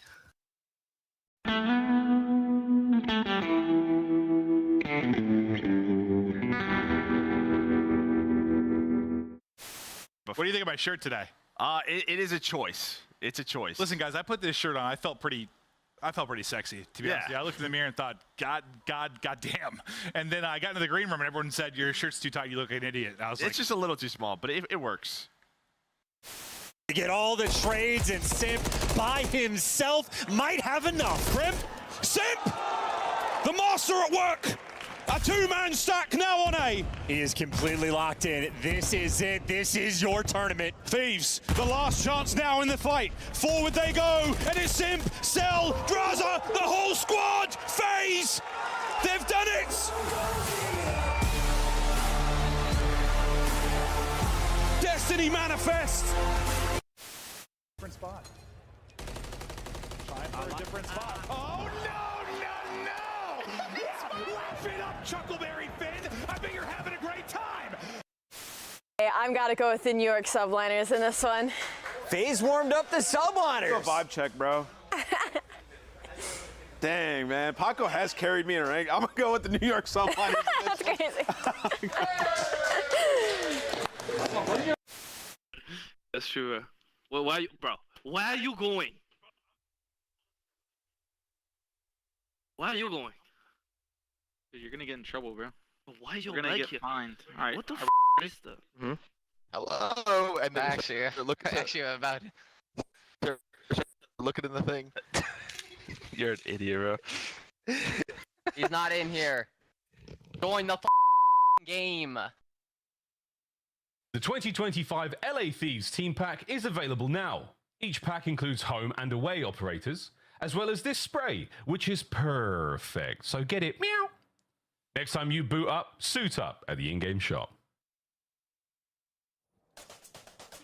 Major 2 continues live from Allen, Texas. We are 2 matches in, and it's been back-to-back 3-0s. LA Thieves hope to make it 3 in a row because this is a squad that has crushed through the qualifiers. 7-0. Most of those 3-0s, a few 3-1s have slipped through. Shift, welcome to the desk. I want to start with you. What are you most excited about seeing from LA Thieves on land this weekend? More of the same, legitimately. I mean, they have been so dominant across every single game mode. They've improved in Search and Destroy. They've smoked Carolina in Control, which we thought was going to be the number 1, number 2 Control team. Could not be more daylight between those 2 squads, and their hardpoint has been as consistent as it was in Stage 1. These guys are on a war path to win a major after coming off their minor 2 win. Is there a player that is playing best on the team right now? Best on the team, you have to say Hydra, just because, like, he was like, yeah, I'm sitting at 85% right now, and he's dropping 1.2s. I'd hate to see 100% if I'm the competition, but realistically, every player on this team has been playing unreal. Dan's been so consistent for this squad. Scrap's doing what Scrap always does, and the only reason I called out Envoy earlier when we were talking about championships is, like, Envoy has been playing well, but his ceiling is so high that should he have a weekend where he plays like an MVP, this is a team that nobody can come close to touching. Yeah, it's just like they're bonkers at different things, right? Yeah. You look at Envoy and he's like 3.2k damage of control, just insane, getting lost, taking over controls, and then Hydra putting together one of the best search splits that we've seen from him, and he's always been great at that game mode. And then Scrap in the hardpoint, a ridiculous slayer, the best in the league at it with the AR in his hands. This team, like you said, has been on a warpath, just destroying everyone. Go ahead, Al. Oh, nothing. I just figured we were switching to Boston Breach right now, and I had something I wanted to show you. Oh, Can I show you? Please so we got the green and the red team right now, guys. Look at this sheet. This means major advantage. This means major disadvantage. So you want to talk about a heavyweight match? Well, this would be a proper upset for the Boston Breach. Let's talk about that Breach squad because they are challengers players brought up for EWC. They kept their spot on the starting lineup, and just when we questioned them, they started getting some dubs in those qualifiers. So talk to me about what we've seen recently. Nameless, can they contend with the top squads after taking down Miami? Yeah, I mean, we saw, look at their schedule, right? They played Atlanta Faze, played LA Thieves, they played Cloud9, Toronto. Like, it's been tough for them. Faze and Toronto are game 5s. Yeah, they've had tough matches, right? They've lost a lot of them. You know, with these guys, though, like, just on an individual level, I feel like they've been getting diffed. I mean, you talk about Wake in Respawn, he's been underperforming, same with Cammy. And then in the Search and Destroy, is like, Wake is one of the worst search players in the league right now. And that's my boy. I love his game. Wow, I he can't is believe you just got underperforming to right say now. that. He is supposed to be one of the slayers on this team. And lately, from what we've seen, if it's not Purge taking over game or Snoopy getting lost out there going nuts, they just flat out get diffed. Got to put it together. Last time we were on land, LA Thieves finished with silver. Let's take a look at that run because they put Atlanta on the back foot multiple times throughout that series. It was a round 11. That was the difference between gold and silver. What do they need to clean up from that last time we saw them on land? I mean, the biggest thing that throughout this whole qualifier, we had just a huge spotlight on their Search and Destroy. It's the only reason they lost that one major is the simple fact that they didn't win a single search. You also have that really bonkers play in round 11 that came under heavy scrutiny about why are we pushing through elevator shaft in a 4v4? So there's a lot of questions around that. They throw that skyline right back in versus Vegas just to see what they can get away with. But since that point, they have really polished up the Surge. I mean, they learned their lesson, right? Like Yeah. we've seen from Search and Destroy throughout the entirety of this split, they're 10-2, best overall in the league when it comes to Major 2 qualifiers heading into this. And I touched on it a little in the pre-show. Like the most impressive thing for me is that they took that Search and Destroy, they worked on it, they tested their map pool, they expanded it, and they did not lose any ground in respawn. And that's why they have been so dominant. I mean, they lose that Search and Destroy. It's what cost them the championship, right? It's their most played Search in this split. Like, these guys address their issues, and they get better at it. I mean, in all the modes. And you talked about, like, the hard point. The hard point, they're tied with Atlanta for record, except the differential is a crazy difference on LA Thieves. Far and away the best hard point team in almost every category. And they just played Boston. Y'all know what happened? Rio. You ready for some fun facts? Yes, I would love fun facts. LA has beaten Boston 10-2 in their 12 meetings as a franchise. Sounds about right. But in this game, they're 1-1. Well, you know what? They're 1-1. So One he's of got their a 2 dub wins against was them from the at some title point. ant. All right, well, hey, listen. You know what? Anything's Players possible. to watch. Players to watch we got down there. We got Hydra, of course, and on our side we have Snoopy. Snoopy in stage 1 looked like he was going to have an insane year. Like, he truly is talented. Just about whether the guys around him can pick him up. I think the thing about Snoopy is, like, his individual POV is probably one of the most fun to watch when the observers are on him. And like you said, at the beginning of the year, yeah, he looked like a guy that could just be a difference maker. But every team has started to realize that we have to account for rogue SMGs. Yes. Everyone's counting numbers. Everyone's counting names so much better. That's why you've seen players like Shotzi and Snoopy start to kind of fall a little bit from where they started the year. Yeah. Allie, who do you think's holding up the stage more, LA Thieves or the Boston Breach players? What do you mean holding up this stage more? What do you? I'm what are you filling. asking I'm me? filling time as But I don't the even players know are what getting that ready to question play. even means. Like physically under the stage, holding it up. Let's fill with more right. pretty graphics. I got a good one for you. It's our Maps and Modes brought to you by Scuff Gaming. Amazing controllers, amazing people, and 5 great games coming your way potentially. Can Boston get a win early? They need to in Hacienda or Vault.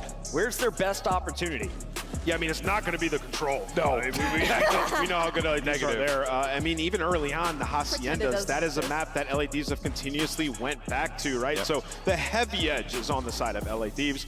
But what I just have in my brain right now is Purge in their last match versus Miami running around on Hasi, feeling like, hey, I'm selling the dream. Word to Bryce Tacular. No. Let me Word back to up. Bryce Tac. Every match is worth watching out. Listen, let me back up my duo here. Listen, that Hacienda hardpoint, Boston loves it. 5-2 in that map 1, leave some opportunity. And even the Skyline, the numbers aren't great. They're 2-4, but for Purge and Snoopy, if they have a good start to this series and get hot, I don't see any reason why they couldn't win that Skyline. So I'm selling the dream a little bit. Let's keep it a buck with everyone at home. LA Thieves, one of the biggest salaries in the league. Boston Breach, probably one of the lowest, as they got a bunch of players from Challengers.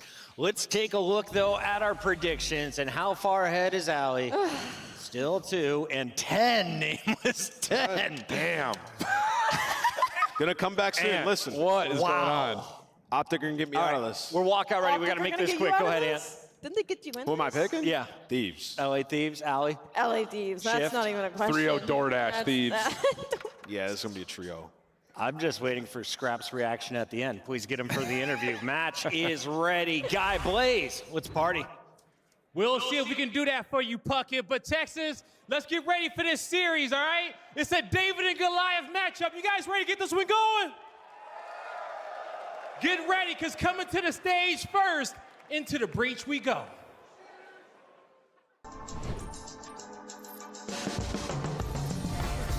I was wide awake and laughing. The doctor didn't even have to slap me. Cut the cord 10 years later, I'm a prodigy. Got more letters on my name than the Ivy League. Now I'm an MVP, CEO, VIP. All the youngest want to be like me, cause I walk like a champion. Double helix, Swiss pedigree. Call me Red One, everybody got for me. Fame monster, sand squat posture. Big footsteps to follow, so use caution. Never duplicated, imitated so often. Feast on opposition, that's why I stay flossing. If you want the noise, I can bring it. Call of Duty fans, get loud for the Boston Breach!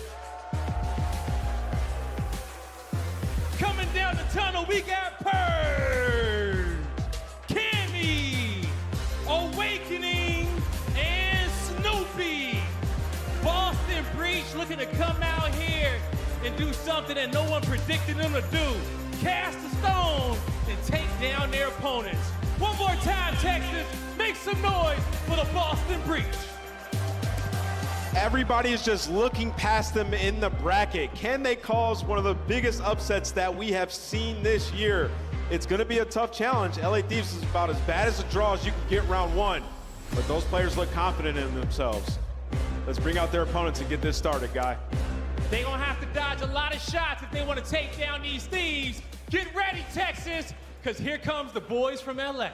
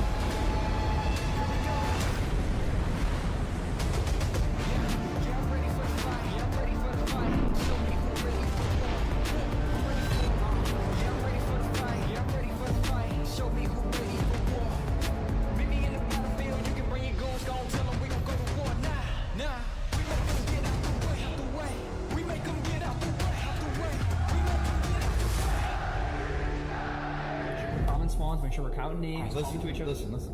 This time, we take everything.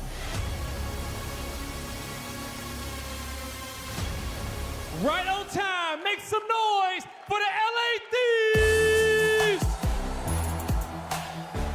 Give it up for Scrap, Envoy, Hydra, and Ghosty. Your Major 1 champions coming to the stage, LA Thieves, looking to shut them down. Listen, you can say that this matchup is 1-1 on the season all you want, but the last time these two teams went up against each other, 3 out of the 4 members of LA Thieves had over a 1.3 overall in the series. This is a team looking to make a generational run and rival up against the Atlanta Faze. They're looking towards Sunday, but they have to go through this first match first. Hopefully it's not an open upset. Let's go, Blaze. Hopefully it's not an upset, Allie. The Minor 1 champions looking to get it done on land. One more time, Texas, help me light the stage up. Are you guys ready for this series? That's what I'm talking about. Casters, take it away. Thank you very much, Blaze. Hey, an open and shut case on the series chance? You never know. It's been throws all day. Surely not another. Dude, it's going to be an interesting time. We're apparently trying to rewrite history about what happened at the minors and majors, but this team is still going to be hunting for their first win, at least in this environment. But they got the new look. They got the shades on. It looks like a squad of frat boys on the main stage. And look, they're ridiculous, but we'll see if they can make it look good in game. They're looking good in game. They'll be looking... Actually, they look great in game. What are we saying, folks? This is going to be a very tough one for the Boston Breach squad. I hope they had a full night of sleep and I hope they woke up feeling great today because the toughest opponent they could possibly face coming in a Major 2, of course, the LA Thieves. But hey man, Boston, it's not the most seasoned squad. They're a relatively young team. And again, Puckett brought this up, mostly challengers, quote unquote, players. Thieves, overwhelmingly confident. It could not be more a tale of two ends. Yes, I mean, at least on the side for Boston, there is nothing to lose. The expectations that LA Thieves have set for themselves, they've had a completely dominant stage. The second most dominant stage we have seen in the CDL era. So they have found their final form. Maybe Big Sean Man can come up with something for the side of Boston, but I think that's the interesting thing of the path to victory. Typically playing against the Thieves in stage 1, it was you just have to win the searches. You're looking for a 2-3-5. We showed off the record earlier. Thieves, they have cleaned up every single weakness, and if they're only at 85%, I'm terrified of their final form. Everyone seems to be so afraid. Who knows that 100% might be sort of zen, enlightened being that wins without a single bullet being fired. Who knows, folks? But looking at the hard points so far, yeah, Thieves absolutely run the show. And look at the map we're going to as well. Hacienda, what we once thought might be a weakness for LA Thieves, because we watched Scrap set a record-breaking 6 kills with 600 damage. We thought he was going to be terrible. 2 maps later, he's looking like one of the very best in the game on this map specifically. So 5 wins free in the +63 margin Thieves have been dominant on the map, dominant in the game mode. Now they just need to bring it together on land, and it is the perfect first look at this squad. Here we go, folks. Map number 1, the LA Thieves taking on Boston Breach here in Winners. Straight into the point we go. On board with Mr. Damage himself, Scrap. And yeah, ever since those first few go-arounds, it's been very different indeed. Purge in the feed with a nice 2 there chance. Top side of the map, all Boston. And opening salvo, you're just looking for space, looking to flip the spawns. You're trying to do everything you possibly can. But right now, Boston keeping things more or less under control. Got the bodies on the hill as well. But there's a kill feed for LA Thieves. That's going to be all 4 players dead. Scrap moving to the top. A ghosty, oh boy, right on top of the spawners. Purge the only man he didn't account for there, and he didn't do the full count. So now, a very interesting moment here where this is going to turn on its head. That's right, Purge manages to stay alive. But for how long? For a lot longer than he thought. That's another 3 down now. Massive turning. Hydra's got to stay alive on the backside. Shout out to Purge. IQ plays coming through right there, and his team's going to have the initial time. But the question is, do you actually hunt down the player in Hydra? No. You're caught unaware, but Cammy guns him down, so Hydra maybe a little bit too quick. And those spawns aren't going to be blocked, so Cammy right back in the action. Boston still in top. Scrap's growing up for the fight through the parking lot. Oh, nice shots on a Cammy. They take over Awakening as well. So the last man left alive on the point is going to be Purge. Can he find any kills out of this life? And he cannot indeed. There's a clean break for the LA Thieves. They're on side, they're on time. And that is just simply too easy. They get the setup. Cammy spawns in the back, and everybody just loses their ones. Now Thieves pushed out Hydra. If he's the front man, you're feeling confident. Does some damage. There's the trades rolling through, and I mean, you got 2 ARs in time. 1 single flank here from Scoopy, but they're on top of it. Scoop that one up, gun everybody down, and that is a 4-man wipe in the feed. Thieves comfortable to get that final point. A decent battle there on P2. Over towards the 3rd high point we go up towards fences. Cammy's going to be there first and foremost in position. Hydra has just caught Snoopy out on the timing, but not on the kills. Envoy trades. And now straight over time, Cammy, huge amount of damage out there on the cross. As Envoy has him pinned. Will he check the right corner? Oh, a little bit more than that, he gets the kill. I mean, fancy feet right there, and that is a clean and easy rotation as well. I was watching on the mini-map. Ghosty was just playing with the food, picking off guys off spawn, and right now Boston fighting a massive uphill battle. They break through the time for the moment. Problem is, still haven't dealt with Ghosty, who already has a Hellstorm. Yeah, it's a Force Spree and a Hellstorm. He's got himself a whole lot working out for him right now. 36 seconds in the hill. Hydra now cleans out 10. A perfect setup right now from the Thieves. Awakening has managed to sneak on through, and unfortunately a bit of a contest here. Cammy is going to be the red dot on the minimap now. Awakening joining him on Hydra. Cleans up pair. Can he get the 3rd? He can indeed. Clean and easy. It is going to be like that all tournament long, and that is a virtually perfect hill. You had some chip damage rolling through there from Boston, but ultimately they got nothing except for maybe this rotation. They win the opening gunfight. They got a trophy nearby as well, and Cammy pulling out the Jackal, wants the kills, is going to get them, and they have the feed. They have the initial time. You want the full 60, you'll be right back in the game. You want the full 60, but again, it's going to be a situation like P2 where, yeah, bad news, fellas. The setup is one thing. Oh my God. In the end, is Envoy finds 2, and that's Ghosty singled onto Purge. What a break.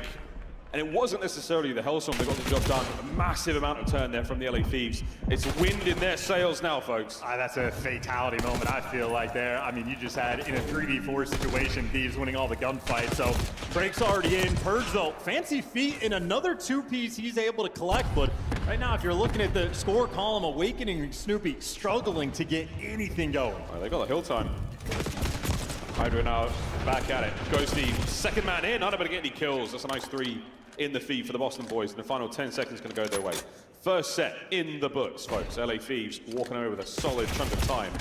A little shy of the 100-point mark, though, and Purge 9 and 11 now. 10 and 11 there for Cammy, and it's not a tremendous amount of production from Boston. No, again, 2 players right now that just need to get a touch more active. Snoopy, once he gets going, he can be virtually unstoppable. And in the feed, that's a clean 3 there coming in for Boston. Able to get this P1 time as well. And you trade out Envoy. Every body spawning up towards the boat. And Boston should be able to fund him through on the map. Boston eyes on this spawn. Purge will be the first line of defense. So Soupy and Awakening find their respective kills now. 2 through the top side. Purge finds 1. Purge can't get the second. They scrap the 2 in the feed. Can be the immediate trade, and that is all 4 indeed, folks. Time going the way of Boston still. And this has been a sort of comfortable moment for them as well, doing a really clean and easy job maintaining the spawns. One pinch to get everybody off the time. Hydra hitting some wicked shots, though, downrange. And once again, Purge somehow finds himself in a spot where he has to make a pop-off play to try to get this P2 time, and he is simply overwhelmed. Too many thieves all over the map there to deal with him. Cammy, the lone man in the hill. Oh, makes it an awkward moment. Snaps on a ghosty, finds himself a second. Cameraman Gilligan keeping the backline safe. Spawns, though, still close there for the Thieves. They're still in contest for this point. And Zig is going to be clear. Now you got to turn your attention towards the back. They got the trophy as well. Here comes the hit. Here we go. 2 through the back door. Envoy first man, and a lot of damage. Trades complete. Only one left alive now is going to be Ghosty. Has to pump the brakes for a second. Whoa, nearly gets the kill, but there we go. Awakening. Last man alive. And he needs the support. They're going to be quicker here than his teammates are. Wins the second one. He's done everything he can. Get him the time, and he gives you a little bit extra. Boston now have the numbers in the fight for the final 30. They already have the lead. You can start to run it up. Wait, Ghosty, there we go. Snoopy pushes that last player out. Here comes the Zig hit. Nothing from the hit. Scrap traded out, and what a P2 this has been. The battle's still raging. Awakening. Oh my! Envoy, what a win. And that could be a lead change once again. And that's a big fight for the final 15 as well. That's 15 seconds Thieves get that Boston would have loved to have had. And on the rotation, Hydra already making an impact on one side, but while he's traded out, the red arrows on the minimap so close to this new time. They're on the way, and that's it. Wait a minute, it's a fast hit from Boston. Rapid attack now. Snoopy finds 2, traded out. It's going to be all red now as Boston Breacher found dead. Push now through fences, and it is not an easy one. And the fact that you go from the P2 scrap time and you just win the break on P3, Snoopy, you're forcing this out early, which is a great thing for the rotation of the Rock Hill right now for LA Thieves. They do fall, and Boston are going to be able to secure this time. The question is, though, for how long? 30 seconds is plenty to fight for. Purge is holding this down. No one's getting through without big damage. Nice 2-piece there. Envoy fighting his way out.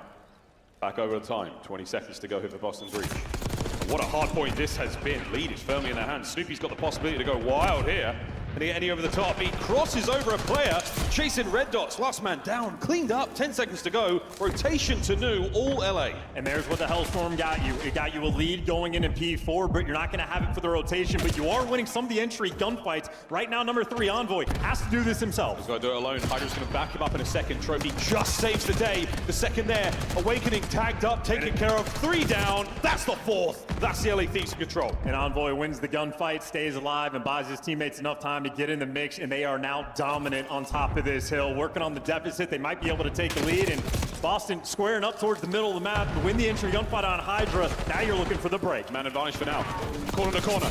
Cleans up the first. Second man down. Onto the third. And Scrap can't get them all, but what a hold. Thieves are there. And that is perfection in the comms and perfection in the timing there from Scrap. Had everything dialed in. Oh, man. Lead change. What a second set this has been. Quick contest.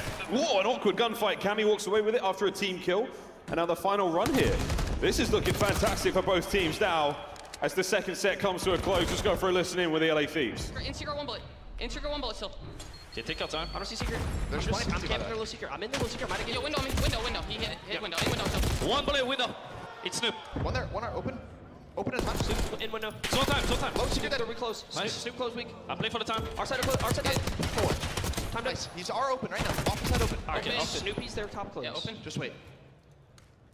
Open on me. Snoopy's close. Yeah. Hit our top close right now. Open it. Our top close. I'm just banging the hill. I don't see nothing. Take your time. Take your time. Top open. Open. Snoop. They're Waterfall. Close. Jumping on time and open. R open and then pull on time. Close on time. Yeah. 25 seconds. Yeah, play this time still. Make sure we keep playing together. Get the scrap. Yo, come flat with me, Osmo. I'm already P4. I'm in secret. I killed the gun. You want P4? P4 still. All time. 2 open. Child waterfall. Yo, 1. Back Deep secret. open. Go through. Our side open, Ernie still. There's 2 P4. I plugged in, by the way. Deep lobby. Deep lobby. 2. 1 top spiral, 1 on old. That guy's spawning 5 out. seconds. 5 seconds. You go forward. Spawning up loop. Going well. Let's go together. Close right. Close well, Benny. Nice. I'm pushing one front new and 1 on time. Probably deep back. Yeah, deep back on the statue. I'm nading it. There's only 1 there right now. It's gonna be driveway as well. To the back. I spawned in the back. Deep on the car. He's on the car weak. 1 bullet. Behind the yellow cup. Deep statue. 2 to the back, guys. 2 in the back. And 1's close side door. Or backside Lambo. Yeah, 1's back lobby right now. And 1 on time. Lambo. Nice. 1 on Nice time. split. I'm just making the hill. I'm taking a route. Front side time. I'm already on the right. Close side door. He's cold side door, yeah, still. On the Eddie dead. Go side door me. Stay alive. Shot side door. Side door me. Behind the yellow cup. Behind the yellow cup. Push. It's one back. It's one back. Left dead. Back left. Nice. Nice one. Close. Close. Ready, 3, 2 shot. Challenge, weak. He's half out. On the rock. Let's go soft. Nice, I'm getting you. Shit on. Nice. 3. Hold on. Nice. Just purge. Also one in the back. One shot is fuck here. So I'm on you. Just You love it. Don't get Sparrow. Don't get Sparrow. Snoopy. Nothing Yeah, in top close. Yeah, just get my plat. You guys have plat? Yeah. Close window. Nothing front. Window right now. Nothing play from old. They're hitting you guys. 1, 2 to front. Ivor gets flat pitch now. Watch out, flat. They're hitting front. Outer, boys. Inner, outer. They're both inner and out. They're just playing front. I can hit time. Jump plat. Outer plat can't be done. I'm one shot here. I'm holding plat pitch. I plat pitch. On time, one bullet. Two on time. Inner. Nice. I plat pitch. Straight out. Plat. Nice. Nice. Hold on. Boys. Big 40, boys. Big 40. Yeah, Right. go. I want you to. You'll Outer right now, first guy. I'm timing you. I'm in. Help him. Outer came out. I got you. Yo, timing you. Low you one. I got trick skin. Low you. What a hard voice there. What a great listening again. Thieves a little calm, and the final lead change here. Chance in the business end of the game. I mean, I'll say not my favorite listen-in. Maybe looking for a little bit more, but they started to find it in the feed. Ghosty, another spree. That is 7 in a row. Seemingly unkillable. Jesus. Indeed, another Hellstorm still to play with here. Snoopy contesting on the point, finds one. Can he get the second kill? He sure can, ladies and gentlemen. Over now to another rock hard point. Thieves in control. They have the I was supposed to say, ain't no way Ghost is going to get a day one pan again. Breach, I doubt it. Scrapping 2. I mean, again, the Rock Hill, they have been on point, on rotation towards it, and they got everything pushed out. I mean, Ghosty is carrying now, 31-24. Now for LA Yeah, this could be I'm in the 30 on time. Right here and now. 3 players on time. The one man roaming out towards B2. Here we go. Ghosty with eyes on. How many kills can he get? Nothing just yet. Off spawn, likely to see the Hellstorm. Here we go. On towards time. A big kill from Purge. Cammy finds his. All down. Once again, another break. I mean, that was the dream setup, and that does not last any time at all. And now Ghosty, this is a desperation Hellstorm. You get the guy out of time and you get your team back in the mix. Boston trying to pounce quick. Boston got to get going right now, boys. Scrap all through the front door. Once again, a Snoopy winning the big ones. Awakening on the trades again. And again, another break. They leave the point and get right back in. Perfectly oscillating to dodge that Hellstorm. And hey, this is 10 seconds worth fighting for. Hydra chalking it up, leaving it for his teammates. They're trying to get out of dodge, and Snoopy is picking them apart along the way. Big kills across the way. Lead change in the dire hours now for Boston Breach. And a battle on P1 as Snoopy finds another 2-piece. 4 now on the spree. 37 overall. 10 for the win. Thieves, you got to get going. You got to get in the point now. Snoop's still killing. Snoop's still rolling. And I don't believe it, folks. Wow. Boston Breach. Wow. Holy shit. Wow. I don't believe it either. And roaring in the comms as well. Now, 2 major points of note for the side there of Boston. One, Cammy, lights out from start to finish. Man finished with 37 kills. He led the lobby in damage. But the turnaround that Snoopy just had, we called him out earlier. Him and Big Wait did not start off too hot. Snoopy, we don't say it often, but he was not getting in the mix with his boys. But that was at the front half of the game. By the end of it, Snoopy ascended. And he finished top of the lobby, goes on a tear towards the end. And even for the listening we had with LA Thieves, Snoopy was a dominant presence in their comms, calling him out constantly. No one was there for the trade. Well, the only thing we kept hearing was Hydra, 1 bullet Snoopy. 1 bullet Snoopy every time, man. Wow, what a start to this series, folks. North of 4K damage from both Cammy and Snoopy. Sensational performances from both of them. Cammy was a 3-piece machine. It was 3 at any given time. And every time, even with the LA Thieves listening, Chance, individually, still very impressive, but just getting picked apart. Fantastic breaks when they needed them. But towards the end there, even with the Hellstorm, I mean, multiple Hellstorms, saw 3 in the game alone.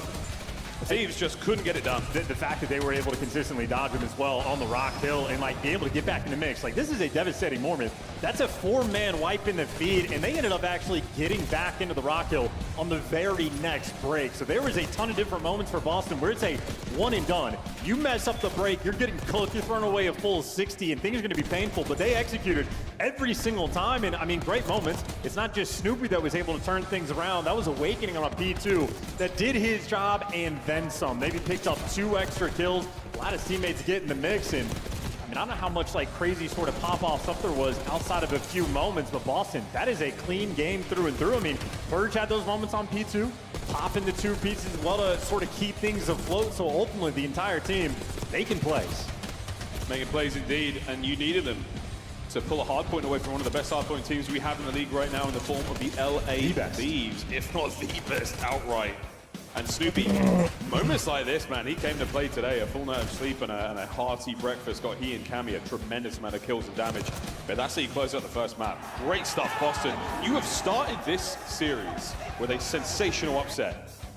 Can you keep it going in S&D? Well, keep in mind, though, this is sort of the LA Thieves threat. If it was Major 1, as we look at how narrow this game was, but if it was Major 1 and Thieves dropped the first map, I think the fans would be terrified. They would be shook. They'd be looking at Boston's S&D and go, this might actually be a massive problem. But they've turned that around. The path to victory against this squad is no longer a 2-3-5. You're going to have to battle them on every single map. So that is the type of nail biter is going to require to beat this team. But Boston, I mean, they're showing off the goods there, and ultimately for Breach, in stage 1, phenomenal online. Coming to the major, they were not able to execute. That has been the story for this team. They're trying to put things together for this very moment.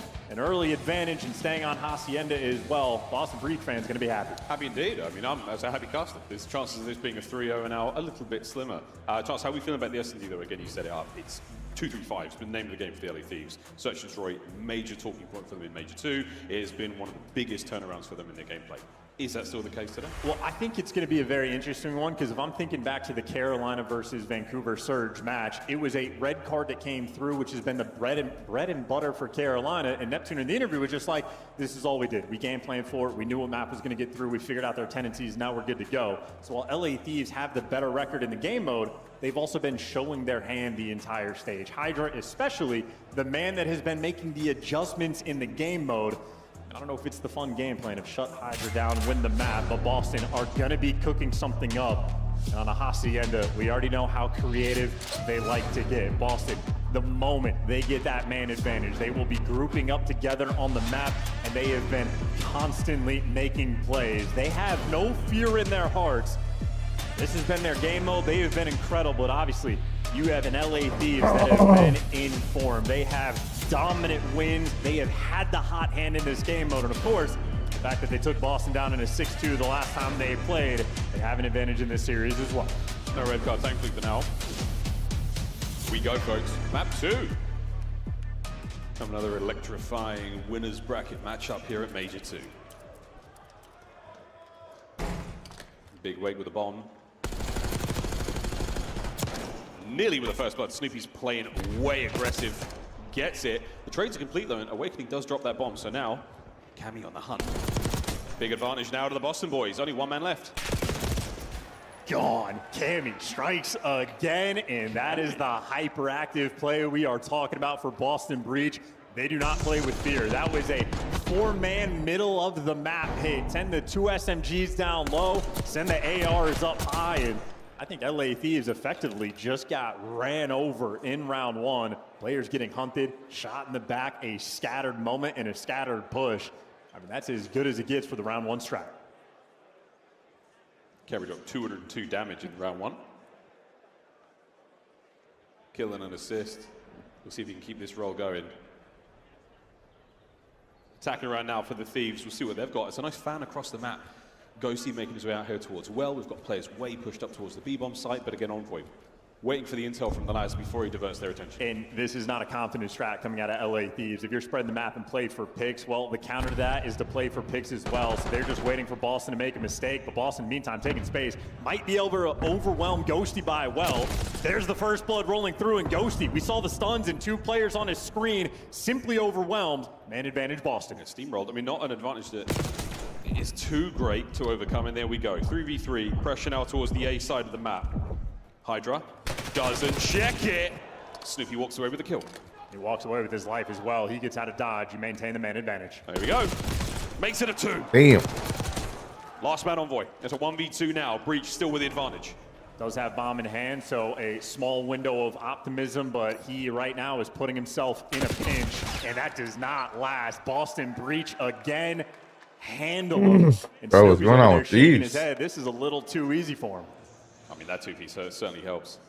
Hydra was relatively free as he runs past him, but Scrap was certainly a square out fight.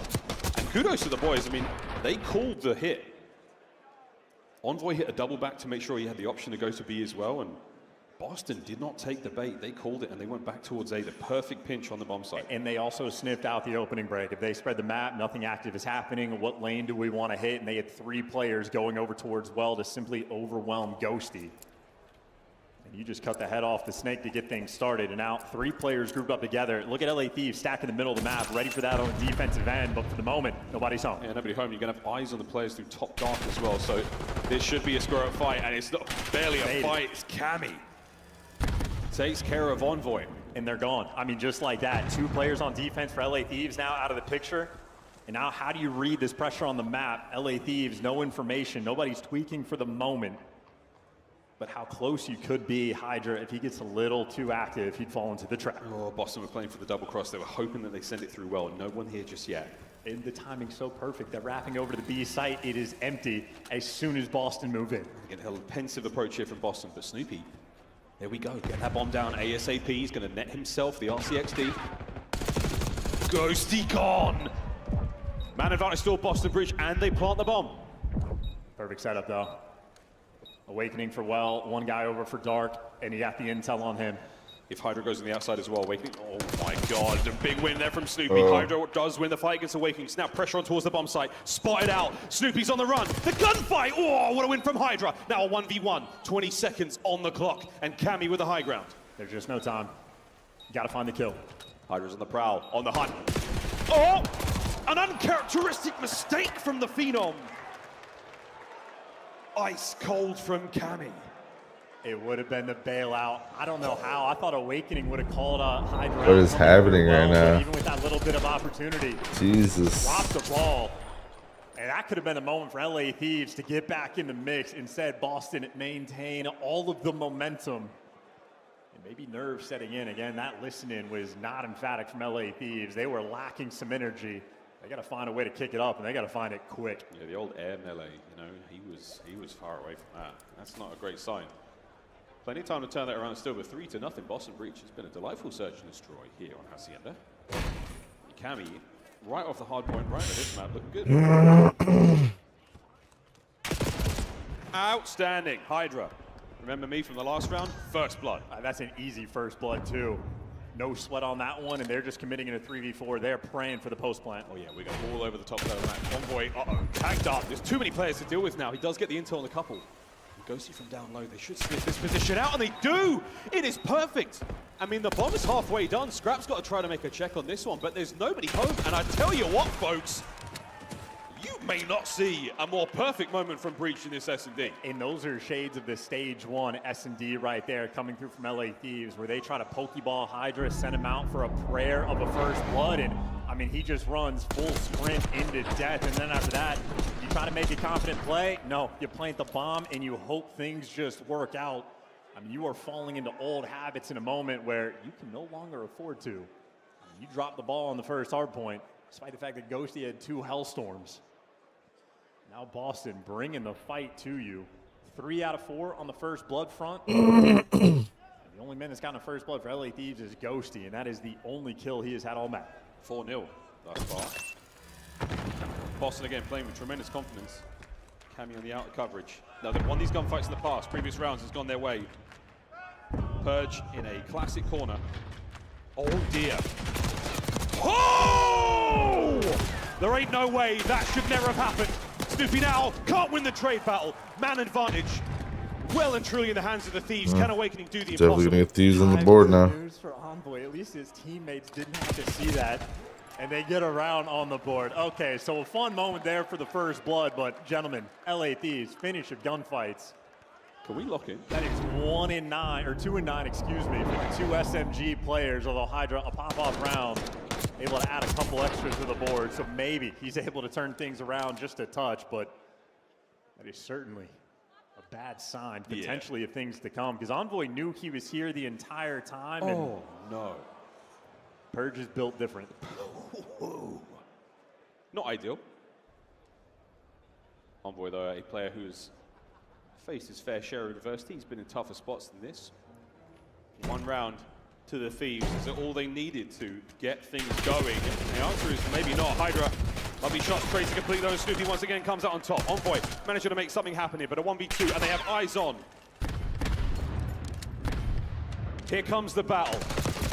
Boston, Breach, flatten the LA Thieves. Yeah, these guys are dialed in too. That was the perfect strat. I mean, just read them like a book. You had LA Thieves going for a 2-2 split. Boston countered it perfectly, and just because they're on the defensive end, guys like Snoopy able to get in that hallway just a little bit quicker and overwhelm them.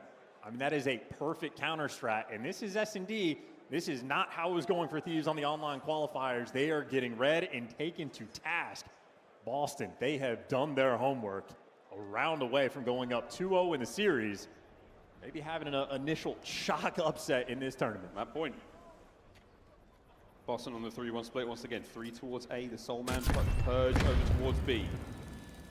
Stock standard stuff out of Boston. They have not deviated from the plan too much. However, this time, immediate trades dealt with. Purge once again on the sneak. Great timing on Scrap, not enough for the kill. Can any of his teammates get there in time? Snoopy's on the run, and he's managed to escape with his life. Oh, that's so unlucky. Snoopy was trying to get that one-shot kill. He just could not find him. A disappearing act there from Envoy, and now a good round from LA Thieves. Purge, though, plenty of time to work with in 1v3. The bomb is down. Should be unclutchable. But Purge is a smart enough player to try to sniff it out. Sniffs that. Gets away once again with his life. Now full regen. Full knowledge of one player, 30 seconds to go. Whew. Thieves, stay alive. That's good movement as well, but the crucial moment in that round is Purge, the player. He got one shot that snuck his way into Ewer connector, just able to get out with his life, and Snoopy overcommitted to try to find that final kill with a one-shot call and just couldn't get it done. So good execution there. An opportunity to stay in the mix, but still for Boston, a single round away from going up 2-0. Yeah, Scrap's survival skills, 99 after that one-shot attempt. A flurry of comms there from the Boston boys. They know you're so close to closing this out. Do not relent. In last round, they shut the door down over towards B, so now it's a 2-2 split. Or maybe just everybody squaring up top mid. Big time square up. Hydra crosses the halfway mark. The B-bomb site wide open right now, but here come Boston. An aggressive counter-attack on the cards. Cammy will be the first man into the fray. Stuns and nades. Everything's going over the top. 2 trophies now at play for the LA Thieves. Here we go, folks. They're going to whir away. The gunfight's already on. Damage is dealt. But wait, right through the front line. Awakening finds his. Scrap on the rock. Finds 3. There we go. The last man, Cammy. And there's simply no way the Thieves once again hold. That's a bold moment, too. That's almost like a P4 retake where you actually had LA Thieves a man down. They were not expecting all the front pressure, but they deliver nonetheless. Envoy especially able to give you a big 2 kills. Him and Scrap holding it down, and Hydra just there for the finisher. But I like the switcher from LA Thieves. They stay over on the B site, pull a little trick, and say, hey, we might have got it dominated over on this section map last time, but we'll be a little bit more prepared. 1 round at a time. That's all you really need.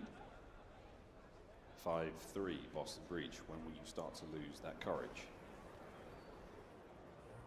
Bomb exchanges hands a little quickly there. Awakening now the carrier. The guns are up at the ready. Thieves find the first blood. No read. Perfect stun there from Snoopy is going to slow those players down. 2 of them now moving in to try and take care of it. What a decision by Snoopy just to get out of dodge instead of trying to win the next gunfight. He would have been overwhelmed. Now you might be able to isolate a player. What a play from Snoopy, staying alive. Envoy there, the only man with eyes on the B-bomb site for now. And Snoopy. Snoopy! That's the isolation. That was the only player by himself on the LA Thieves. No trades to be found in a 2v2. Snoopy now has sight. Purge with the bomb on the recovery. 35 seconds to make a decision on the plant. Snoopy that might be unstoppable. Double digits already. He's cleared it out, and LA Thieves fear him. They were not trying to square up. They are purely playing for the retake. Hydra and Scrap versus Purge and Snoop. Boston, can they deal with Hydra? Stun connects. Pressure now on towards the site. Purge wins the fight and turns it into a 1v1. It's huge. He knows he's going against an SMG as well, and he's pulling out all the stops. The Phenom makes his way towards the site, trying to make something happen here. Oh! A 1v1 win from Hydra. 3 rounds in a row. And Wow. played that perfectly from start to finish, and Hydra built different. French Phenom, pure reaction time, pure gunny, and the lifeline for his team. Well, Thieves fans, pulse check. You're still alive. Hydra, what a 1v1 win. I mean, look, don't miss, don't lose. Hydra doesn't miss a bullet and has to kill the final 2 in the round. He has leveled up his S&D gameplay. Wow. Now he's showing off the goods for the clutch. That was crazy. Round they level up the map. Breach. We're testing the resolve in a big way. Once again, an aggressive 3-1 here on defense. Overwhelming the A-bomb side of the map. There's massive damage into Hydra. Can they finish him off with a grenade? A miss on the windowsill. Nerves starting to kick it. They backed him down though, LA Thieves. How quick are you on this rotation? Nope, they are sending it home towards this A site. Or maybe turtling up. It's the double cross once again. They haven't given up space on the A-bomb site. Breach over by B. And Cammy would be the man to spot this out. Trophies getting tossed around, so maybe a little bit of noise, and Boston prowling. Quick on the retake. Here's battle for the first blood. Envoy dropped. Bomb down as well. A massive win from Purge. Now Hydra on the pinch. Trying to level this up as best he can. Cammy, his red dot now shown on the minimap. Hydra with a bomb recovery. They're still able to get this down at A. They're trying to move. They don't want to deal with the high ground. Try to get out and see if you can catch a player. Isolation. There might be a freebie, but Cammy delivers and Scrap for a 1v3 when you need him the most. Scrap now once again keeping the hopes of the LA Thieves alive here in the Search and Destroy. He's made his way towards B. There's nobody home, and that's his plan. One bit of good news, he plants for the God spot. You can play this from office. You can see it from so many places. As tough as it gets for Boston, but here comes the hit. Here comes the hit. Scrap. An AR in hand, his trusty aims. How lucky will he be? And luck has nothing to do with it. Boston Breach, a 2-0 lead here in the winner's bracket over the Thieves. And for a team that it feels like the entire community may have counted out in this series, how the tables have turned and Thieves hiding, scared from Snoopy. I mean, that is dominance in map number 1 and dominance in map number 2. Snoopy out here playing like the MVP, but that's for the 2-0 lead. You might have a lot of Call of Duty left to be played, but Boston showing they are on form. Boston certainly coming to play so far. Well, folks, I mean, Damn. technically a 3-0 is still possible. Statistically unlikely, but at this Technically. point in time, I'm willing to throw the stat sheet way out the window. Sorry, Easy Mac, no offense, but right now, Boston Breach, what a lead they have in this series. The LA Thieves, our super team, coming into this one, the unquestionable favorites. They find themselves down in a bad way. In Boston Breach, nothing to lose. How about that from Snoop? 11 kills, 9 of them untraded. Everybody else on his team racking up the assist and the first bloods. That is utterly dominant in the first blood category. 7-3 in favor of Boston. They have done their homework. They had perfect counter strats as well rolling through. Everybody getting active and getting involved. Boston, I mean, look, I don't know how nervy you are coming into the series, but it's clearly one where they have nothing to lose. They got the vibes falling after map 1 and now overperforming. Take a look at the double B coming through for the first 2 maps. I mean, we thought this might be a Lala series, but no, right now it's just and it's because it's badass stuff out of Boston. Vault Control came up in a moment, and again, Thieves, they have been the masters of the control mode. I think the series could go the distance. I wonder what the desk thinks. 3-0. Yeah. No, Boston popping off in this tournament. You love to see it. And when we think back to Major 1, that was the last time we had an 8 seed go up against a 1 seed. Miami went on to finish top 3 after taking down Optic. Now, could LA Thieves fall early on? Nameless, there's not a good record for teams that go perfect in a qualifier. Brother, I am mind blown. What is going on that stage right now? I mean, you look at it and you're like, okay, LA Thieves in every way, shape, and form have been better than them these last few weeks. Just played them and dominated them. But what we saw on that map 1, setting the tone, was Cameron McGilligan taking over on the P2, makes a huge play. We'll go over the highlights, but I think all of us, we're just kind of at a loss for words. Let's first jump into the search and destroy. And Alan, how do you go up this big if you're Boston Breach early on?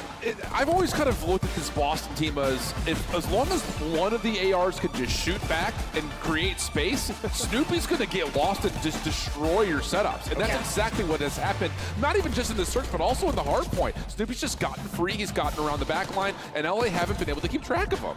And I've seen a new angle, I feel like, from Boston Breach throughout the entirety of this search and destroy, where they are just wolf packing everything. Yeah. It doesn't matter if they're on attack, it doesn't matter if they're on the defense. The retakes have been unreal from the side of Boston Breach. Every time you stare at the minimap, it is highly unlikely you're going to isolate one of these players. And it has paid out in dividends, because for LA Thieves, on their side of things, they're feeling confident, right? And so you're gonna find one of those players kind of hunting for that initial pick, running through these hallways. And when you run into 2-3 Boston Breach players, you're not going to win that trade battle. So for the Boston Breach, I love the way that they have approached the search and destroy versus LA Thieves. Some huge clutches as Hydra gets the 1v1 there, but in round 10, it was all Boston Breach and Purge sealing the deal in. Yeah, did a good job like using your lead. You know, that's how you become a great search team, is like utilizing your lead and taking chances from there. Some really nice blind counters.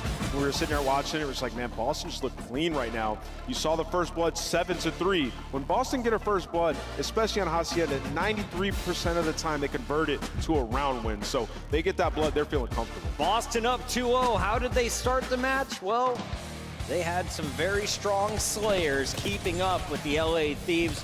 Let's take a look at the highlights, because early on, we're like, oh, business as usual. There's another 3-piece from Hydra. They're up by 60 points. Then, after a rotation, Allie, we're tied. I mean, and that is so impressive to do in general. Like, you open up this map and you have Hydra dropping 3 pieces on your forehead to still make that turnaround. Cammy, Unreal P2, just to kind of snowball into Snoopy getting comfortable, right? And I talked about this as we were heading into this pre-show. Is like, if they make it to that Skyline hardpoint and they get Snoopy going early on in this series, there is definitely some opportunity for Boston Breach. They did some things really good on this map, and I'll tell you both of them. All right, it was the P2s where Cammy just gets there early. They were just playing from the front, right? It was fine. Like, Cammy would get there, find a kill. We could make it scrappy, and if Thieves overextend, we'll get a big chunk of time, which is exactly what happened. But the other thing is they really prioritize the P1s. It happens so often where you see Purge finding 2-3 kills from hallway, then just dropping down to hill, playing with his teammates, and finding good time to sort of give them that, keep that 20-point lead that they had. They use that to win the game. Yeah, and I think the thing that's really curious about this Boston team and how they play Hacienda is they actually make the map feel very small, because they're playing from like the middle of the map. They're not playing around the outside nearly as much. And when they do get good setups from the front, then again, you allow Snoopy to hit that long route, find ways to hit these pitches, get around the back, and it creates disasters. So it's just really interesting to see how they choose to play the map versus a team like LA, who prefers to kind of take the long routes around the back, get spawns first, then play for the hill. Breach is just like hill, hill, hill, hill, hill, let Snoopy go fly. Yeah. If you've been to a CDL event before, please make some noise. Woo, I've been one. Teach everyone joining us for the first time how to get loud, because this is going to be a crazy series. I have a feeling we're going to a game 5. We have not done that for LA Thieves throughout any of the qualifier games. So let's revisit our predictions, because Alan, if we don't go to a game 5, we're all looking real dumb. Correct. It's just so crazy, because like a week ago, calling this Boston team mid would have been a compliment. Now they're 2-0 up against LA Thieves. I'm still sticking with Thieves, though. They're going to get a huge momentum swing here and reverse sweep. Allie, it's not the first time they've played. They're split 1-1 in Black Ops 6. Who do you got winning this? I still have to stick with LA Thieves, but I mean, I'd love to be proven wrong. All right, we're all sticking with LA Thieves. We have faith. Is it misplaced? Let's find out as we send it back to the casters. Thank you very much, guys. Man, I think Nameless has been back in Gigawake and back in Purge for so long, and the one day he's screaming right now, the one day he doesn't, they look so good. He's so fake every time. Well, folks, we're almost ready to get into control. Yeah, Vault. How do you feel about this? Because again, Thieves are they're the best control team we've got, right? Look, they're the men, right? They're the gods among men. Yes. How does this happen? 10-2 record in control, like on the stage, on the year, maybe the best control team in the game. They have some of the best players in the game. Man, it would have been dope to still be back here. Yeah. Map. I mean, look, on paper, keep saying make it, no mistake, he but should be walking away with the series because they have the best objective player on the map in Envoy and the best Slayer on this map coming through from Hydra. I mean, 2 players in the top 5 specific to Vault Control. I mean, assuredly, there's no way unless Snoop has something to say. I mean, dropped a 38 bomb in map number 1, got the double-digit kills in map number 2. The SMGs for LA Thieves got to wake up because Snoop has been giving them the hands. He has indeed. And he's looking to get it down again. Oh boy, look at the snaps. Nice moves, man. Right off of B, over towards A, and again, the Thieves have responded to this perfectly. However, bad news, Purge is in your spawn, and he's absolutely whooping you. Yeah, and Purge is already forcing you to spawn out, so now Thieves really don't have the reinforcements. They're trying to fight 2v3 effectively over towards the point, and, well, Purge gets the hand for the long-range gunfight. The Boston players at least able to take some space and move towards this A zone, but they try to be cheeky off the rip, and they got punished. 35 seconds off the clock, and they have just now touched the zone. Thank you. Okay, while you're in, 3 members now of the Thieves on A defense. Purge just trying to cause a bit of a problem there, just trying to slow them down, get his teammates out of spawn and into the fight. And you've done just that. You found a couple of sweet kills, so now Boston, you have the map. Oh, wow. I mean, big win just to try to keep things moving. Ooh, but that gets shut down again. And if you had Purge off the opening break, taking out an assault rifle, they wanted that B zone off the ribs so badly. But now a desperation effort, 25 seconds to go. You're going to have to start forcing it here if you're Boston, and things right now are not looking good. Whoa, wait a minute. Purge got tags into everyone. 20.9, the clock has been stopped, and it's a 3-man stack on A. First segment gone halfway through. Here comes man number 4. Say goodbye to the A zone. Cast a curse. Say it doesn't look good. 4-man wiping the feed, and they're going to get it as well. So there you go. Extra minute to the clock, and now a life advantage. How fast things can turn in control. Wait, Purge finding a couple of kills there. They're not able to get towards the B zone just yet. Ghosty, the tactical retreat. He's going to catch players coming in off spawn. He's been picked up. Man advantage for a second there. Went to Boston. Nice work from Scrap on the defense. Yeah, up top, reigning supreme. This might be operation attempt to get somebody into art if you're on Boston, but the AR players for LA Thieves are slamming every single door shut. They're looking for your moment, and Snoop, nice little pounce. That's good comms rolling through to trade out Hydra. He's able to stay alive and keep position, but everywhere you go, an LA Thieves player is crawling. Yeah, an Envoy. Pick a corner, any corner, even with Cammy with the comms. Wait, no way. Envoy staying alive now, going toe-to-toe with Awakening. You managed to get over towards B for a few seconds there. You get a little bit of pressure, but again, not a whole lot. And the Envoy is still in your spawn, so you pushed forward, but you're in the pinch still. You're still in the trap. Dude, and Big Wait just gets back down. We're letting one-shot players live for free on the most important spot on the map. So if we're not playing with confidence, we're going to lose this round. You can still try to win on kills, though. 15 seconds, no lives left. But only 2 members of Boston there for the Thieves. Just find a hole and stay safe. 10 seconds now on it. Snoopy, last man, sends it. First round comes to a close. LA Thieves strike first. And ultimately, the majority of that comes down to the break. Boston clearly trying to force things through on the B zone, but LA Thieves win enough extra gunfights that the play was never effectively set up. And granted, Boston repositioned, able to secure the A zone and keep that down to a default round. But in the meantime, while they're happy for the progress, Scrap might have the hot hand. 11 kills in a round of control. I mean, that is about as good as it gets. Lighten up the kill feed, making sure he can keep things active for his team. That's the man right there. It didn't feel like there was a whole lot of a mid-round adjustment there from the Boston squad. Or if there was, Thieves were just one step ahead. A nice opening round again. Scrap on that 5. We'll see how he's looking towards the Hellstorm. Halfway. Lovely first blood. Hydra joins him. This is a great attack so far. Wait a minute. Hydra now.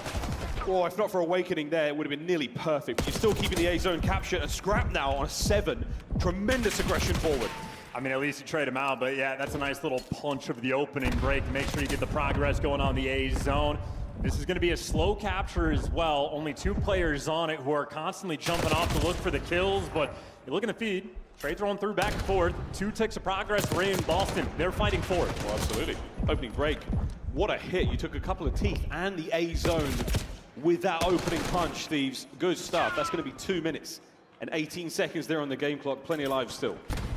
Boy, though, should get caught, stunned in a triangle of Boston players who've done a great job of at least clearing out the middle of the map. So they're set up in control. Snoopy's got behind enemy lines. He does get taken down, but at least you know you have all the pressure in the world if you're Boston. Everybody for Thieves coming out of spawn. Thieves on spawn now through the middle of the map. Purge has found himself a corner upstairs. That'll be a problem in a moment, but in the meantime, his teammates get picked apart, so Awakening, the only man left alive here to really make a dent. Purge is going to catch a player in spawn. Can he find Ghosty? He's on the hunt for the player in spawn now, trying to stay alive on the B zone. Nice work there from Scrap. Over to one boy. Oh, can't get the pair. A pinch now developing towards the zone. Lovely coverage there from Ghosty. Oh, for the time being, a segment in the bag. Damn. And you're not out of the woods yet. Hydra's still alive. I mean, you're happy for the segment. At the very least, you got a little bit of an advantage, and they are keeping this pressure up. Envoy underneath Art, forcing out the spawns. And these are players from Boston that are trying to funnel through the zone. You have Purge that's been in ammo the entire time, but if it's not for Cammy picking up the two-piece, Thieves have had constant opportunities, but that's, well, nearly all 4 players down. And you're spawning out at P2. This is a blender of a map right now. Man. Ghosty at one end, Hydra on the other. 3 members now of Boston are in a bit of trouble, but is Hydra in trouble? No, wait a minute. Second!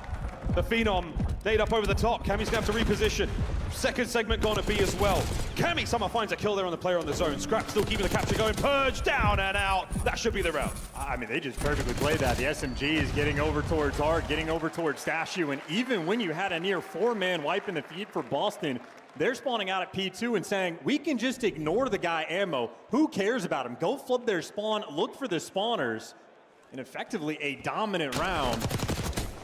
And this is the type of emphatic fashion you want to see from the LA Thieves to try to get some momentum back. And look at the kill feed while Snoopy has had a monstrous series so far on this map, getting absolutely shut down, and Hydra, the man that has risen from the ashes, taking the advantage from him. Those ashes are still red hot. What a bounce back here. Thieves in control.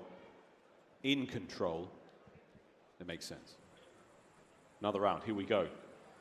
The lifeline they're sorely looking for here in the series, just to stay alive. Can Boston get on the board at the very least? Thieves, 1 minute and 20 seconds. Yeah, a map win on the series.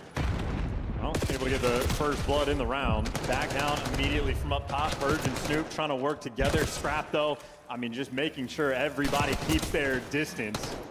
While Hydra gets traded out, you imagine you're going to be able to get the trades, or maybe not. Clean 2-piece there from Snoop, and that's going to be 3 in the feed. Not got pressure on both zones. Envoy, though, takes care of B. Stock and standard now in this round, working towards A, and Hydra hasn't missed a step. No, not yet. Cammy up close and personal. Coverage there on the right-hand side from Purge. Hydra now trying to break. No, Purge is going to be there. Keeps it going. First segment now done. The stack is there for Boston Breach. They managed to capture A in their opening attacking round. It was B that was their absolute pitfall. Here we go. Just shy of 2 minutes on the game clock when this goes. Uh-oh, not yet. Completely surrounded. On the attack towards B, but wait. Scrap will be the sole defender. Only finds one, traded out immediately. He's not going for Art either. He's going to be playing for the zone, and now Awakening is just going to be isolated on it. Needs to play his life and just keep a little bit of pressure up, and he's doing so for the moment, but simply overwhelmed and gunned down. Awakening couldn't give you too much there in that moment. Tied up on the life count, middle of the map, owned by Hydra. Yeah, nice job. It slows down the entire play. It makes Cammy irrelevant in that fight. Thieves now pushing forward. They've got way over the halfway mark. Now they're inside to Rugs. Now, again though, the tables turn immediately. Envoy can't make anything happen there. Hydra finds a corner. Purge does not check it now. On the approach towards B, you're down a man. Such a good spot, always pays off. Art control firmly in the hands of LA Thieves. Plenty of flank opportunities to roll through if Boston ever step foot on this zone, but they're not even able to get there. Getting picked apart along the way. Snoopy trying to square up with the pistol. Cammy gave you 2, but that's all Boston are able to get. And a nice gunfight win, but not in a place that's going to matter, at least not in the short term. Boston trying to orchestrate a good push. Getting close, but still nothing. Life count still a single. Wait a minute. Awakening now finds himself in the zone. 7 HP should be traded out indeed. But wait, Purge is now on the flank as well. Able to get to the fight ASAP, and they do just that. So, folks, it's not over yet. 9-9 on the life count. Players now on the zone for a second. You've still got a player in the backline, and Envoy this time dealt with. This round's not over yet. I mean, big wins. You got the vault control as well, so the opportunity in an 8v8 is here. You want to play this almost like a round of S&D. Problem is, number 2 on the minimap, Hydra might have a guaranteed flank. You get the pressure over towards the B zone, but now you got problems to solve. Yeah, does it work though? Kills up front, all good. Hydra now, the flank. Oh, he's been dealt with. What a kill from Snoopy. Trades once again, 5v5. You get caught though. Now you're out of lives. Boston, 25 seconds is a good bit of time, but the pressure to the zone is not easy. 4v4, 20 seconds. Hydra pushing forward, gets himself one alongside Envoy. The clock's still ticking. Boston fighting for this one. Hydra spots out Snoopy. No one's going to be in a position to get on the zone, and the Thieves are all over it. Final 10. Couple of kills now. The trades start beginning to roll. The time's still ticking. Last man awakening, and he is nowhere near the zone. He's nowhere near the kills. Control, the lifeline for the LA Thieves in the series. All right, 2-1.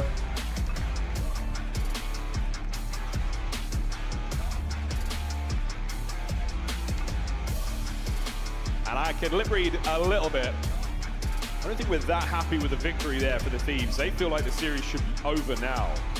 They find themselves down so far. And Boston Breach can't be too disappointed with that one. You gave it your all, but again, the Thieves simply too good at control. The 2-3-5 team, congratulations. You took number 2.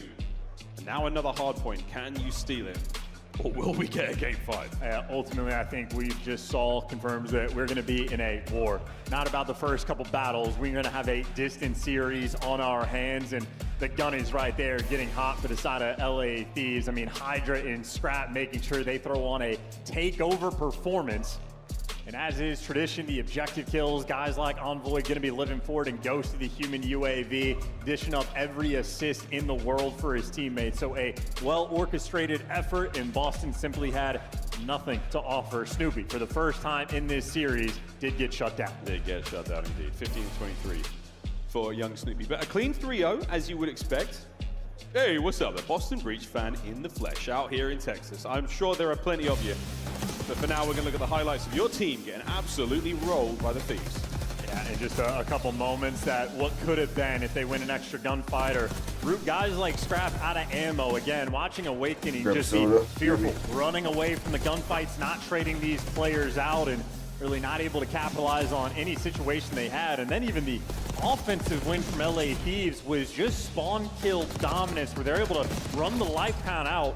I mean, Boston spent the entire time spawning out over towards P4 rather than back hard, and they just never able to stabilize. The SMGs for Boston Breach there on the receiving end of a beatdown, and Cammy might have had a few moments, but I don't think the AR has really ever opened up the map. That is dominance on vault control. Yeah, it's almost felt like it was more about positioning. They got the job done there, and they get a mastery of the map by the LA Thieves, a mastery of the mode as well. But we go back to Hardpoint, who plenty of teams have had a good run on, but we go to a Skyline chance, a Skyline that can be a fickle map for so many teams. It's a bang out, but everyone's getting that bit better at controlling the chaos now, you know, putting that lightning in a bottle when it comes to this Hardpoint map.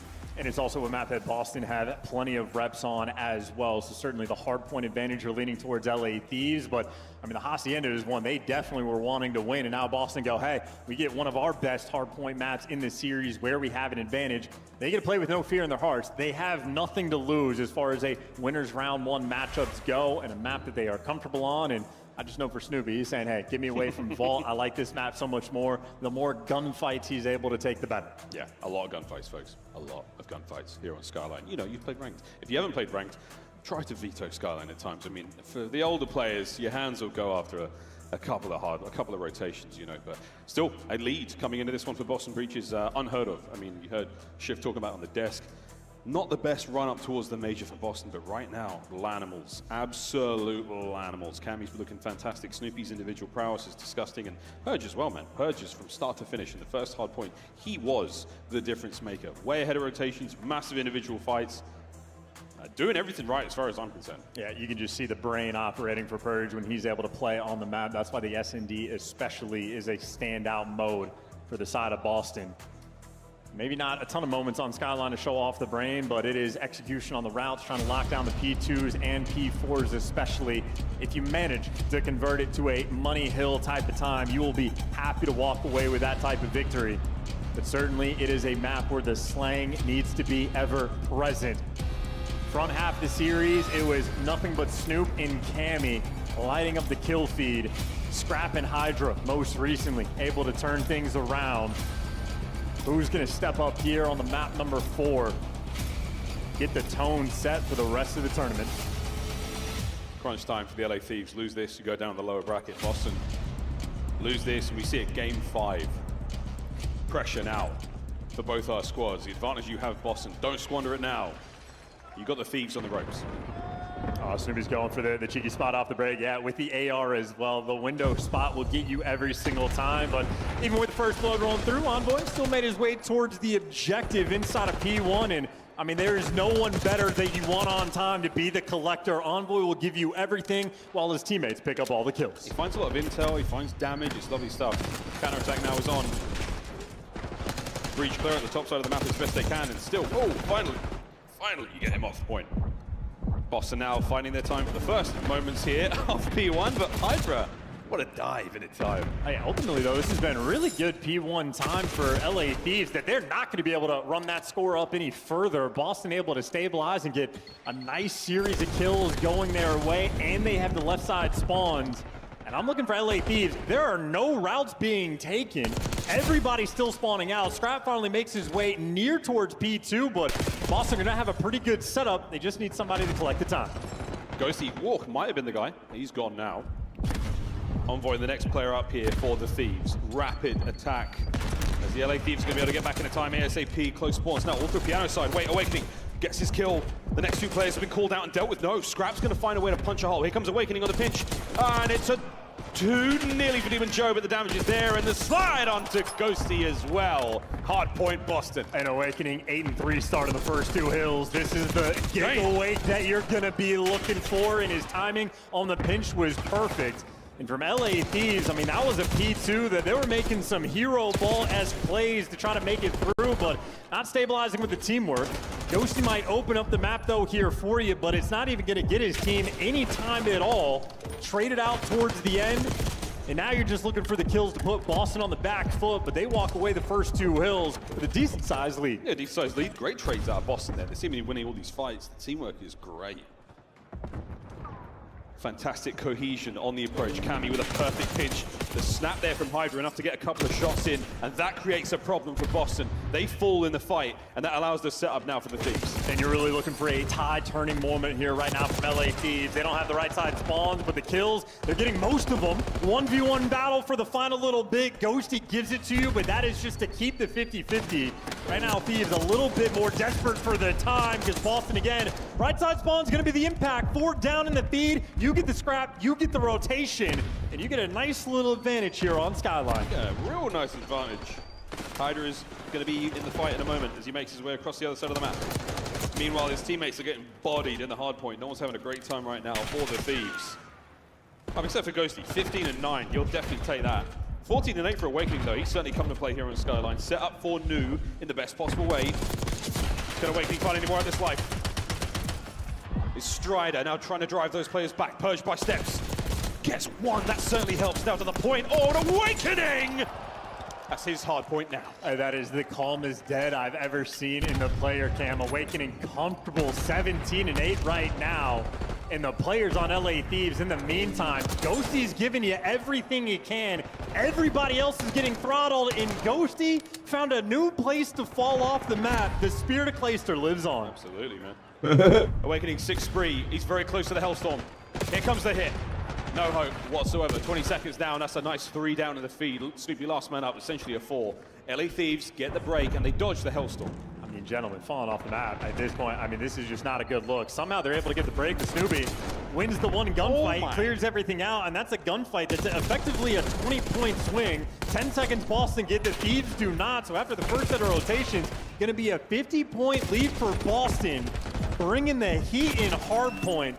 And Cammy might be overwhelmed as Thieves get into time, and Scrap wins a nice gunfight as well. Thieves looking for the stabilization. It's nice out of the Thieves. A couple of sweet kills. They start to chain this together a little bit. Their first P1 was very productive, all things considered. But again, can they make that the case here in our second set? Cammy, he gets 2 in the feed. A big turn there from Hydra now.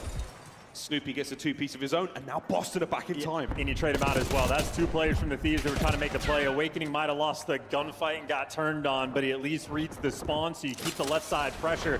And first it was Hydra. Now it's Envoy trying to work these pinches, but it has been a P1 effectively where Thieves have been the super soakers. I mean, a 50-point deficit chopped down to 30, and in the meantime, Thieves at least 2 players out towards P2, and a dicey moment, Hydra delivers, and he's gonna flip those spawns. That's nice, well.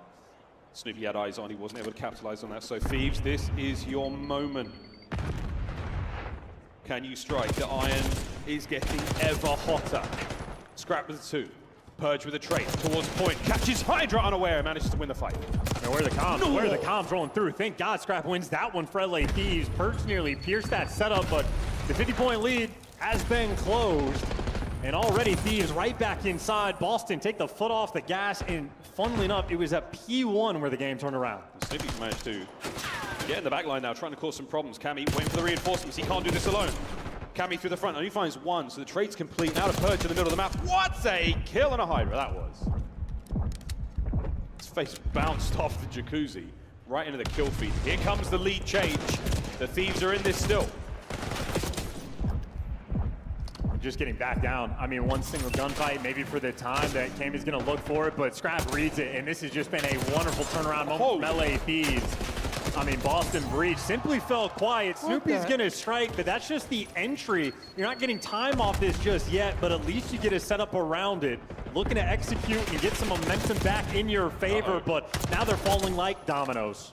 Oh, Cammy's doing what he can to get towards his hard point. Lovely stuff, Boston, once again. Looking to battle back into this. Whoa, let's go for a listening with Boston Breach. Side. Coming out. Nice. Be there. Side. Now weak. On time. On the fireplace. There's two. Side boy 2. One shot. Went to the right.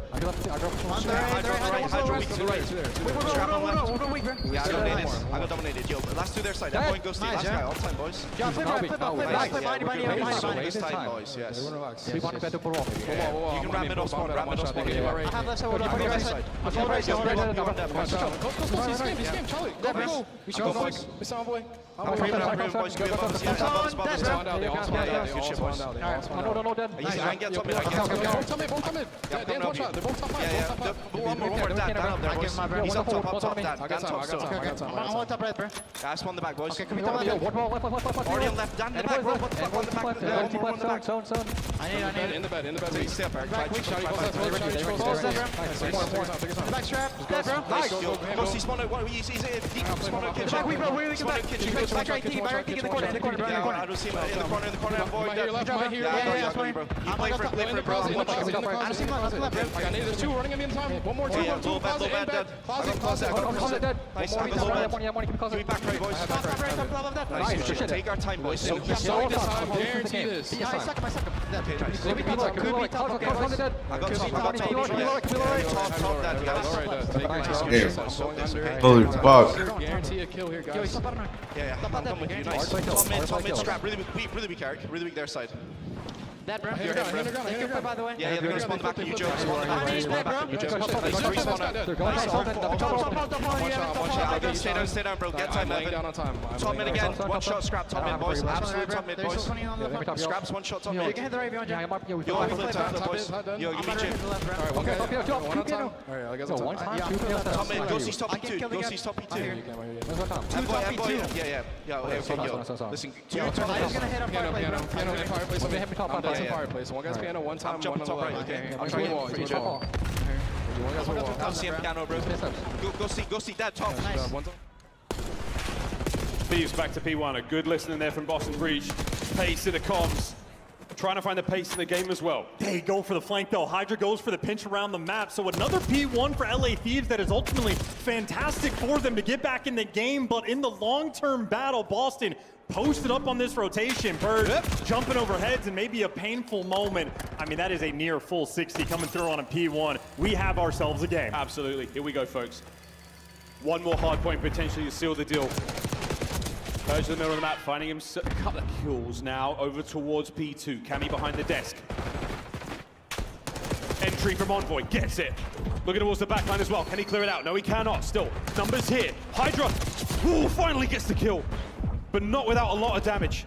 Final cleanups there, and the Thieves are in. And he's able to make sure you flip the spawns as well. So another string of a moment there coming in from LA Thieves. The pinches from Hydra on this map have been ever present, and you're looking to get the time, but somebody's got to soak it up. Another pinch from Hydra gets there, maybe a little bit late, but you keep the time at least white or empty. But he has to do so much work to keep Boston away. Hydra's still doing the work, though. He's finding nearly all of the kills. Checks his corners as well. Pressure now from Zip. A man on time. Purge, will he check this corner? He will not. He will be brought down once again. And again is Hydra on the routes. No more kills. No more time. We go to another hard point. And a P3 where I feel like Boston have just had the extra edge. Strap with the X-ray vision, but he's going to get traded out, and Boston win this rotation again. They win it again through fire. Envoy brought down. Wins from Ghost. He saves the day for a time being. Over to Snoopy. Can he get it? He can. Scrap with the trades. Hard point in the hands of the Thieves. Counterattack Boston. 2 men in, 2 men down. The Thieves hold. And this is a dicey moment for Boston. You need to get this break as well, but you don't want to overcommit and flip. You got to be very delicate in these moments. Perfect start right now for the Thieves. First man, Snoopy. Trades are nearly done. The lead change is there, and they hold on for another wave. Now through the middle of the map. Cammy, he finds his. No more in the life tank. You're still fighting tooth and nail here in Kitchen. I mean, this is almost certainly going to be a rotation as well. Boston, though, got to get these guys out of time. You strip a little bit away, but you haven't forced the rotation just yet. You need to strip away 5 extra seconds. One more go. One more attack, Boston. Once more in. The trades, they're done. And it's final 10, but you're not going to be able to win it here either. The rotation is on. Going towards New. You get the setup here for Boston. They're going to have 3 out of 4 players near by the time. Cammy up top, 2 players down low. Thieves are going to be sprinting. One final bedroom hard point. One final go. Here we have it. Boston with the control. A solid break is all you need for the Thieves. You battled this far. Hydra down. Next up through bedside. Down. Next man. Purge. Down. Hydra dead. That is that. Oh my fucking god, bro. Sensitivity training for Cammy. Ladies and gentlemen, he's back. He's back. Boston Breach with a first upset of Major 2. And what a way to do it. The Thieves, they will descend to the lower bracket. Boston can absolutely hold their heads high as they march forward. And how about them just punishing the mistakes that Thieves are making? You had P1s from LA that were dominant, but players taking massive routes to effectively flip the spawn the wrong way against the team, and Boston capitalized. And I know there's a man that has been on a mission, often criticized so much that Nameless has turned on him, Awakening. 44 bomb on their foreheads with nearly 2 minutes in the time.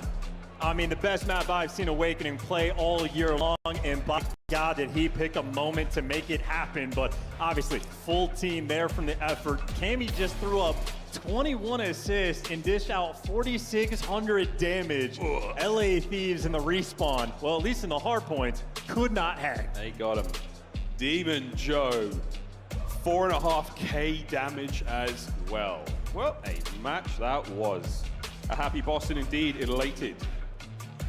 As the first major upset of our tournament. Look at that. Dude, and just such a cool roster as well. Like, these guys got grouped up together at the tail end of last year, went into the EWC just to see if things were going to click.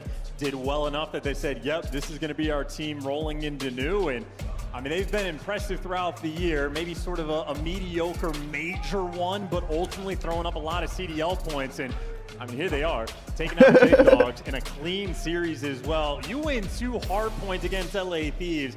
That might be one of the first times that has happened all year to this squad, in the 6-4 win on S&D as well. I mean, it's their bread and butter game mode, and frankly, one of the most fun teams to watch in the game for Surge. Boston, I mean, they've been a great time. That was a good blab we had there. Again, who saw that coming? No one saw that coming. I did call this as a weird Game 5 banger based on what we had today. Can we also go back and Snoopy, the most ridiculous individual kills I've seen for a long time, he's on stage replays. Thank you so much, Miles. Texas, show some love to the Boston Breach as they take down the Thieves in this matchup and stay in the winner's side of the bracket. I got Snoopy with me on the main stage. Snoopy, it got absolutely wild at the end of that hard point right there. You know, there were a few moments, there were plenty of moments where you guys were up, but I know you want to kind of close it out. Talk to me about what was going on in the comms, what was going on through your head, trying to get that final hard point in those last few seconds. Yeah, I mean, coming into this match, we knew it was going to be a close game. You know, Thief's a great team, but we just trusted like ourselves, played our game. And even in those like tense situations, tense moments where you got to hold the hill, you can't like die off the rotation. You know, we just stay composed, just bring the confidence and just, you know, hold an iron. Definitely had all the composure and confidence in this series against the Minor 2 champs, but, you know, your teammates, you know, Awakening, Big Matt, Cammy playing huge, mad assist, Purge doing his thing. Talk to me about how proud you are of your teammates, because you've been with this Boston team for a while. Yeah, I mean, it's been a while since the EWC, and, you know, like, I can tell right now that we're just, like, really close friends. We go out together, we just do, like, stuff, you know, so it's pretty happy to be able to get this win with this team. And yeah, I mean, each one of them trust each other, we trust each other, so that's all that matters. And yeah, we're just gonna keep bringing the energy and like hopefully, you know, we can take the championship. That chemistry shows on the main stage, Snoop, okay? Lastly, you got a lot of fans out here. You got a lot of fans across the country. Talk to them, let them know how you feel about them. Yeah, I mean, thank you guys so much for the support. I know it's been like a tough year, last year too, but it doesn't matter, we learn from it. And thank you so much for la comunidad latinoamericana también. Muchas gracias. Los quiero mucho. Gracias a mi familia en México. Gracias. Los quiero. Y a mi mamá también. Está aquí. And yeah, thank you so much, guys. All right, that's going to do it for me and Snoopy on the stage. Puckett, take us away. The best player to come out of Mexico, Snoopy, dominating once again. Did not expect it in this matchup. You had number 8. That's right, David taking down Goliath in LA Thieves. And we have to go right into our scuff play of the game because this is the end. Boston Breach sealing the deal. It's tied 230-230. Walk me Damn, through dude. this. Yeah, so we're at the end of the game here. What an We saw a upset couple today. on this hill in particular where they just kind of played from, you know, the next hill side and just tried to like get a pick on LA Thieves and just keep them off the hill. And it's just back and forth. And you're looking at the score here, you're like, okay, we just have to make sure that they can't win on this hill and secure rotation. So we're going to throw just enough bodies to be able to contest. And now once they see that LA Thieves cannot win on this hill, it's okay, get in position to rotate. We're going to send players over towards stairs. Wake, you're the one guy, if you get a kill on rotation here, it's going to alleviate the full pressure. And you see, he finds the first kill on Hydra, which is a massive kill. The follow-up comes in from Snoopy on the back steps, and now you know that you have to go through the front. As soon as Cammy finds that kill up top, you've just secured yourself a win over the LA Thieves. Boston Breach, spark plug, huh? I'm now, baby. They got a dub, man. It feels good to see Boston Breach actually find some success on land this year. Was that Gigawake? Is that like the Phantom character I've always heard about but haven't witnessed? Bro, listen, Giga came out in full force. 44 kills, over 100 seconds in the hill. The guy wasn't just playing for kills, he was getting the objective work done. And that's the Giga that we expect to see through this bracket now. Ali, let's take a look at the bracket for Boston. What does it look like from here? Well, you're guaranteed top 6. This was your first match victory in any of our minors or majors. They are now looking like they're meeting up with Vancouver in round 2. And I don't hate that for Boston Breach. If they keep up that high-octane engagement versus a team like Vancouver Surge, they could absolutely exploit some of the respawns in that series. I mean, that Boston Breach is the Boston Breach that could push all the way to a top 4. I mean, everybody was on all cylinders. We saw Cold War Cammy, we saw Gigawake, and Snoopy finally having some help. I mean, it feels like he has been going rogue on his own for Boston Breach. It's gonna be fun from here on out. We got one more match to go on opening day here at Major 2 when we come back. We've already had 3 upsets. Can Minnesota make it 4 for 4 on opening day? The Rokkr trying to cause chaos in our bracket. Bro, what was that? What was that series?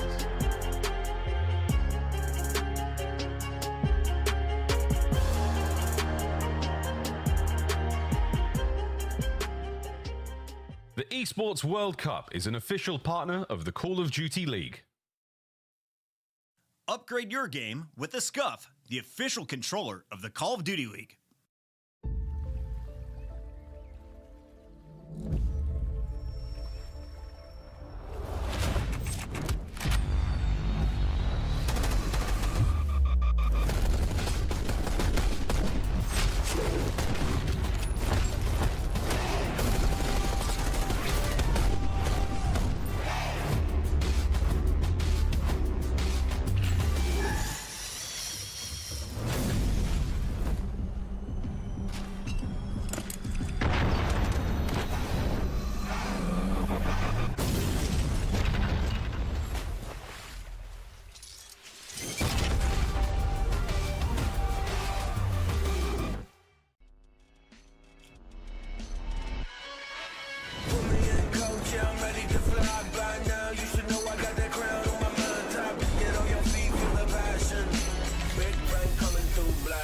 cannon. Blast like a cannon.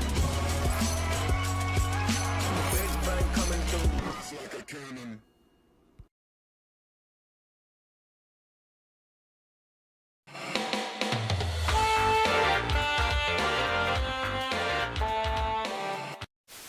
Well, Hex is claiming this is going to be the best champs ever. Well, for these two, it absolutely was. Just a moment ago in the venue, the green wall and the rest of the venue, of course, giving the congratulations to that lucky couple. Heck of a way to set a proposal up, I'll say. What a fantastic weekend, man. Like, it's all about the love, man. Congratulations to both of them. You know. Crazy.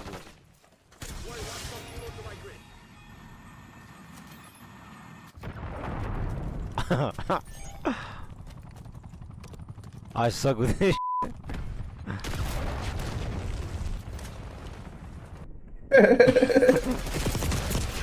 Bruh. I'm not using that shit ever again. This shit out.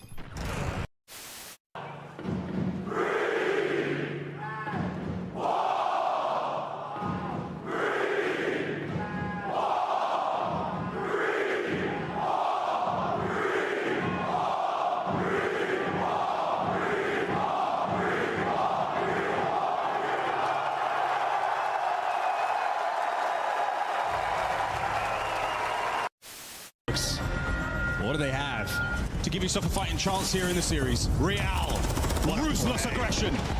Another on stairs, can't get it. It's Kremp with 2. It's now down to Lucky. And will he be that in this 1v2 situation? Here they come. Finds the first. Oh my God! Lucky! Dios mío, how has he done that? Behind enemy lines. He's getting loose early every round. Like, do a little dance, make a little love. Who's dead tonight?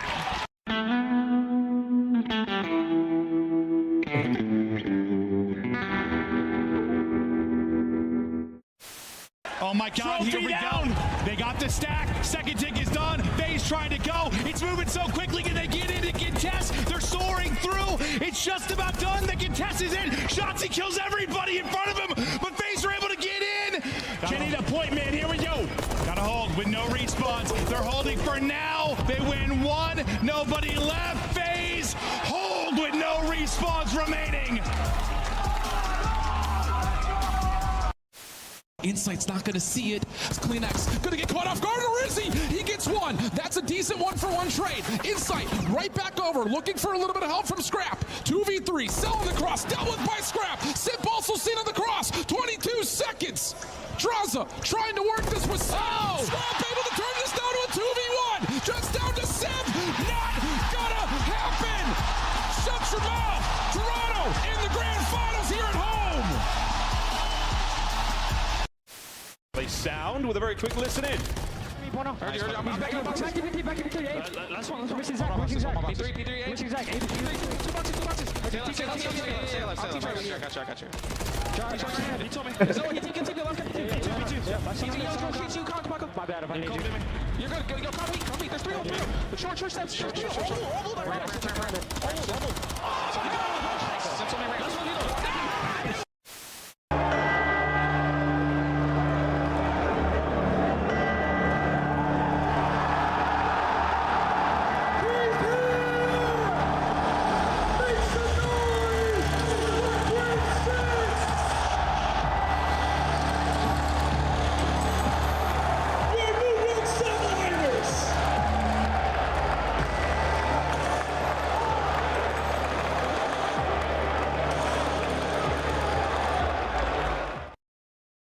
The 2025 Minnesota Rokkr Team Pack is available now. Each pack includes home and away operators as well as a weapon charm to keep the competition on ice. Next time you boot up, suit up at the in-game shop.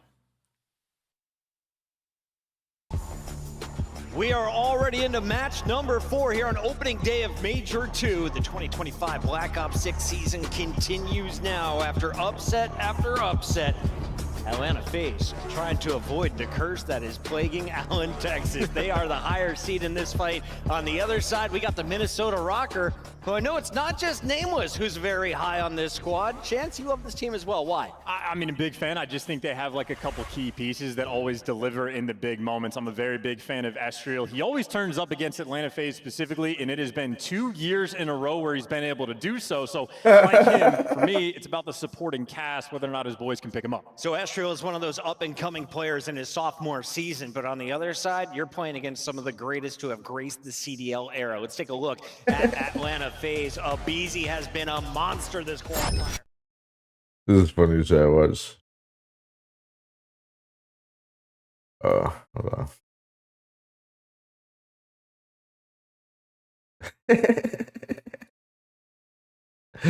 It's fucking hilarious.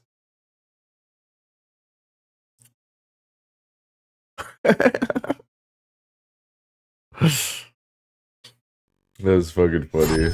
Control team. It's just been the kind of the awakening of the SMG. Simp and Abizi, different beasts during the stage. That's 3 of. That's hilarious. Match, right? That's pretty good then. And to her point, I mean, I feel like the ARs have also played extremely well throughout this split. We've seen Celium go back to, you know, his #1 spot that he's had for years. And these guys, I mean, they're coming off of 2 LAN tournaments in a row that they've won, right? So they're coming in trying to get a 3-peat currently. And having just seen LA Thieves lose right there, I think it answers our question. Like, Atlanta is still the best in the world. Atlanta Faze at least trying to prove it. We'll see if they can get the job done. They have to get through Minnesota Rokkr, who has been very tough. Let's talk a little bit about this squad from up north. It's not just Estriel.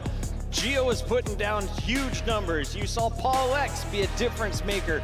But truly, if you're looking at this team, I think all eyes need to be on Nero, Alley Cat. I think that's a good shout because he's kind of that leading force when it comes to this Minnesota Rokkr team. When Nero is popping off, it relieves so much pressure off the rest of his teammates. But there's a couple of issues for Minnesota Rokkr right now. They haven't lost a hard point in a hot minute. They're on a 5-loss streak and that, and their search and destroy, kind of the same story. They lost 4 in a row. They finally got a win versus the Vancouver Surge, but lacking some consistency when it comes to Minnesota Rokkr. Let's take a look at what happened last time these two teams met. Keep in mind, it was over a month ago. The hard point was close, and that's what we want to remind folks, is everyone kind of counts out Minnesota, but if we see Protocol or even Vault hard point, you got to think they got a chance. Yeah, and that Protocol is a map that Atlanta Faze is 8-2 on, right? They love that. So I think we'll be going back to it at some point in this series. You know, on the side of Minnesota, like, they've lost a lot of Game 5s this season. They lost their last 5 Game 5s. So we used to call them the gritty team. Now it just feels like when they do get there, they've been crumbling. So hopefully Minnesota, we get the one where Nero is popping off. We get ourselves an electric Game 5. We asked the Stats Wizard to put together our players to watch, and the machine says... This is great. Estriel versus Simp. I like the showdown at the front line. Chance, is it a one-sided fight? Well, no, not a one-sided fight. For these two players for the square up, I think they're going to be getting after it. And I think across all game modes, we're expecting an incredibly high level of production. But I think if Estriel brings his A game, Faze still have the advantage. It's really about the supporting cast from Minnesota. Everybody has to play at their best, and that's just to make it a series. Yeah, and recently Nero and Gio they've Fallen taken off. a dip in their KD and their damage in almost every category, right? So, like, yes, Estriel can be a win condition. He can have good moments, but he's been doing that this entire split and hasn't led to big wins over any of the top teams they've played. As Chance said, you need the supporting cast. You need Nero or Gio to have that pop-off series. Which one has more pressure in your eyes?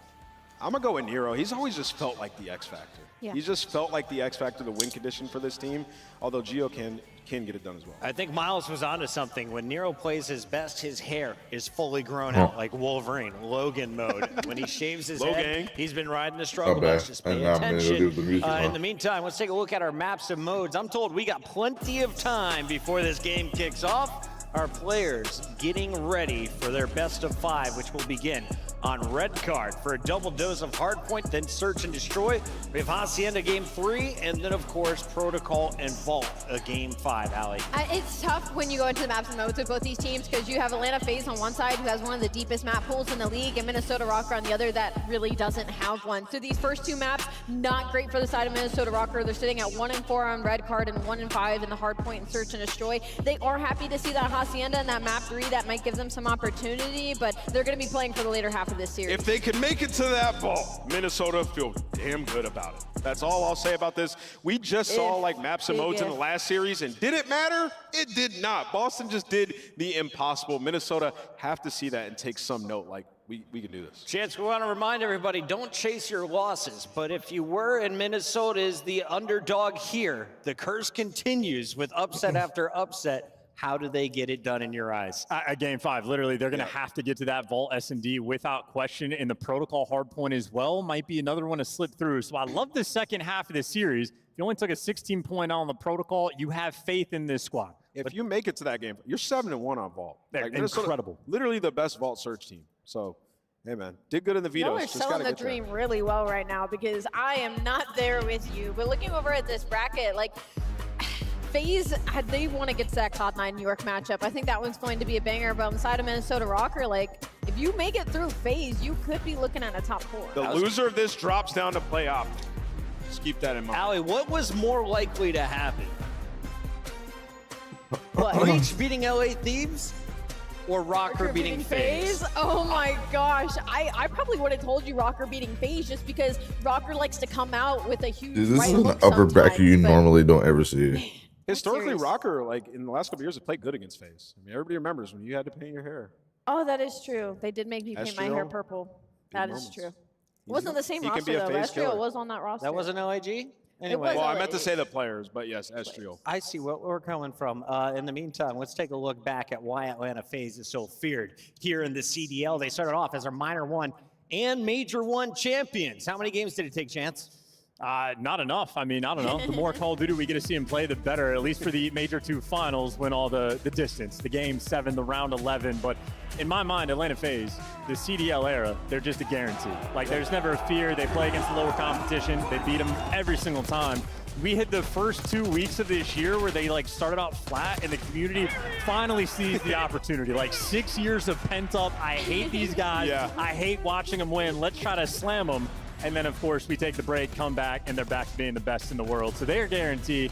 Very rare for them to let upsets slip through it all. And, I mean, it's just impossible not to have faith. And we're at Major 2, and we know historically at Major 2, they've made every grand final. Yep. Atlanta Faze, right? They've won the last 2 Major 2s. So, you know, comfortable territory for these guys coming in, trying to defend their title, trying to get a three-peat, as I mentioned before. Like, these guys are on an insane run in the CDL era. I mean, that's the funny thing though, right? Is like you don't want to go up against Atlanta Faze in the first 3 days of an event because they always show up and show out in the beginning, but then it's Sunday when you're like, are you gonna place second again for like the 20th time in the row? So for Minnesota Rokkr, you're not feeling great because it's only day 1. I am not going to be shaken by the Texas curse here on a Thursday. I will begin our Scuff Pick'ems with the correct choice of Atlanta Faze. It will be a 3-1. We're not getting a 3-0 this time. I have like faith in Rokkr. I just want that on the record. I just have way more faith in Atlanta Faze, so I'll be taking them too. I want to go my 1 here because this is where I can show off my nails when I do my pick'ems. Yeah, we're going Atlanta Faze. I'm going to go with Minnesota. Listen, I've learned my lesson, all right? Clearly I not. finally Listen. picked opposite of Boston, and look what happens. I'm going to stick with my guns. I'm going with Minnesota. They got this. Poor guy. I tip it. Final match of Let's our get baited. opening night kicks off right now. Make some noise. We got Atlanta Faze taking on Minnesota Rokkr. And it's going to be a banger of a matchup. It's our last one a day. Texas, help me set the stage one more time. You guys ready to get this started? Get ready to throw it up because the first team coming from the stage is the boys from the South. Who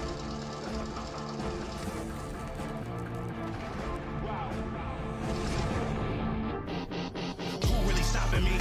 I did not come for apologies. I am not here for the politics. Your confidence started with common sense. They gonna cry for acknowledgement. I got the team to conglomerate. Give it to Austin, not stopping it. I am the one, they not stopping him. No. It's a different situation. Black tails when I pull up in the latest 101, so they never can replace them. This is not the attic, now we live in spaces. Tell me that I can't, I'm bound to go too crazy. Tell me that I can't, I'm bound to go too crazy. Release the focus in the comments, all canary. I try to tell them, but they didn't get the message. Texas, give a warm welcome to Atlanta Faze! Show some love to Draza, Abizi, Simp, Your minor and major one champions coming to the stage, looking to cash out another check this event. Make some noise, Texas. It's Atlanta Faze. These guys are vibing right now. Their biggest competition is already sent down to the elimination bracket. Atlanta Faze always ready to show up on day number 1, and they got the new gold drip as well. These guys are feeling it this event. Major 2 is always a good time if you're a Faze fan, and they have been looking unreal in this game thus far. So Atlanta Faze, they gotta get through Minnesota Rokkr, but I don't think they're gonna be sweating about it. Let's bring them out, please. It's time to bring them out. Looking to possibly show us another upset today. Rocking to the stage. Here comes Minnesota. Let's go.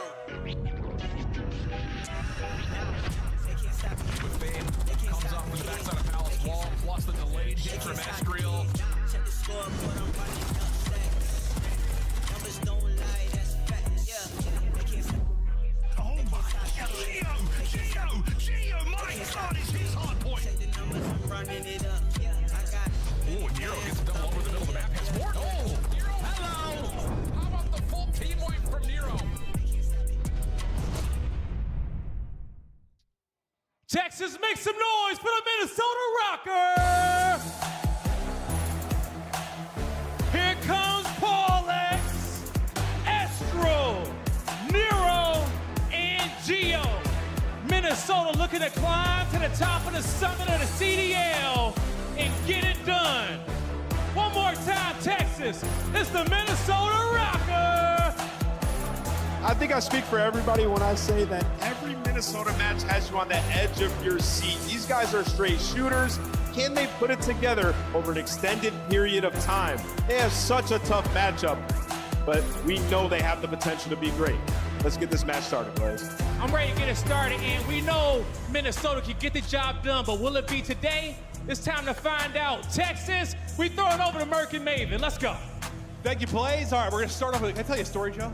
Yeah, go ahead. Okay, I'm going to tell you a story of 3. Number 3, Joe. Okay. Okay? Is this like, what kind of story we're talking about? Oh, yeah, no, not Like a threesome. vacation? Not threesome, Joe. Just statistics with number 3. First, you have Got the it. trio, the 3 guys that have been playing together since the start of the CDL, right? With the BZ, Semp, and Cell, okay? Uh-huh. They're looking to win their 3rd. Okay. Major 2 in a row. They're looking to win their 3rd event in a row. We can date back to EWC. We just saw and got reminded how easy it is to slip up in a round 1 with Thieves, no matter how good you are online. Part of the reason they've had consistency, you want to hear their record since CDL started in round 1s? It's something with a 3. 32-3, which is absurd. And on the Rokkr side, they just need to start the series before map 3. I mean, that's what we've seen, like in casting. Like, they got to come out, start. They cannot start it down 0-2. So that's my story of 3s. Yeah, I mean, that was a much tamer story than where I thought you were going, honestly. You thought that was going somewhere else entirely, Yeah, like Paris or something. Yeah, not to Paris. But no, this Rokkr team, you know, they've been guilty of slow starts. They cannot have it happen here. And yes, maybe we cast their curse, slip up into happening with the Faze roster, but the reason they've managed to get the final after final after final is the consistency, especially early in tournaments. They do not slip up. They don't have to make a lot of losers runs. They do it every year. No, I mean, yeah, you know, we're talking about this because of that Thieves loss that we just saw versus Breach. It's just a reminder how easy it is. It happens, man. It's just a couple of maps, and God, in some days you just, well, someone wakes up, like awakening, starts beaming. But our point stage 2, the strength for Atlanta Faze, and you know, a big fall off here for Rokkr. You can see they have lost 5 in a row. And to a surprise here, I mean, we're playing red card, and red card on the year for Minnesota Rokkr has not been great in either search or hardpoint. We're talking 2 and 9 across both of those. They do not like to play it, but they're letting Faze play in map 1. They got to get to the map 5 somehow, right? Yeah, and they've had search. some map 5 magic. Can they actually get there? That'll be the question. But let's get into our final match of the day. We got a long tournament weekend ahead of you, and already some shocks and surprises so far on this day 1. Maybe we got another one. Who knows? Rokkr finally come out hot in the series, and anything is possible. We'll see if Esriel can get out the gate and get the frying. Not able to get too much going as we'll focus here on the P1. Nero nearly recentering onto a 3rd, but eventually traded out by Faze. If Rokkr is somehow going to bring the upset on this map in this series, is it just the slow starts in general you're looking at, or is there any? It's hard to even highlight a player, right? Because it's like any of them could be that like spark plug that had that moment. Is there one you look at more? In terms of players, I mean, I think you're probably looking at Nero and Geo if you're talking about stage 2. That maybe haven't, because Estriel's been fantastic. You heard the desk talk about it. Yeah. Paul has stepped up, a slow start here in this one. But I just think you need all 4, right? I think you do have the individual talent. All 4 earlier. For all 4 players. Yeah, it's just, to cause an upset like this, they have to come out early. We'll see. If they can do just that is, for a moment, Faze trying to soak up this time, but as we look to the P2, into Celium's POV, we'll see what damage he can get done. He's got help from Beezy with the double. Only got to drop is really simp, and this will set up the next push coming forward for Rokkr to see if they can break, but that's a lovely bit of work from Draws to get the headshot pick and make sure they continue to crew this time. Yeah, Nero making a big play. He's going to wrap all the way around and get those outer spawns for his team. But Faze just soaking up the hard point. Celium winning it on the hill, able to hit the second as well. Now they're going to try to push on forward. Looks like the spawns are still safer now for Rokkr. Actually, 2 going to spawn out, and Geo's going to get taken down. This is exactly what Faze want with 15 seconds left. That is correct. 2 of them going to get off to the races. The guy they're going to meet there will be Estriel. We'll pay attention to that fight in a moment. But yeah, he's there early. Yep. Will he be able to catch anybody? And he is. Abizi not ready for it. And he got another one-on-one for Cell, kind of the other side towards camera. He's able to pull out the pistol and pop away. That'll give you numbers as you go to track down Estriel. Estriel by himself for now, but he's going to spawn one teammate there, and the help from Nero about to come in. Can they actually win this next set of fights, though? Yeah, both teams just really playing for control, maybe trying to help out Simp on the outer part. Looks like Geo's on the outside, near driveway. They know his position now. They know where everybody else is. So on the Faze side, you're kind of just playing for spawns, trying to set yourself up for stage hill with those spawns. So you're really just fighting for that control. I thought Simp was stunned and dead to rights. I almost pulled out 2 somehow, but you're enjoying a decent lead up 40. You get the rest of this. Rokkr, you're right back in the fight, but we'll see what Paul X can do from this. Bannister's eating some bullets, so he can't make the play, but Estriel will get the kill. That body on top of the trash can looks insane in the corner, by the way. I think that's a beast who got blocked like 20 seconds ago. Nero common, dipping and diving, looking for his next re-entry here towards the point. His re-entry, though, is going to unfortunately be caught by a teammate there from Estriel. Now let's rotate across. Early on the setup again will be Atlanta Faze. Pressure to Rokkr to once again break. You just got to kind of get out of this pattern eventually. Granted, I mean, you had Estriel, I guess, as the forward man last time, but ultimately numbers the Faze. Yeah, I mean, Faze just, this is what they wanted to set up, was to hopefully cash in at this P4. You had Simp on the hill early, Celium locking down the middle of the map, but it's Estriel who's able to find a double. Can they get onto it, though? Draws it just chilling for now. Players gonna spawn on up. All the ARs are out, but Rokkr have no pressure on the hill right now. You're trying to cut down the gunfights, but Celium up to 12-5, cutting off middle of the map. The ARs locking it down. The players that play from bottom stage look so funny. You gotta pay the toll roll. Trying to get in, break through. Draws just crouched, hitting nades, and the lead continues to grow. It's not scary territory necessarily yet, but we're getting close. 80-point advantage to Faze, and this next hard point, it's got to be a big one. Yeah, I think you at least need to get a little bit of time here if you are Rokkr, right? P5 is one that can be very scrappy. But a lot of ARs out right now. Abizi trying to do what he can on one side of the map, Celium on the other. But yeah, I think you're starting to be a little worried if you are Rokkr, because it felt like even on that P4, there was a couple of chances maybe for them to contest. Just couldn't get that final kill onto the hill. Yeah, you know how difficult it can be here to turn this actually into time in camera. Just so much is contested, or so much of the time is white. A battle around it, but nobody able to battle actually inside of the hard point. Finally, Rokkr seeing what they can do, but once you have a BZ inside the ticket, I mean, he's kind of setting his team up for the next rotation. He's able to pick people out of the hard point, trying to get a little crossfire there with the other side of the Tiny Terrace in Simp.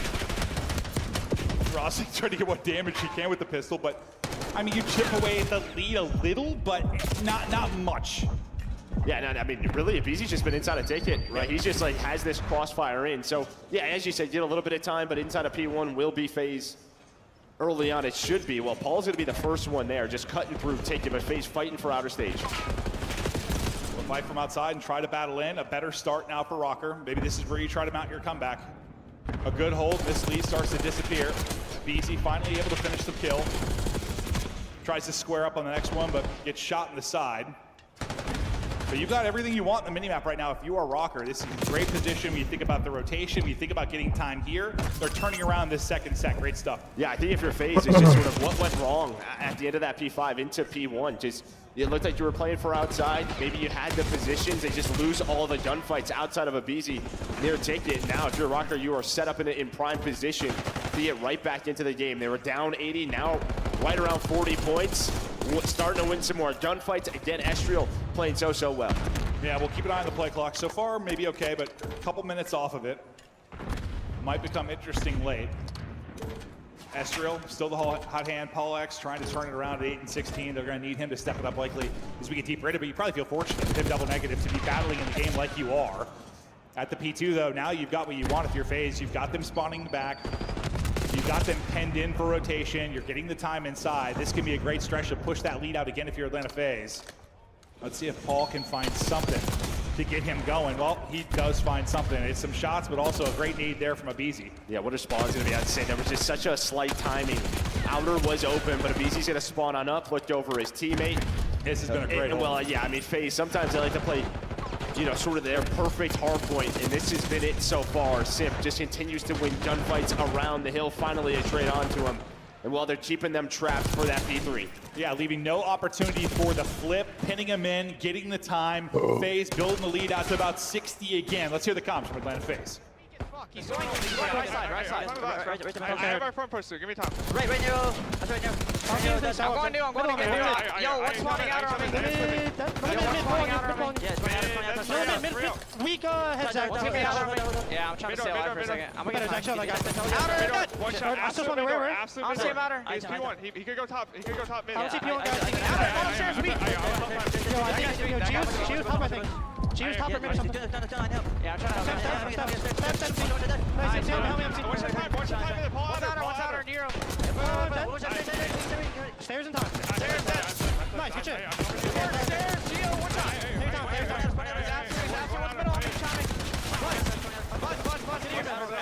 Astro bus. Yeah, I'm playing up mid. Steps in front. You want to kill this guy? Steps in top. One's mid, pull two. Mid pull? Nice shit. Very good here.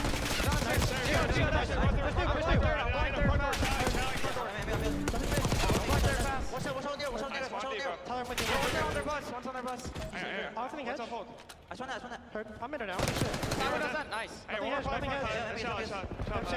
He's Ambi. Ambi, Astro, one shot, Ambi. Weak on top too. Zach, I'm saying.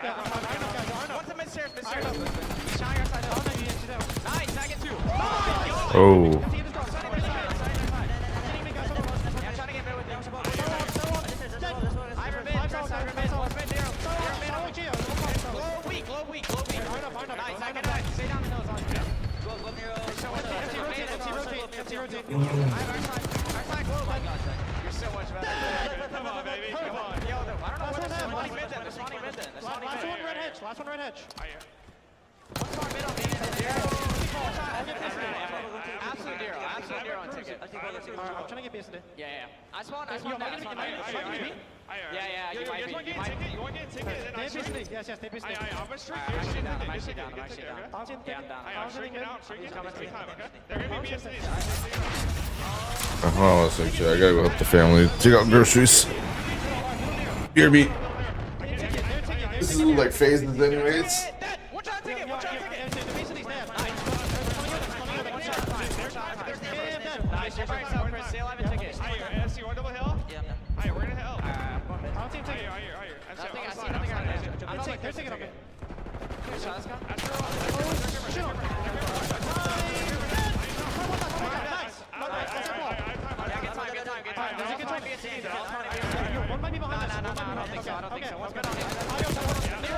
Nero mid, really good. Two there. Take it over. Well, Draza was the understage king again, goes on 7 straight, earns his streak, and maybe you don't get what you want out of the streak usage. You're trying to maybe seal the game or get a big break there, but in a break, get up some time. You now get into your next set, opportunity to close it out. If you're Rokkr, you stayed in chomping distance. There's an opportunity to maybe make a wild run. You just haven't been able to close the gap. Well, it's really just a 2v4s. In this one, even more so. There were a couple of chances with draws, but he was just able to stay alive. Had the SMG, was making the plays. Goes on that 7 screen, and yeah, gets the Hellstorm. But yeah, in terms of like slaying, you're kind of there. You heard in the listing there were some gunfights that Faze thought they won. No, they called dead like 3 times. 3 times where they got fried. They just got fried. So, I mean, Minnesota Rokkr, they are shooting Nero's 32 and 27 going off. They just have not been able to make up this lead. And maybe, you know, you've heard Draws in an interview talk about Faze, and maybe some of their maps haven't been the prettiest, but they're trying to play the game in a way where the guns aren't hot, where they're losing some fights. They can still win the map. That has been their goal throughout stage 2, and I'm not saying they're gonna be perfect in that regard, but that's the goal, right? That's the goal for a team. You're not always gonna wake up and be beaten. You're just not. Most days they are, though. True. But I think you just saw it. I mean, with the loss we just saw for Thieves, like, you're not always gonna be beaming, but Estriel, with his 3 there, opportunity now to battle back. You've been down 50 plus basically the entire game, really from the get-go. Now the opportunity to come alive, maybe mount a comeback like we saw Cloud9 do earlier today, and you're getting closer and closer to doing it. Second by second, the chance is here. We go for the break, that's a great stun. Bails out Cell, who might drop. So far, though, the trades are there. You go 2 for 2. If you're Rokkr, nice tracking there from Estriel. He gets to 6 straight, but you're battling back into the point with the close spawns. Faze get in, 20 needed for the victory. Estriel trying to be the hero, doing everything he can. Yeah, but they just have to put so much pressure on the hill. Faze and know this, right? This 20 puts them so close to winning this map, so you have to push on forward. Geo does Minnesota Rokkr. Great shots out of Geo. He's up to 35 as well. That was a hit on this rotation. ASMR, you see Paul and Nero already going to be in the spot, but they don't want to give this up. We know that P4 can be contest heavy, so Geo's going to push on forward. That will flip the spawn zone. This is what I was talking about. They had to put pressure on the objective. Hellstorm going to be called in from Estriel. This could be a great moment for Rokkr if they win the fights on the hill. Can they actually win them? They do. After the streak comes in, Nero, Geo, light it up. Now, you cannot win it here if you're Rokkr. This is where it gets so tricky. You've got to be bordering on perfect here. You can't let Faze get 5 points. You also have to win rotation. These have been the comeback kings so many times this year. Can you do it again? But you can't allow one break, and well, the tiny tears pop off. Drop 3, Cell gets the last. It's the final break. And that leads to a map 1 victory for Faze. Leading throughout, gassing each other in the comms, and walking away with a red card map 1 win. Yeah, it wasn't the prettiest at all. I mean, in terms of their red card, a lot of times their red card isn't. It feels like it's always within striking distance if you are that opposing team. This reminds me of like Rokkr had the chances. Last year a bit, like their record hardpoint looks great, like 11-3, but it's a lot of close hardpoints. It really is, but at the end of the day, if you're winning them, you're winning them. Fact is, they get it done. Rokkr, another just painful one. And I don't want to say they didn't really come out that flat. Like, yes, well, they did though. I mean, what was the lead? Was the biggest it got early? Like 80? Like 110 to 30? 30, yeah. Yeah, okay, so I take back what I said. It was same old Rokkr. Yeah, I think Paul, I mean, you know, this is something he's been better this stage, but kind of reminds you of stage 1. I mean, damage-wise, he's right there, but 21 and 36, I mean, he's got 21 assists. I just look at the 2P4s. I mean, you lose by 35. If you can somehow break up one of those, this is a much different game. And another one of those maps, and we've had a couple as of late, even series where Draws has been kind of the takeover guy for them. You know, a lot of times, statistically, you're talking about a guy like Cell or Sipra BZ, but Draws reminds you, I'm here for a reason too. I've got the confidence, I can play at whatever level I need to, and I loved it in the comms when he's like, dude, you're the best. He's like, come on, baby. Like, it's great hearing these guys having fun within a map. BZ obviously not able to grab anybody, which is shocking considering how his stage qualifier has been, but nice map 1 win. This is where, you know, the comeback kind of started. You go down about 80, you bring it back within 40, and that's just this 40 to 50 point advantage you have basically from now till the end of the game. I mean, this was it. I mean, this was your chance. You finally had the numbers. It was a 1 versus 2. You try to hit it from both sides. Just doesn't work. I think you get some help from a spawner fewer draws, but he knew the play. The pre-fire was on point. And again, if you split that time, you probably stop the Hellstorm, maybe a bit of a cleaner P5. But those are the moments you kind of look at. Again, you can shoot with the best if you are Minnesota Rokkr. We've seen that from all their POVs. Just these couple of moments. Yes, the very beginning came out flat, but we've had some where they're like just not even like shooting back map 1 or 2, and there's nothing. That is competitive. Like, you have opportunities to win that one. You got to feel a little bit better about it. Maybe as you head into a surge, and maybe where the opening can be, as much as the hard point, and really the respawns were fantastic for Faze throughout the qualifier. I mean, everything they kept saying in every single interview, every time we talked to them was search, search, search, search. We're working on that. We're going to see if it paid off. You know the best search record over qualifier too, but we'll find out now in LAN. Yeah, I mean, you know, a lot of little mistakes from the Faze side, right, where they have early numbers, they kind of threw them away. And I think they're saying this just because the way they won Major 1, right? Best of 7, you have 3 S&Ds, they won all 3. They know that they have the talent to win a control, a hard point versus anyone. Yeah. It's just if they lock in their game mode, can win 2 out of 3 of those. Like, they should win the tournament. Yeah, well, now it looks real different. I mean, based on the Thieves loss, I mean, how this could go. Granted, Thieves could still make a run through losers, and they meet up in the finals, but this tournament quickly looks a lot different than we expected it to after one upset there for Breach. Rokkr trying to do the same. How wild will this one look if like Faze were round 1 as well? That'd be Suddenly both those teams bracket, losers. yeah. No, that'd be insane. Like the whole bracket flipped on its head. Well, if Faze loses this, they would play Optic round 1, so that would be insane. That'd be tough. Welcome, guys. Round 1 losers match. No, not thinking that's going to happen. They rarely get upset in round 1. They're looking to continue the tradition of winning these Major 2s, or at least get into a final. But we talked about S&D and how much they've been working on it, but there have been some struggles with that. I mean, you look at what they did in stage 1, you look at what they've done over the course of stage 2. 4 and 6 for a team like this, historically in Surge, not great.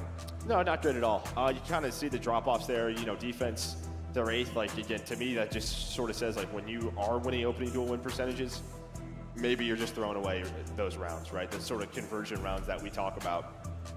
Just not paying dividends. And could it be a thing where, you know, where you're trying to get better at it, you're trying different things, it's like you get worse before you get better type of thing when you're working through different setups, you're working through different situations? Well, I think, listen, like, you know, when you're sort of on top, everybody's watching your gameplay, sort of what you're doing.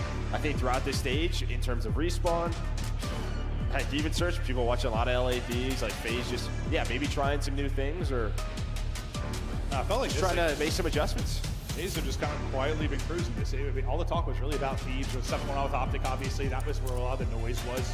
Just talking about social. I mean, us on broadcast. We didn't really talk about Faze all that much, but. Well, I think you had a couple of losses to Surge, including in the minor too. Then, you don't win the minor, so. LADs have been perfect, and they want that, No, I mean, but now it's different. It makes sense why the chatter was there, but yeah, no, it definitely changed after that last series. But into the map too. Abizi saw his stats on red card overall for the season. Thinking maybe a first blood. He gets some tags in on forehead, but he's double chowed and wisely backs out of that. Worried about the pressure, getting the info, deals with Estriel. Nice first blood there for Abizi. I've said that a few times in my career. Yeah, no, a lot of times. A lot of times. And well, they're going to find the next 2. And Geo on the flank. Again, a lot of maps, or sorry, these first couple of maps, red card, not one that Rokkr play a ton of.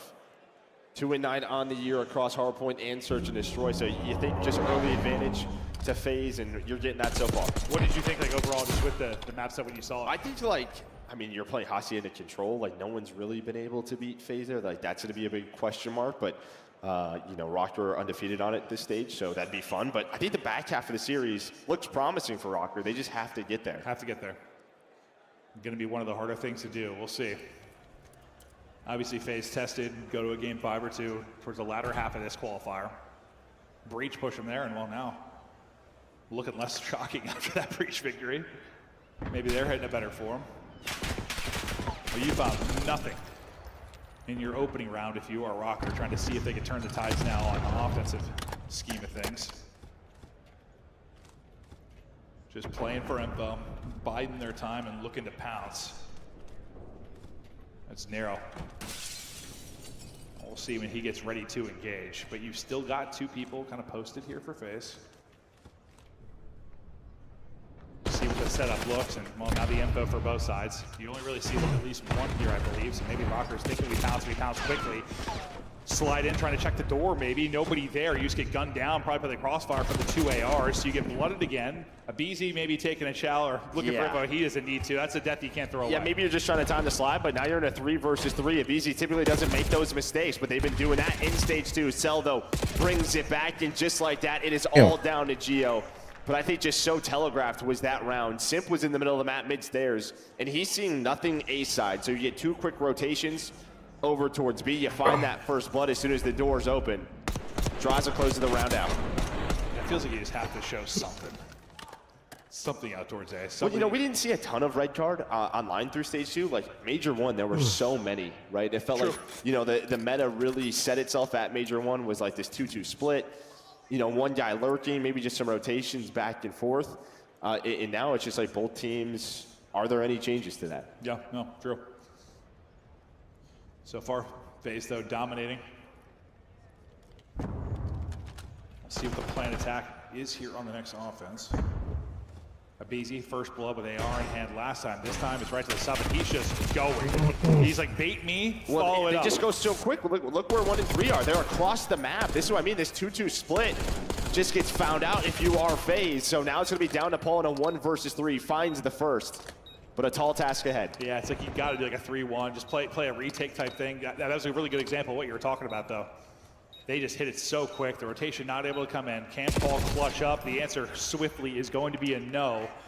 3 commanding rounds now for Faze, and cruise control in the search. Yeah, just so much pressure early. There's no fear. No fear. Whether they have the info that there's multiple players, maybe based off nades outside A, but they just have the call. Let's hit through the door, use our numbers, and, well, they had it. Yeah, I mean, look, dude, BC just hit that. Like, I didn't feel like he had any chance to actually win a gunfight, but he slides in, teammates get the info, they'll get the next 2 cleanly, and suddenly you've got numbers. Just kind of sacrificing his body there to break open B. No success to write about yet for Rokkr, but maybe this will be the round. You've got bodies here to beat him, though. Draws, first blood. Damage into Paul as well. Things falling apart early. I mean, it just feels like they're reading the map so well right now is Faze. And then on the other side of the map, you're going to have a 1 versus 1. Estriel versus Abizi. Abizi, normally the island player. Does he get caught? It's happened a couple of times. Not going to happen this round. Tucked away in a corner. Making the play. No opening for Estriel. Advantage grows. Advantage grows more. They are getting manhandled. Gio, maybe he can bring it back. He's going to have to find everybody as he's just trapped in, and Cell's toying with him. Best of luck with that. This has not been close. Yeah, and this has been the issue with Rokkr at times. I mean, just like, where are we? Yeah. Early in these series, and here's another example of it. Well, it felt better, at least with the final score of the map 1. Seemed like the guns were getting hot, but as you said, this isn't one they go to often when you talk about search. And at least right now, it seems like the search work you've been putting in if you were Faze, this has been terrific. Solo cool as a cucumber. No mistakes so far, that is for sure. Other than maybe Abizi, his little like slide out when you're in the 4v3, that's about it. And even that, I mean, that round gets cleaned up immediately. Draza had a massive map 1, he's 5-0. Still yet to drop. Finally a first blood for Rokkr.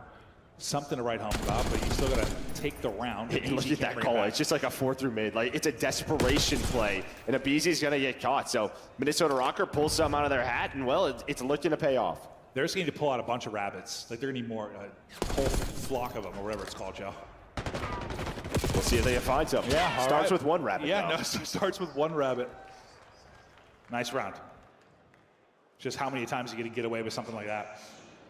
Yeah, just sort of a blind counter, just double chow through mid. The other 2 players go through ticket, fly on through. Able to catch the players who are watching the flank over towards B side. But yeah, now you have to win an offense. What do they need to change here? I mean, nothing's really been working for them on offense. Well, I guess it's just going to be like, do we just kind of go over towards that A site and try to get the bomb down? B has not worked out at all. Just more traditional, kind of work it up. Take the plant unless there's, well, no, you've had 2-3, kind of stack that side for Faze at times. They've had some different looks here defensively. Just, right up mid. It worked the last round, right? Yeah, screw it. Let's just send it. I love this. We're just flying up through lobby. They take mid, they get a blood. Someone's in a car as well, so I think they're trying to run at the player in the car. And well, that person has to get out. That's gonna be Simp, but it worked. Again, just run down the middle. Okay, so maybe that's not gonna work that many times. Maybe at least once on offense and defense, it's gonna end up working out. But again, gotta close it out in the 3 versus 2 against the Tiny Terrors. Stunning, getting info, snapping back and chowing. Nice job there, a little 2-man game.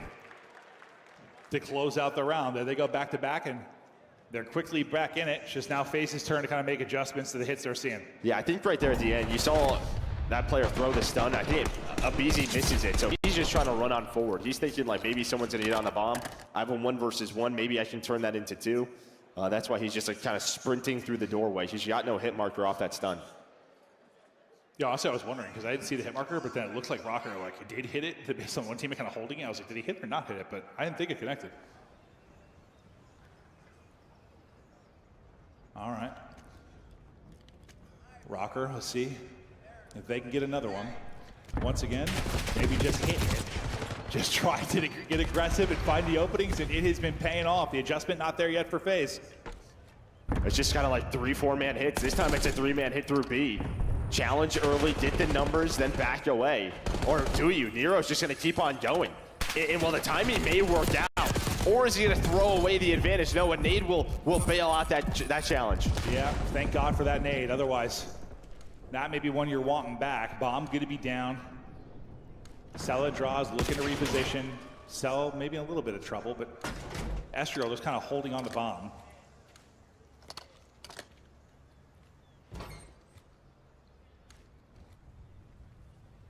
POV, there wasn't really POV, kind of the third person here from Estriel, kind of his little wiggle as he holds the edge. Draws, I thought nearly gonna win that. That's 5 straight now for Estriel, 3 straight rounds for Rokkr. They went from getting stomped to taking over. Well, they just have these moments where they're just like, I don't know what we're doing, but we just need to play with some more confidence. And well, it's just these early hits that catching Faze by surprise. 2 right through the middle this time. Be aggression and catch him easy. They know he's kind of solo challenge outer with that AR and able to get him in that spot, give them that first blood. Gotta think eventually they're gonna set up something to deal with this. Based on the aggression out of Rokkr. See if they do it again or try to slow it down. Now they found a little rhythm to their game, get to a more kind of traditional setup. Estriel still on this streak. All right, so no kind of crazy hit, 4-man up through lobby. Back to a more standard approach.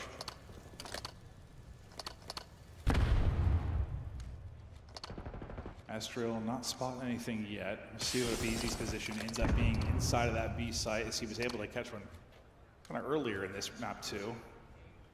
Well, they know by now, right? Like, Abizi's the only man here, so you try to find him and then just take the B zone. But here comes the rotate. It looks like maybe Abizi gets some info, gives the call out to Cell. They have a couple of players out array, so they know it's not that. Now Droz is going to be in a position. Yeah, this is taking so long. Everyone now starting to get together. The utility going to be huge. What's going to hit? Cell going to take some damage there. They're just sliding back and forth. Kind of toying with them for now. Pressure going to be on Rokkr to actually engage. They're going to try to rotate this. They only have 25 seconds. They have to go. Both teams try to rotate here quickly. Estriel trying to keep them honest. A nice. Are they going to go back to B? We're going to what wrap are we doing? on top of the wrap. On top of the wrap. I'm not sure they know what they're doing. Maybe it'll work. It might. We get back in. Now everybody grouping up again inside. Nades are going to hit. First blood to Simp. Abizi then lines up 2. Estriel by himself and drop. They couldn't find an opening anywhere. Back and forth they went between sites finally. Trying to get in, just not finding anything. I mean, was the play call to fake it 6 times? It might have been. Yeah, it might have been. Wait, was someone just an AB, AB, AB, AB? Yeah. We'll see how it goes down from Abizi's POV once they get in. And they just end up stacking up in front of him, kind of in fights with his teammate. Turns into him popping off a triple. Nice round there from Abizi. But no, I'm sure the comms were kind of the same thing for both teams. Just where everybody's at, which side we're going to try and hit. But back and forth we go. Faze do stop the bleeding in that one after the 3 straight rounds from Rokkr. Now just one more needed for Faze. We'll see if they can do it now on offense.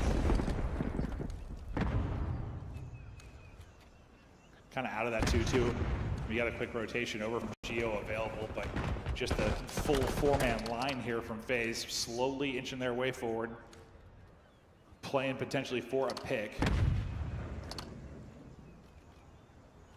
But this definitely looks to be an A push. We'll keep an eye on the flank battle when that decides to go down, but Draza now back to stage where he dominated in the map 1. This time he's playing from up top. Well, here's maybe like one of the adjustments. Like, I mean, how rarely in Search and Destroy do we see Abizi, the guy on the flank with an AR, right? But you've seen that really throughout this entire map. True, true. They've been working on all qualifier too. So far, paying off. Thought maybe Paul's going to get blooded, ultimately will drop, but Nero does get one before that happens. Estriel, what damage can he do from up top? I think Draws is going to get the spot, and suddenly it's going to be Estriel 1 versus 3 for the map. Bomb has been planted. He is in a world of trouble, knows he's just got to go. No real options to do anything else. Great shots there onto Draws, snaps the one window. Fortunately, they're out the other side, and that's a 2-0 edge now for Faze. And to be fair, in like your more traditional type rounds, they dominated. In the 3 they got caught, just kind of like, I don't know, off looks, aggressive hits from Rokkr. It's just, I feel like you can only get away with that so much. Right, you can only get away with that. Yeah, there's only so many timings. There's only so many different looks you can have for that, but it's just a question of if they came out earlier with that. It just felt like someone literally said in the comms, we just need to do something. Let's start to take some gunfights. Well, they seemed real decisive at least with that, but then you saw once they ended up like slowing down how indecisive. Well, maybe if they don't know what they're doing, Faze doesn't know what they're doing. Think less, just hit stuff. This is looking like a 3-0. 2-0. Chance to shut it down at the control, and that's where it gets a little interesting on Hacienda, but I know they have those 3-round losses in a row, obviously, but did you see anything from Faze? You mentioned the kind of easy switch up, kind of watching the flank. They've been working on Search a lot. No, I think that's really the only thing that stands out. I think a BZ inside of B is going to be something you watch. They'll play a lot of red card search and destroy, just sort of how he is on the island. I mean, it's always a lot of pressure on that player, but it feels like when he's in sort of his motion, dodging nades, playing well, it feels like it turns into a multi-kill. No, it can so often. I mean, he started the game with the first blood, had a triple there late in it. BZ making plays, and Faze taking the 2-0 edge, a map away from continuing this run. Another opportunity to win a Major 2, a chance to win 3 majors in a row. We're headed to a quick break. When we get back, we continue with the control.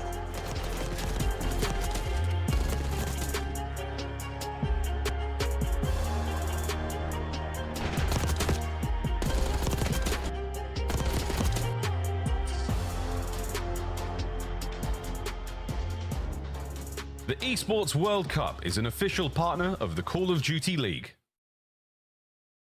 Upgrade your game with the Scuff, the official controller of the Call of Duty League.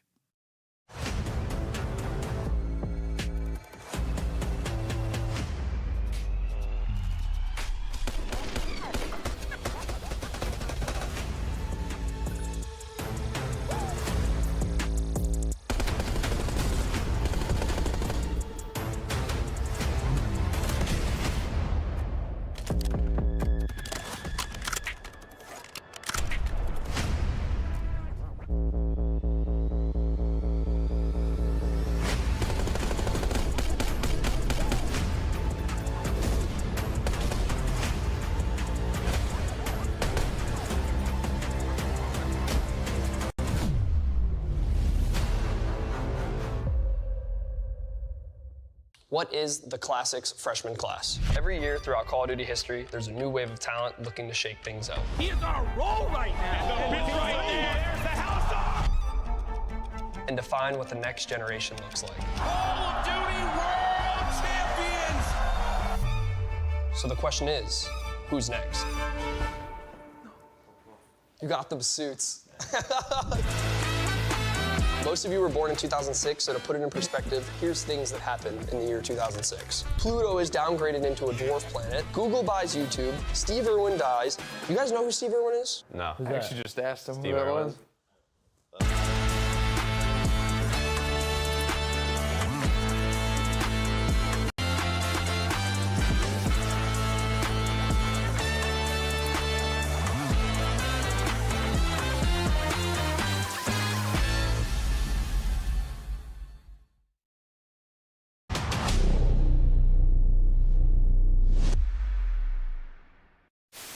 Well, hello there. We are back and ready to kick it into the map 3. A hot contest so far. Yeah, it's hot in the building. It's hot in the series. Hey, you got shorts on today. You're hot. Yeah, no, I knew it was gonna be warm today. I had a feeling, so I had to pull out the quads. Look at these things. You think anyone's blinded? I've been see through them. I've been hitting the Peloton though. There's some muscle there. I'm telling you, these things feel like a couple of rocks, man. Okay. I'm so sorry about that, everybody home. Hopefully, no one.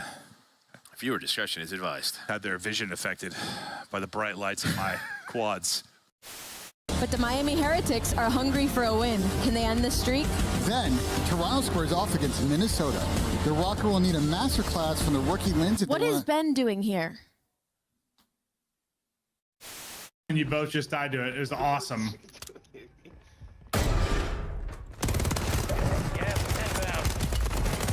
Oh no, mamma mia! Oh my God! Mamma mia! Oh my God! Oh no! Wow! You are him. Oh! Oh no! How about you both? Yeah, perfect. No, he's mid desk, laying down mid desk. The long desk, snaking the long desk. Nice play. Good Let's go, Clay. Clay. Let's go, Clay. Ran at him, bro. Yeah, you should have with the Vaz for sure. All good. You just to the staircase. You're gonna be getting pinched. I have no ammo. I have to push up. Yeah, you just push. Dead. Umbrellas. And just don't line up with me. Dead.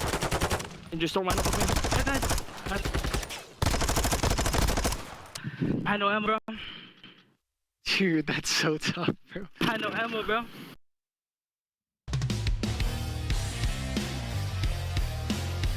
Each pack includes home and away operators, as well as this weapon charm that's easy as Faze.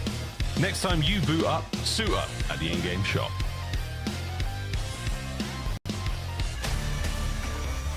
Hello, everybody. We have returned. Day one, about to wrap up. It's our final match of the day.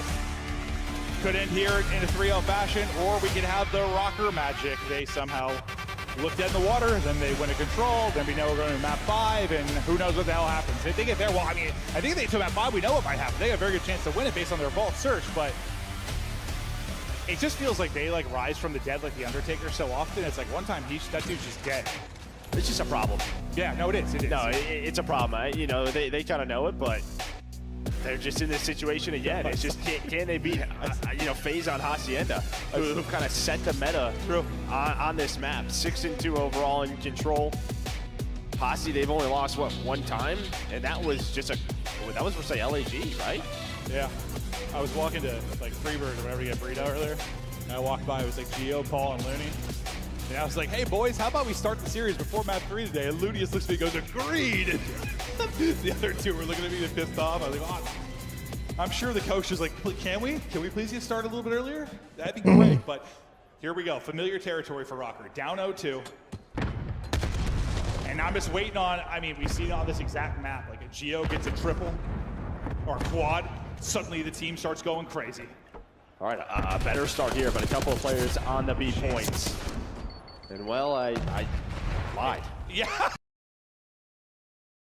A second tick, not going to be as Gio finishes that off on the headshot. We were real close to it. Still have half the progress done, or Sinaj gets clearance. Never mind, it's not going to be the case. Okay, they're just going to kill everybody, so it doesn't matter. Suddenly you're at risk of getting spawn killed, because through bottom opposite you've got Simp. Spawning up out by P2 and pushing up as number 8 and draws. A chance to like pinch them in. Yeah. Big timing going to be here for Simp, but when he's going to attack, he was holding from the front line.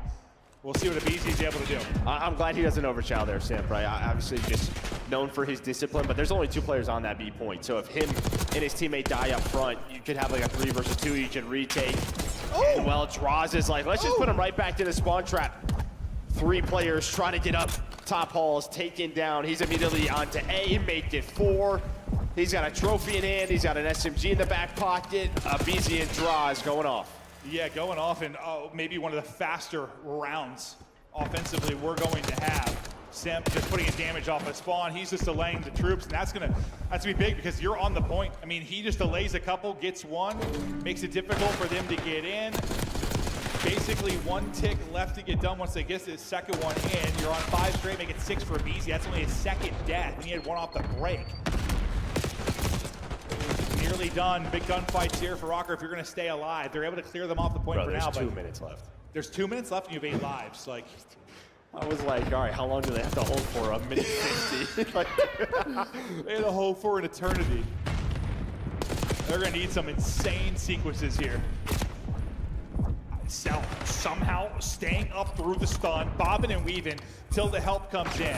14 versus 4, no respawns remaining. Paul trying to be the hero from bottom arches, but can't quite do it. They close out the round 1 phase. Dominance offensively, and yeah, they've been good on Hacienda.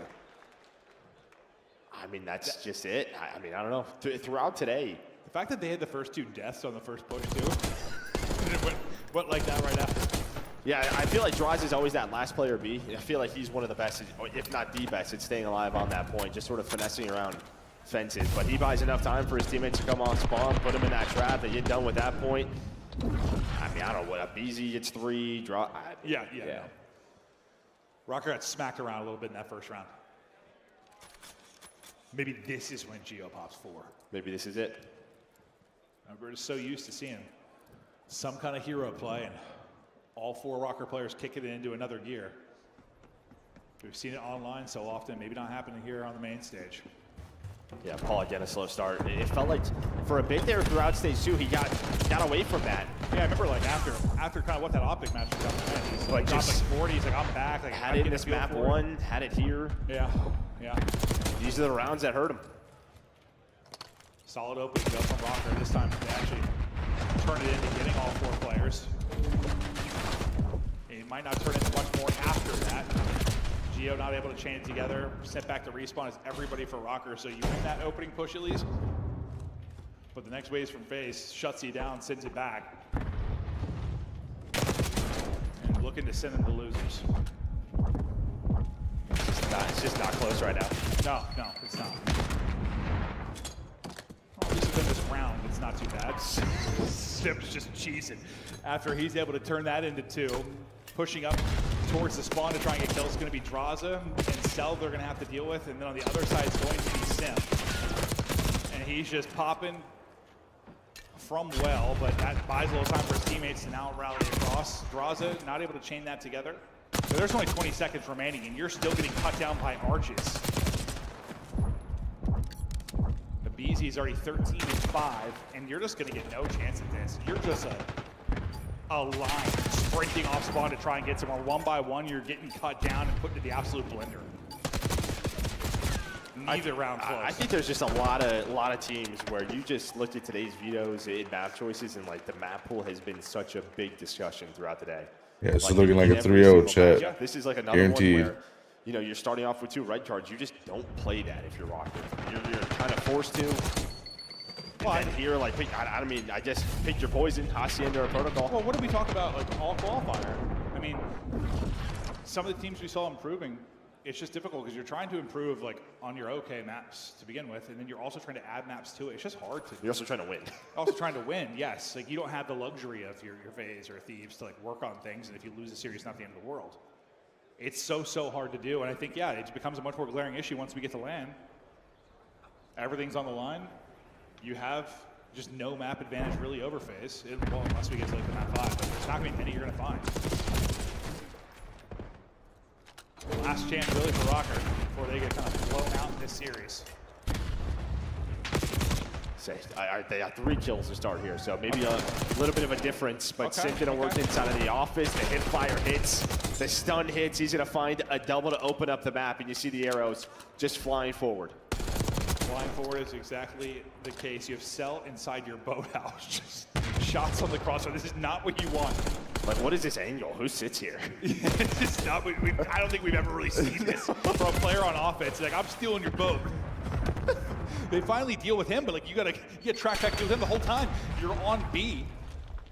You get your second bit of progress done. Collapsing on you will be Draza. They get picked apart from the front, the side, at least not the back anymore as they shut down Cell. And Cell just gets right back, guys. I'll get over to the house. I'll deal with that side. I'll deal with the spawners. Someone's got to finish. Yeah, someone needs to get back on to finish it. That's going to be Draza will track back to do it. We blacked out. They all start rotating. Who's going to go for a spawn kill? They've been a step ahead. They've just been a step ahead of themselves, too, it seems. I mean, you're in better shape than you were last time. Right, yeah, small victories. I'm not sure it's going to turn into a round win. At least you prevent them to kind of chaining right from B into A, but outcome might just be the same. Cell is just working this side and winning one-on-ones for it feels like the entire round. Yeah, and really, he's just buying time so his guys can hunt down the players' hallways, right? Like, 'cause that's what they're doing. They have to focus on Cell, and well, it just sort of forces the lurkers out. Where are they? Force them to make a play, and well, Sim's gonna catch Geo. So now you can work the objective because you have an idea where everybody is on the map. Well, finally Cell drops, so maybe a chance to battle back in, but you've been pausing the clock this entire time. Still got a minute to go. You get 2 bodies on it now. 2 bodies on the point going to be really your remaining players. Faze going to climb up and try to cut off the reinforcements, and he does a beautiful job of that. Just towing the line between Slang and working the objective. Doesn't finish that kill immediately. It leads to a teammate dropping and maybe a retake, but you got 5 lives. There's nothing you can really do here. 50 seconds still to go. No respawns remaining. Cell is shredding you at 19 and 10. This round has been diabolical. Yeah, this is GG's. Cell. It was the 2 subs in the point. Oh, now maybe not. ARs to try and close it out. They get so close, but can't quite finish it. Maybe Simp will pop off to shut it down. Won't able to get there in time. One more does. One more. That's GG's. Kicked out of the lobby. It's dominance from Faze. The 3-0 win, and with the Thieves loss, who the hell is going to slow down this Faze team now? I mean, I don't even know what to say. That was straight belt ass. No, it was legitimately. It was like the last. Like the map 1 was all right. Like once you came back into it, but map 2, like I know you had those 3 rounds, but you mostly got dominated in like your actual like search rounds. And then this was not competitive at all. Not especially like this. Yeah, Rokkr got spanked, bro. Like you just they gotta get rid of Paul. With that belt after it was on their ass. Yeah. Hate to say it, but they gotta get rid of Paul. Like that. Yeah, true. But I mean, listen, I definitely, if you're an Optic fan in here, and that's the way Rokkr are gonna look like. Yeah, true. Maybe it's an opening. Maybe an opening. You gotta think. You know, who knows? Yep. Front of the crowd. Just don't pick ball. Improved. Just don't pick ball. They might though. They are notorious to picking 3 vaults. Yeah, they are. Maybe not against Rokkr though, but we'll see. Yeah, let's definitely not do that. That'll do it for our matches today though. And sheesh. I don't even know. I just look over the desk and Chris is cracking up about belts. That's our bad, bro. We're having fun, Chris. I don't know what else to talk about. No, I mean it was not close at all. And yeah, Paul has a rough one in the respawns. Like he has a rough one. And I guess if you're a Faze fan and you were worried about the search, like Red Card, they haven't really shown a lot of weaknesses. This was still a strong map for them throughout the stage. So, you know, they're like 3-1 in that now throughout stage 2. Not a worry at all. It's sort of the other maps where you're kind of worried about that, but that was... No. So, I mean, so we knew how good the respawn was, at least for them on this stage. So nothing really to take away on the Faze side. Kind of what you expected. Like, they dominate what they should. They're good at their one search. We need to see more, like some of their other search maps to see if they're really in winning tournament form, winning 3 straight Major 2s. See if they can do it, but Abizi, guy's been a demon his entire career. We've got him on the main stage now. Let's see what he has to say. Thank you so much, Maven in Texas. Show some love to Atlanta Faze as they close out our day with a hot, fast 3-0. And, you know, I got Abizi on the stage with me. Abizi, just first question I got for you is just how does it feel to be back on land with the boys in front of a crowd playing together again? Oh, it feels amazing as always. I mean, you know, looking for the back-to-back, obviously, from Madrid, so feeling good. Hey, man, going back-to-back major champions would be a huge feat for you guys. It's been a while since you've been able to do that. Now, talk to me about at least, you know, the casters was trying to, you know, figure out a few things from the series, but it was playing in cut right here, 3-0. Talk to me about what you're proud of your squad in this series, in this 3-0. What were some things you guys were trying to work on, if you could tell me anything? I mean, there's nothing really to work on. I feel like we're just, you know, playing really well right now, and I mean, we're vibing. I feel like on stage at all times, so I mean, yeah, we're feeling great. All right, now your next matchup is Cloud9 New York, okay, on Saturday. How you feeling about that one? Oh, I mean, looking forward to it, obviously. We just played them online, so looking to, you know, beat them again. All right, we'll see if you guys can do it. I know Texas is going to be here, and this venue is going to be full out to watch that matchup on Saturday. But what do you want to tell everybody in the venue and at home as you guys get ready to prepare? Yeah, shout out to all the fans as always. You guys are amazing, and appreciate every single one of you guys. All right, that's going to do it for me and Abizi on the stage. Puckett, take us away. Let's go, man. Congratulations, Atlanta Faze. You did not fall on day 1. The other top seeds all did, and that means Atlanta is the clear favorite in the winner's bracket, at least according to the numbers. Chance, Did you see a 3-0 coming in this? I mean, yeah, that would have where I'd put my money on for sure. Atlanta Faze, again, they are just always a team that takes care of business. They almost never falter. The only team that's like sort of a lower seed than them that can beat them is Surge. But until we see that matchup, Atlanta Faze, they're going to coast. I love the fans here in Texas. You can tell they've been to a sporting event or two. At halftime, it was up 2-0 Atlanta. Everyone rotated out of here. They just went straight to the parking lot racing out. 3-0. How'd they get it done? Let's take a look at game 3, Allie, shall we? Yeah, we shall. I mean, it was one of the faster game 3s we've ever seen. I thought maybe if there was anywhere in Minnesota, maybe could have had an edge, it would have been in this Hacienda control. I mean, they're 2-0 in it during the split, but once you go down 0-2 in the way that you did for Minnesota Rokkr, I mean, the pedal was just not taking off the gas if you're Atlanta Faze. I mean, Abizi and Draza just having their way in these top hallways, and the map control from the side of Atlanta Faze. I mean, you're just put into a box over and over and over again if you're Minnesota Rokkr, and nobody, you know, Minnesota Rokkr loves that momentum push, and then there was nobody here to give them some life. Yeah, I mean, Atlanta Faze come out, win an offensive round immediately. Yeah. On this control, right? It just kind of sets the tone. In the search, we saw like the back and forth, like the Mexican they were having. Atlanta Faze just have their number, and that momentum just goes straight into this control where they've been, you know, one of the top dogs right alongside the LA Thieves throughout this whole split. The difference is Atlanta gets to land, and they're just confident. Was Cilium stat padding there? Game 3? I mean, you call it what you want, but it's just the fact that there is never a moment where he rests. He's never given away a free kill. He's never thrown away his life, and that's the type of thing that builds up over time. So a big part of the 1.4s he consistently delivers is he wants the other teams to know, you're not better than me. You're never going to kill me. You guys can't hang. He doesn't rest. MacArthur, a bully. Just a demon. And so is his teammate who earns our Scuff play of the game. Let's take a look at Draza. You know what? Let's just give him a whole map one. He set this series tone right away, dropping the 40 bomb. Draza, every time he's on land, the man is confident. I'm telling you, man, this is the Atlanta Faze team. Like, you cannot ever catch them slipping in the early days of major events. Maybe in qualifiers, but when it comes to land, like, this guy is just a different beast, especially when it comes to teams that are under them. Like, they are not going to get caught slipping. Draza just literally having fun with his food at this point. Yeah, and that was just such a massive play, too. Like, he has the SMG in his hand. He's the only guy alive bottom stage, and he's getting pinched. He finds both the kills. And, you know, we're back in the green room. We're just saying, if Draza's having a tournament like this, they're just going to win. Like, when Draza plays that well, it is so hard to beat them. Let's go to our first match of the day as we recap everything from our opener here at Major 2. It began with Carolina. Top 4 seed, guaranteed top 4 anytime they're on land. We all picked them. Except for Allie and Miles. Yep. Saw the Surge winning.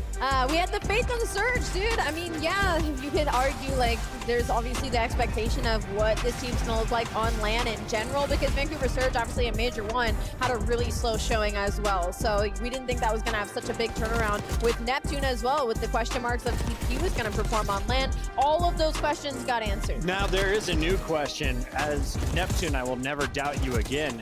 Can I ever trust Gwyn on land? No, you cannot. Not at this point. Gwynternet is a very real phenomenon. Yeah. The guy went from, like, even on Vol Hardpoint, like a guaranteed 35 per map, it felt like, to a poor performance. And I'm watching Vivid actually, like, pop off and carry. Like, that's a player that has been consistently betting over time, but when it comes to land, he has just been consistently, I mean, statistically, from like stage 1, he was the second worst player from online to land. The only person that was beneath him, I think, was Dahum. Yeah, he has a big drop off, man. And in this matchup where you really needed him, because you look across the board and their stars are taking over. I mean, look at Neptune translating immediately in their first series, popping off. Vancouver not the only team walking away with a dub in the opening round. There was another upset brewing as Cloud9 New York took on the number 3 seeded Toronto Ultra. Cloud9. Fantastic comeback in the hard point. Then we saw some close search and destroys. They get it done. Yeah, we're getting the best out of this team. Like, you know, you want to peak at the end of the year, but in terms of where they started, they have hit their form in sort of the perfect time for the squad. Once, like, the roster change doubts, like, get in the back of your mind, you need to start improving. And Sib just went from maybe bottom 3, bottom 4 AR in the game, and now he is right back out on top. And the dynamic of the team as well, they're playing exactly how you want them to. Mac is the setup guy, Krem's the pop-off dude in S&D, and let the ARs either be post up or get in the mix when they need to, and you just perfect coordination. They're there in the clutch. They're strong across all game modes as well. C9 are here to play. Ali, I know you crunched the numbers. Well, Civ gave us a bunch to tally up. Let's take a look at what the AR has brought to the table for New York. Just unreal. I mean, go back to that map 1 and watch the first half of it. I mean, this guy was getting slammed for a minute, and then it was just, they started to hit the flow, and suddenly he's got a 1.7 overall in search and destroy. So for Cloud9, clearly this guy is going to be an X factor when it comes to their success, and it's all about the confidence, and that was literally imbued from the stage today. It's our second major, and for the second time in a row, an 8th seed has taken out the 1st seed as March Mayhem is taking its toll on some of our top dogs. LA Thieves fall to the Boston Breach. Yeah, I mean, this series was wild. I mean, we kick things off on the Hacienda. It's a 20-point game, and just Cammy just looks insane. Has some huge plays on the P2. The ARs really in this series played so much better than they did in the online portion. They win 2 hard points, sort of how they played so well in the online qualifier of stage 1. They were great at hard point. Started to get away from them a little bit, but Thieves challenged them on a couple of their better maps, and Boston run away with it. And the biggest thing for me for Boston is, like, over the course of the year, we've seen a little bit of everything from all the players. Snoopy's been electric, as we're expecting. Burgess had some phenomenal pop-off moments and has continued to be a high IQ player. And Cammy's been incredibly impressive. Clutch in the S&Ds. His production's been there in the respawn. Big Wake is the only guy that I've still continued to have question marks on. And then we go to this Skyline hardpoint, and he dropped 44 against 2 of the best ARs in the game. So Boston have officially answered every question I could possibly have for them. And in my mind, similar to C9, they're here to play. Giga! As well as Giga Wake was playing, it's got to be this man who earns the MVP for the team. Hardpoint stats through the roof against LA Thieves, dropping 38 and 37 kills, Ali. I mean, just literally unreal. You look at the Boston Breach squad, and there were so many questions of, like, are you sure you want to build around this rookie? Like, they have stuck by Snoopy in the past couple of years, and it is slowly but surely started to pay off game by game, major by major. Would you guys like to guess who is on top of our KD leaderboard after opening day? It's only the top 8 teams. Draza. Draza is my first pick, yeah. Someone from Atlanta. Yeah, probably. That was pretty swift. Could be Snoopy, though. Snoopy did have a really It's a KD question. Smart. It's a KD question. It's Draza! Well done, everybody. Simp right behind him, and Snoopy at the 3rd spot. Atlanta Faze with 3 players in the top 6. They bullied Minnesota somehow. Gio finishes number 7. Look at Mac slipping up in there. How did Mac get there? Wait a minute. Hey, he had a good series. Very sneaky, sir. Very sneaky. What's the bracket look like for these players? Well, Faze gets to take on Mac tomorrow as Cloud9 New York is fighting for a top 3 position here at Major 2. Same could be said for Boston Breach and Vancouver Surge. All 3 of the squads could really use the points. I did not have the top side of the bracket looking like that. No. I mean, hey, but listen, either Boston or Surge will be top 3, and that's an incredible story. Tomorrow is all about the elimination bracket, though, Chance. So which one of these is an upset? Well, definitely not the second series. Almost certainly not the 4th series. And yeah, probably not the first one. The only competitive match we might really have is Optic versus Minnesota. Hey. Maybe sleeper's potential for the Heretics. There we go. There we go, Chance. But that's the only other shout. I will say, as I was coming up for this last segment, I saw Hydra backstage. He looked pissed. I think he shot at least 3,000 bots since that match. So I think Thieves come back with a vengeance tomorrow. They're about to take it out on somebody. Yeah, unfortunately, probably be Heretics. Sorry, fam. As we say goodbye tonight, if you didn't get enough Call of Duty, well, check out our friend Shostin. He's always dropping the hottest content. Woo! This is called The Freshman. This is awesome. It's just like young guys trying to make it into the league. You know, they've been creating a buzz, and Shostin does some awesome content, documentary style. It's going to be sick. With the 1990s NBA level suits as well. That's hysterical. Get them while they're cheap. It's coming out tonight after the broadcast. YouTube.com/ClassicsGG featuring LA Thieves' very own Dan Ghosty. The hosty. Ghosty the hosty. I love it. Today was way faster than I thought. We can have dinner twice if we want. Chance, as we walk away, though, from the venue, what do you take away from day one? Just the fact that I think LA Thieves not only got beat by Boston, but as handily as it happened, I think is the biggest shakeup in the tournament. Allie? I have to echo that. Also, the 2-3-0s to start the day. We've had a day almost completely full of upsets. LA Thieves getting sent down is unreal. Nameless best player on the day. Giga. No. Omega. We'll see you all bright and early tomorrow. Broadcast kicks off same time. You gotta buy him a drink after that. Huge. All right, YouTube, that's gonna do it for the stream today. A little 6-hour banger today, man. We'll be live again tomorrow around the same time again.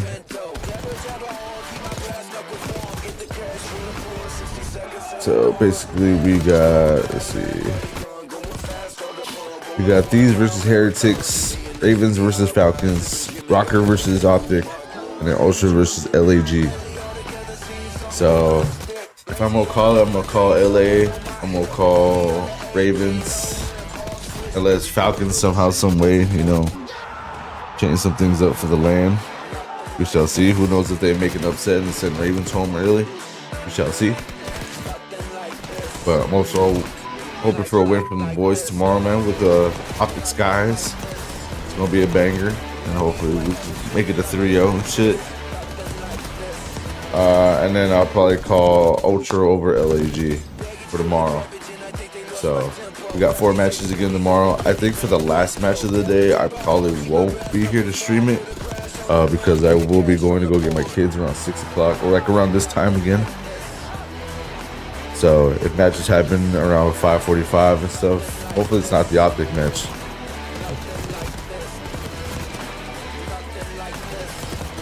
But we shall see. But either way, like I said, around 5:45 I do gotta go pick up my kiddos from school at 6. So I will be back and missing the last match of the day for tomorrow. But even for that stream, I will catch you guys over on Twitch and YouTube for the Twitch and YouTube for the Twitch and Kick for the music stream that we're gonna be doing for tomorrow. But like I said, that's gonna do it over here for the YouTube stream. And we'll be back tomorrow for another bangers, man. Appreciate y'all hanging out. Appreciate y'all watching with me. And I'll see you guys for another Optic Major Tournament. Day 2 tomorrow, baby. See y'all on Kick on Twitch in about an hour. Peace, peace.